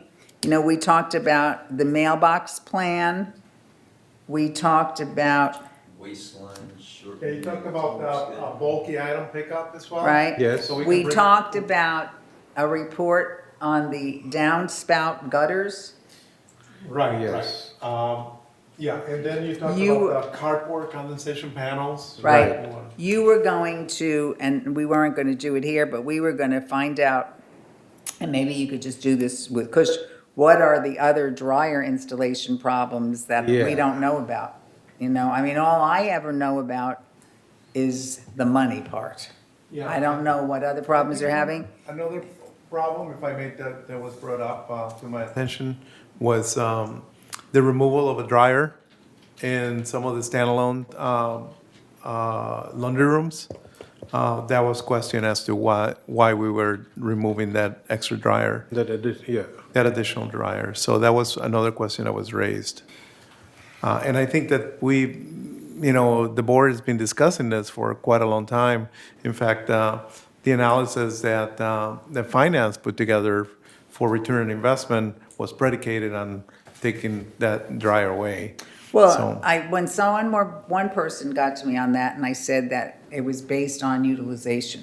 And Right. the decision was based on that. Somebody did complain and said that they hadn't heard they hadn't heard anything about the dryers, and how could we possibly do this without, and like, so we had to get Sandra involved, because they were gonna get an attorney involved, because we Okay. were sneaking. Oh, yes, I You know. know, so we have all of the stuff, we did all of the right things with notification and talk about it and this and everything else. So, but I don't know, I mean, if Stuart is saying there's a big, long list, I don't know if there's a big, long list, if Kush knows anything about it. It always gets me that they have these big, long Not at lists. this time, not at this time. When we got going with the program, it was pretty traumatic.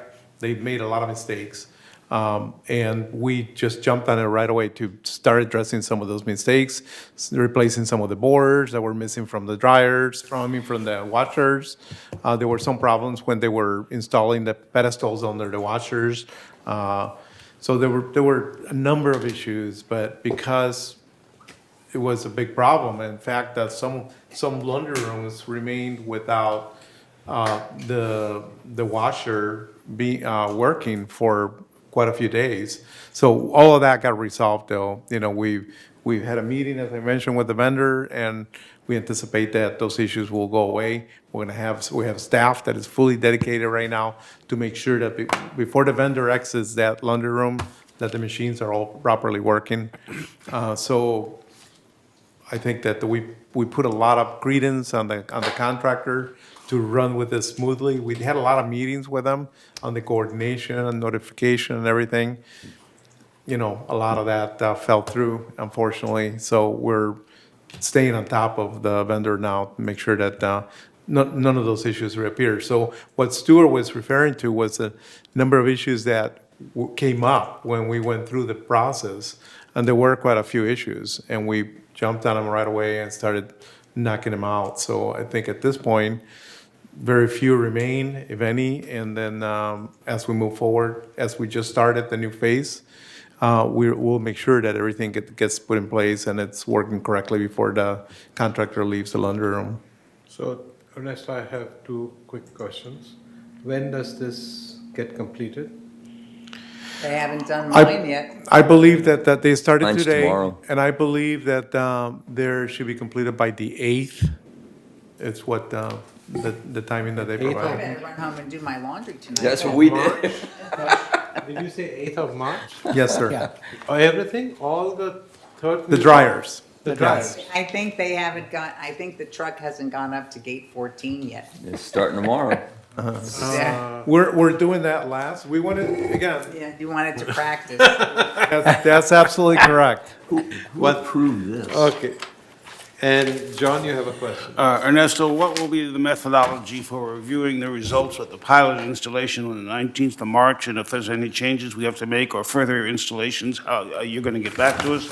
Will there be a report, of course, at the next session? Well, I think that we want to install the A pilot. Unabomber. And then we want the committee to go out there. We want the board to go out there. I We want, worked on and some then of it, but I we want to So you'll receive that communicate feedback. to us in that regard? Right. Whatever feedback we get, we'll communicate back to the committee.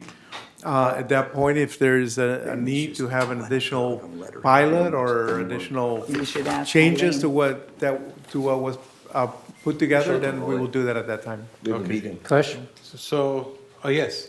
real quickly. I just, on the laundry.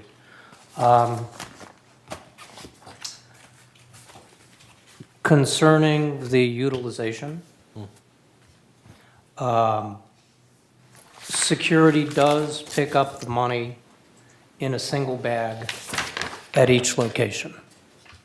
So you can very easily ascertain what your current utilization is at your, Location? whatever, 124 Yeah, locations. we know that. Finance does that, right, Steve? Yeah. Well, I don't know that they count out each bag. Each laundry gets picked up in a duck bag with a zipper. Right. Okay? I don't know, I haven't seen the process, but what I did years ago is I took that bag and I just weighed it, and as I said, laundry room 101 weighed X amount of grams. And then I would be able to rough out how much money was in it, okay? I don't know if they just take the duck bags and they just dump them out until they get to $500 or $300. We'll get and to then ask bag that it up. question tomorrow because tomorrow is finance meeting. Okay, but I'm just saying, Yeah. it is possible, since they collect the money in one bag at each location. Right. That you can sample at the count, Right. each one, and get a weight on each one of the bags. Then they have to And carry a weighing scale too with them. No, they do it at the count. Okay, at the count. They just have to have separate bags. Yeah. And No, they label have the separate bag. bags to begin with. They bring them in out of the truck in separate bags Okay. per location. So if they go to pick up location, laundry room 247, and they write on a piece of paper, this is L247, when they get back for the count, they open it up and they pull out the paper, they get a gross weight on the thing, right? And they write it down however many grams it is. Then you can use that for a calculation and do an analysis on your utilization. So if anybody comes up and says, you shouldn't have taken our dryer because, you know, blah, blah, blah, and you say. Good point. We collected $30 out of that location last month, right? Okay. You did 30 loads of laundry, or $60. Without that information, you're operating blind. So you Will- can audit easily based on the way that they now pick up the money. Okay. And the second thing that I wanted to say is, what my concern was, is when, what was his name? The president of the. Stewart. When he described the problem with the washing machine overflowing, and that they rooted out and then broke the drain, and then they replaced all the wall, and then it flooded again, and they replaced Yeah, all that the wall. wasn't Stewart. I'm Yeah, thinking that about was- thousands that and was thousands and somebody thousands of else. dollars. And then it turned out to be that the drain hose from Was the back of cracked. the washer that comes up and goes down into a pipe Was cracked. was cracked. That's a failure at the first point of inspection, at that first report that there was a leak, that the hoses should be the first things that are identified. The hot water feed, the cold water feed, and the drain hose. Because if they would have identified that drain hose, that would have been a $100 repair for the cost of the hose and the service call. And thousands of dollars would have been spent refurbishing that laundry room twice. Well, the other issue is the fact that they said it was leaked and wet and all this other stuff over the weekend, because we have issues where people call and complain stuff to security, and they don't. But you now have a new employee for running the yard, replacing Mark Stahl, I heard you say. So that might be something to bring to their attention, to the plumbing department, that any leak in any laundry, first thing to check is all the hoses. Hoses are cheap. All right, so can I consider this my closing comment? Are we in committee member comments here? Okay, yes, okay. All right, first Oh, of wait, all. I'm sorry, did we finish everything on our list? The cheaper and better recessed area renovation, information about pods?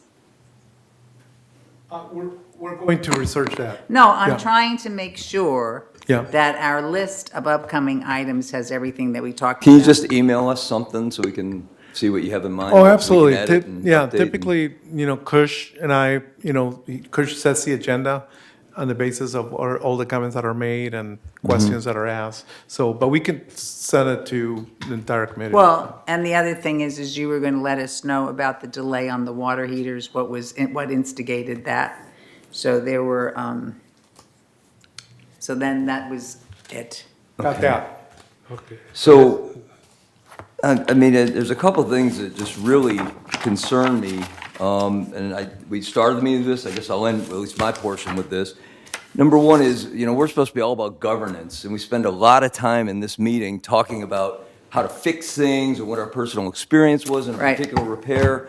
And it's like, that's great stuff. I mean, the comments you make are huge, they're very valuable, but they should be brought to the, through, I guess, our chair. You have to tell me the process, but bring them to the chair, he can bring them to the staff, and we can't afford time in these meetings talking about what you're better, how do you make your people better at inspections? That's just not our job or Yeah, our role. but the thing is, Let me, please this let me is, finish, this though, is Ed. an open forum for our residents. Right, That's the issue. And they can talk and ask the questions as well, but I'm just saying, when we're advising how staff should do their job, it feels like we're out of our lane. That's all I'm saying.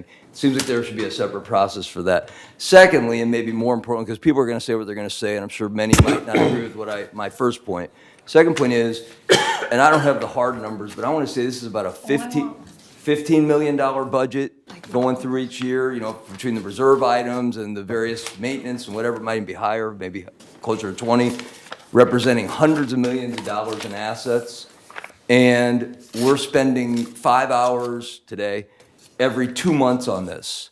And if any of us were running a building project of any sort, even our own house, like a remodel of a kitchen, to think we would spend 5 hours every 2 months looking at the hard numbers, asking the questions of the people who are there day to day in the trenches, feels completely inappropriate to me.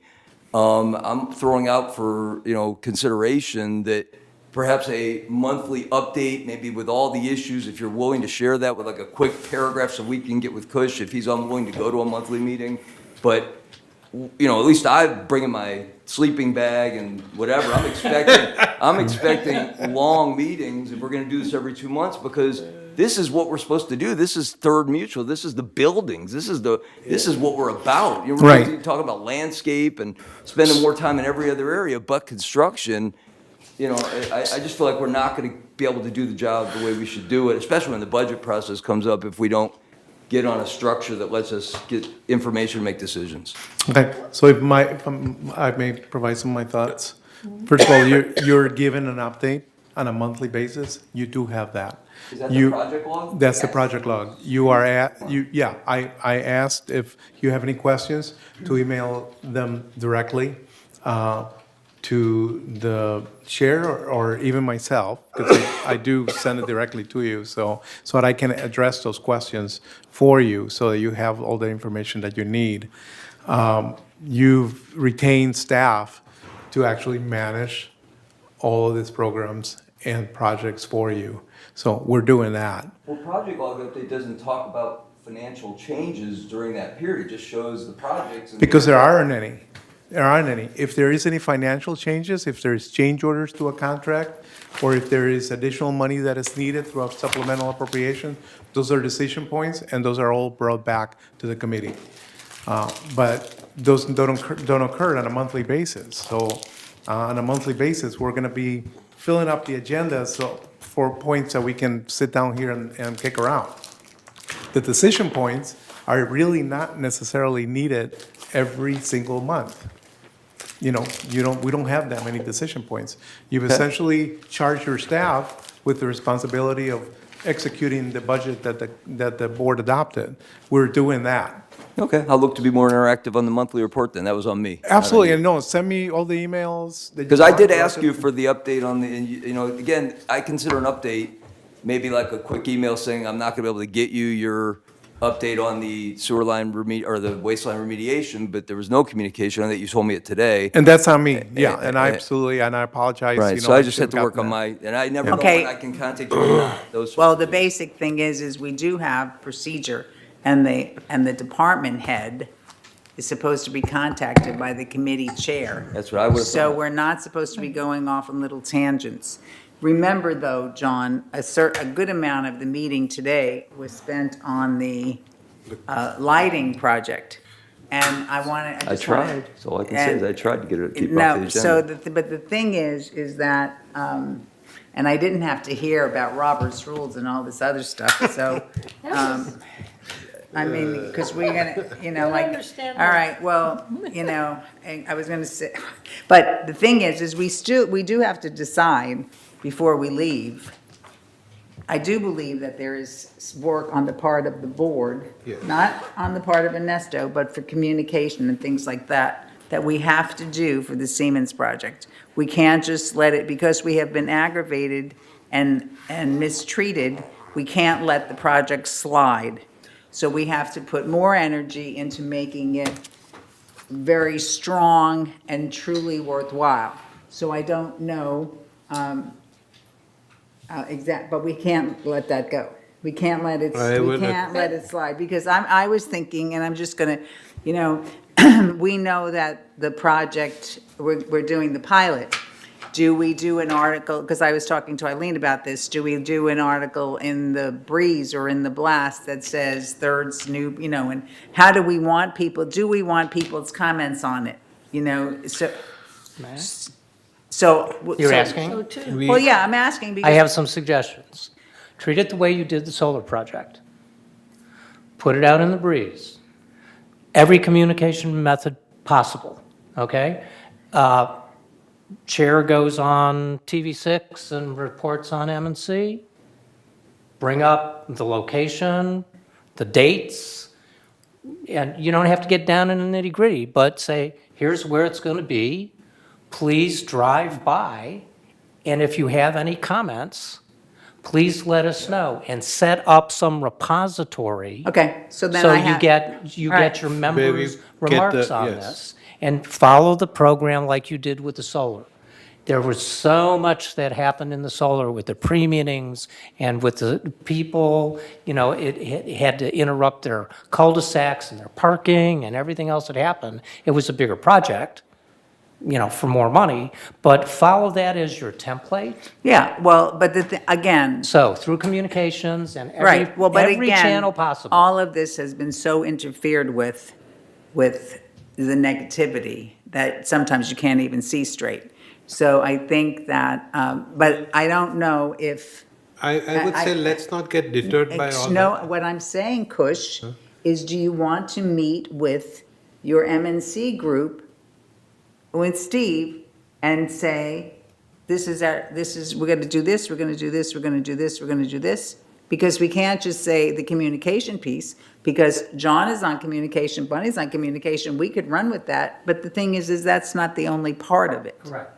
So I think we need an organization, a little bit of organization behind this. And Okay. I don't want to interrupt you, I said we're plumbing your so I don't want us to leave here without saying that this is our commitment, and this is when we're going to meet, and this is what we're going to do. So that's what I had to say. I just want to make sure we've heard solar, solar, solar. The last meeting, I forget which group it was, but half the people in the room were asking, why did we even do it, and should we stop it? So I'm not sure solar is the template that is going to be the end-all be-all of how to manage this project. Well, correct. But I think that we made a good decision. And our decision was very different than, GRF didn't want to do solar, whatever. So the thing is we made a decision. We had the money to pay for it. We didn't put ourselves in debt. We looked at the return on investment, which was changed a bit because of the Edison. But the thing is that this is a commitment. This is a good thing. The biggest thing is safety, really safety. So I think we have to sit down and go over the hot points and the whatever. So Kush, if you could put something together, we should really sit down, but not tonight. We'll do that. No, I will. I cannot do it tonight. I have to Good. go for a funeral prayer. But I suggest that on 8th, which is Friday, we have a agenda prep meeting, which ends at about 11:30. If we want to Well, I sit have for, an appointment at 12:30. we can sit for half an hour and go over these. All right, so- So that's the time when we are all together, and a few of us can stay behind with the MNC group. But I mean, we should ask, Steve is And I part of will. I this. was just going to offer that to him if he wants to join, or can we do a telephone call? What's the meeting date? The thing is Eighth, it's this Friday Friday, the the 8th, and generally our agenda prep could end by 11. I mean, It's not a United Agenda prep. No, this is. we're pretty good. It's a Friday. We need to get out. So that's. No, so it'd probably be 11 o'clock and it's in the Sycamore Room, Yes. Ernesto, what's the date that they're going to start the? the 19th, right? The 19th? 19th. of the 19th. Okay, so that's 10 days before, so that Yes. gives So we can do some. Eileen plenty of time, and Yes. Siobhan, and we can schedule TV. Yes. All of the stuff that we have to do. All of the good stuff. Yes. And you have to keep beating it. You just can't put it out. Oh, absolutely, but the Come thing with is- every is- idea you got. Okay, but the thing is it's not only that part. What else can we do? So I'm not saying to answer it now, but just have our, If I may, I think it's appropriate that after you have the pilot in place for a week or 2 weeks, and that we provide the community and all the board members an email that can be the repository of all the comments that are made, and you have all of that, that we compile that for you, and then we have Siemens to come out and be here, and you can, throw all the rocks at Siemens. so and we you should, would. so we should do a rough schedule I- of a rough timeline. Correct. I'm not talking about a Gantt chart, I'm doing a rough timeline. Right. A rough decision-making timeline. Because if we don't like it, or you're not satisfied with it, or you want to come up with something else, that's what we have to. Yeah, I think Okay. that So- it's appropriate that maybe we shoot for your May meeting to have this come all together. So by May, I would think that there's enough time provided for the community, or maybe not. What do you think, Steve? If they're going to do the pilot in the middle of March, and it's only going to take them a couple of days to put out, Right. then within a couple of weeks, everybody can get some kind of viewpoint. Right. So instead of waiting to May, I'd say target something for maybe the middle of April. Like To have a after- Siemens representative come and explain what it was. We'll have some members' input by then as well, for maybe almost a month's worth of period of time. Staff will have some input, and then maybe some of the members from the Energy Task Force will say, here's what we see, and start. I'm just afraid if you let it go to May. Right, no, it I might think a slow. month is certainly enough Yeah, time. I'd to- say middle Enough of time. April. So you want to call a special meeting of this committee to review the Yeah, well, what feedback? we'll do is we'll. Let's talk on the 8th and then On we- Friday, and we yeah. don't, we don't have to have you there, but we could try to come up with a rough timeline, and then we could review it with you, or unless you want to come and put your input, but we don't want to drive you, because we know. No, that's that we'll have- perfect. but That's perfect. Whatever you decide, we'll Yeah. go ahead and run with This that. meeting on the 8th, I target that we don't do more than 30 or 45 minutes. Oh, no. I'm talking about when he said May for the. No, for- I yeah, agree. So I'm going back in to that April. 30 or 45 minutes, we should be able to draw up A communication protocol. communication, a whole list of things that we wish to do. Right. And judging from the 19th, by 21st or 22nd, the thing will be installed.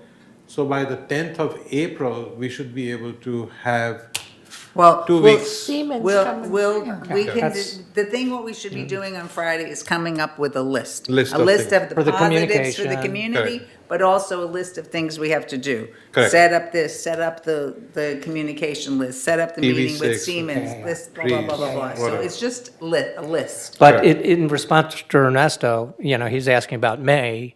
I would recommend that you shoot for the middle of April. Right. To have a meeting and have a representative from Siemens here and the members of the Energy Task Force and have some preliminary information of what the members are saying about, I like the lights, I hate the lights, they need to be higher, why aren't they on arms? Just that first interaction. Right.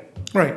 Every response isn't, hey, it's a lot brighter. Well, I guarantee you, everybody's going to say, wow, that's better. Exactly. But what they don't know is the same result going to be in their area, on their street? Yes. Without for example, the arms on the Cobra heads. There's a big difference. So I think that, but those are all good questions Right. to ask, Siemens.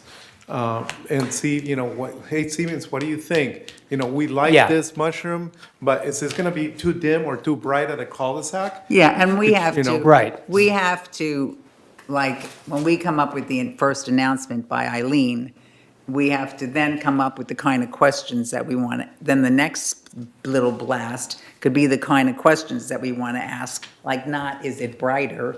That's all But they're gonna say. I know, or they're gonna say it's But too that's- bright. But Too bright. that's a very, But we that's have a- to come up with the kinds of questions that we could ask. that's a or very that- good, that that's a we very would good ask. point, though.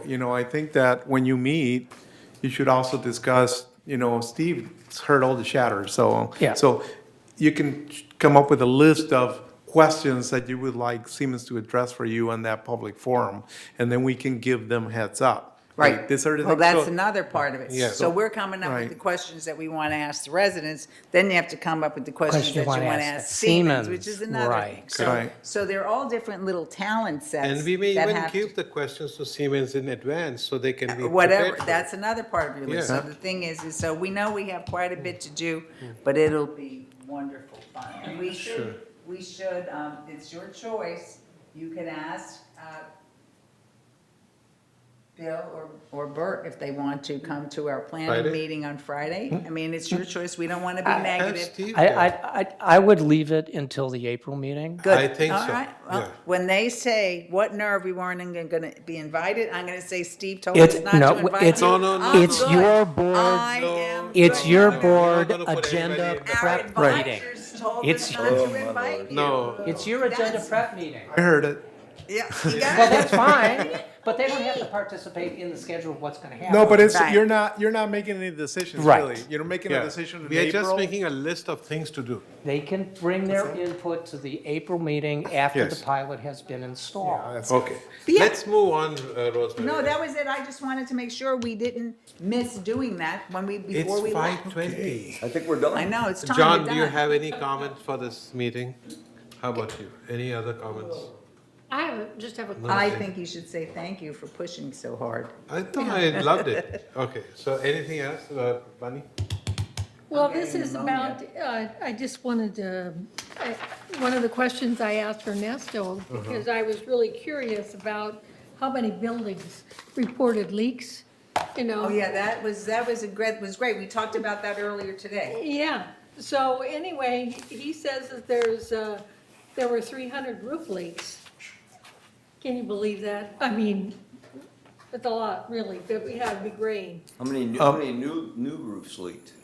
Well, that's phase two, like, my mind. No, we didn't have, that's a very, very good question. And I don't have a numerical response, but I know that there was very, very little because one of the questions that Bunny asked was, well, how much of that was paid by the contractor? Right. And I believe out of that total amount, it was like $1,000. So, because anything that's under warranty, we will go after them. Nice. Right. I mean, the Still roof. be nice to know how many leaked though.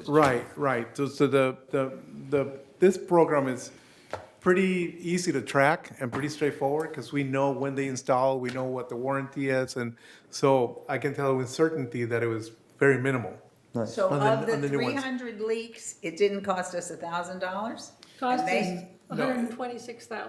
Well, a lot of them aren't redone yet, so it's Yeah. on us to pay for the But ones that that aren't comes out of updated the yet. disaster Old fund, right? roofs. No, but Ernesto, if we have an active roof program and the roofs are under warranty, why would we be spending anything? No, that's what I'm saying. If the roof are under warranty, then we go after the contractor. So So- we have roofs in here that are not under warranty? If they're, yeah, some of them may have already passed the warranty. Yeah, the warranty period, right, past the warranty period. We don't address them because they're working, so, but one of the things, and I didn't want to really talk about this because it's a long conversation, but there's the lightweight concrete roofs in this community are very, very problematic. And I know we all want to get out of here, so I'm not going to get into a big detail. But we On the list. will bring back to you a report letting you know that those roofs, our recommendation will likely be to start replacing those roofs sooner than later, or to institute a program to go after them. So They- that should be on our list of Of the. future agenda The future addenda. That would be really important to have that on our So list. are these lightweight roofs, are they the cool roofs?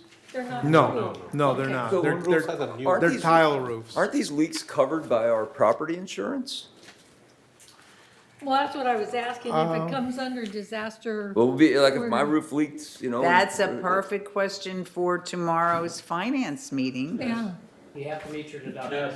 Well, what's our You have deductible? to There- meet your deductible. Yeah, there's a Deductible's deductible. But is the $120,000. deductible a whole deductible or They is spent it 100, individual? so we at least It may get a just bunch. be How interesting. many units? That's- Earthquake So- insurance by zone. So, Ernesto, you're gonna come up at our next meeting, possibly with a roof recommendation? I'll be there tomorrow, believe me. Yes. I met him. Yes, To replace which roof? the lightweight concrete tile roofs. Is that the one for the LH21s? Or is it the one which Bill Walsh was talking about? No, those are the flat roofs. No, they're The not, lightweight they're not in concrete is which one? LH21s. LH21s is your flat roofs. Are they the So which is the lightweight concrete? tile garage roofs? Yeah, Up yeah. in 11 or something? Does anyone want a copy of the fabulous Kate report Seven we has got some at of the those, water too. conservation meeting The two today? stories, they're tile. Okay, if we are, Look at how interested they are. Are we adjourned?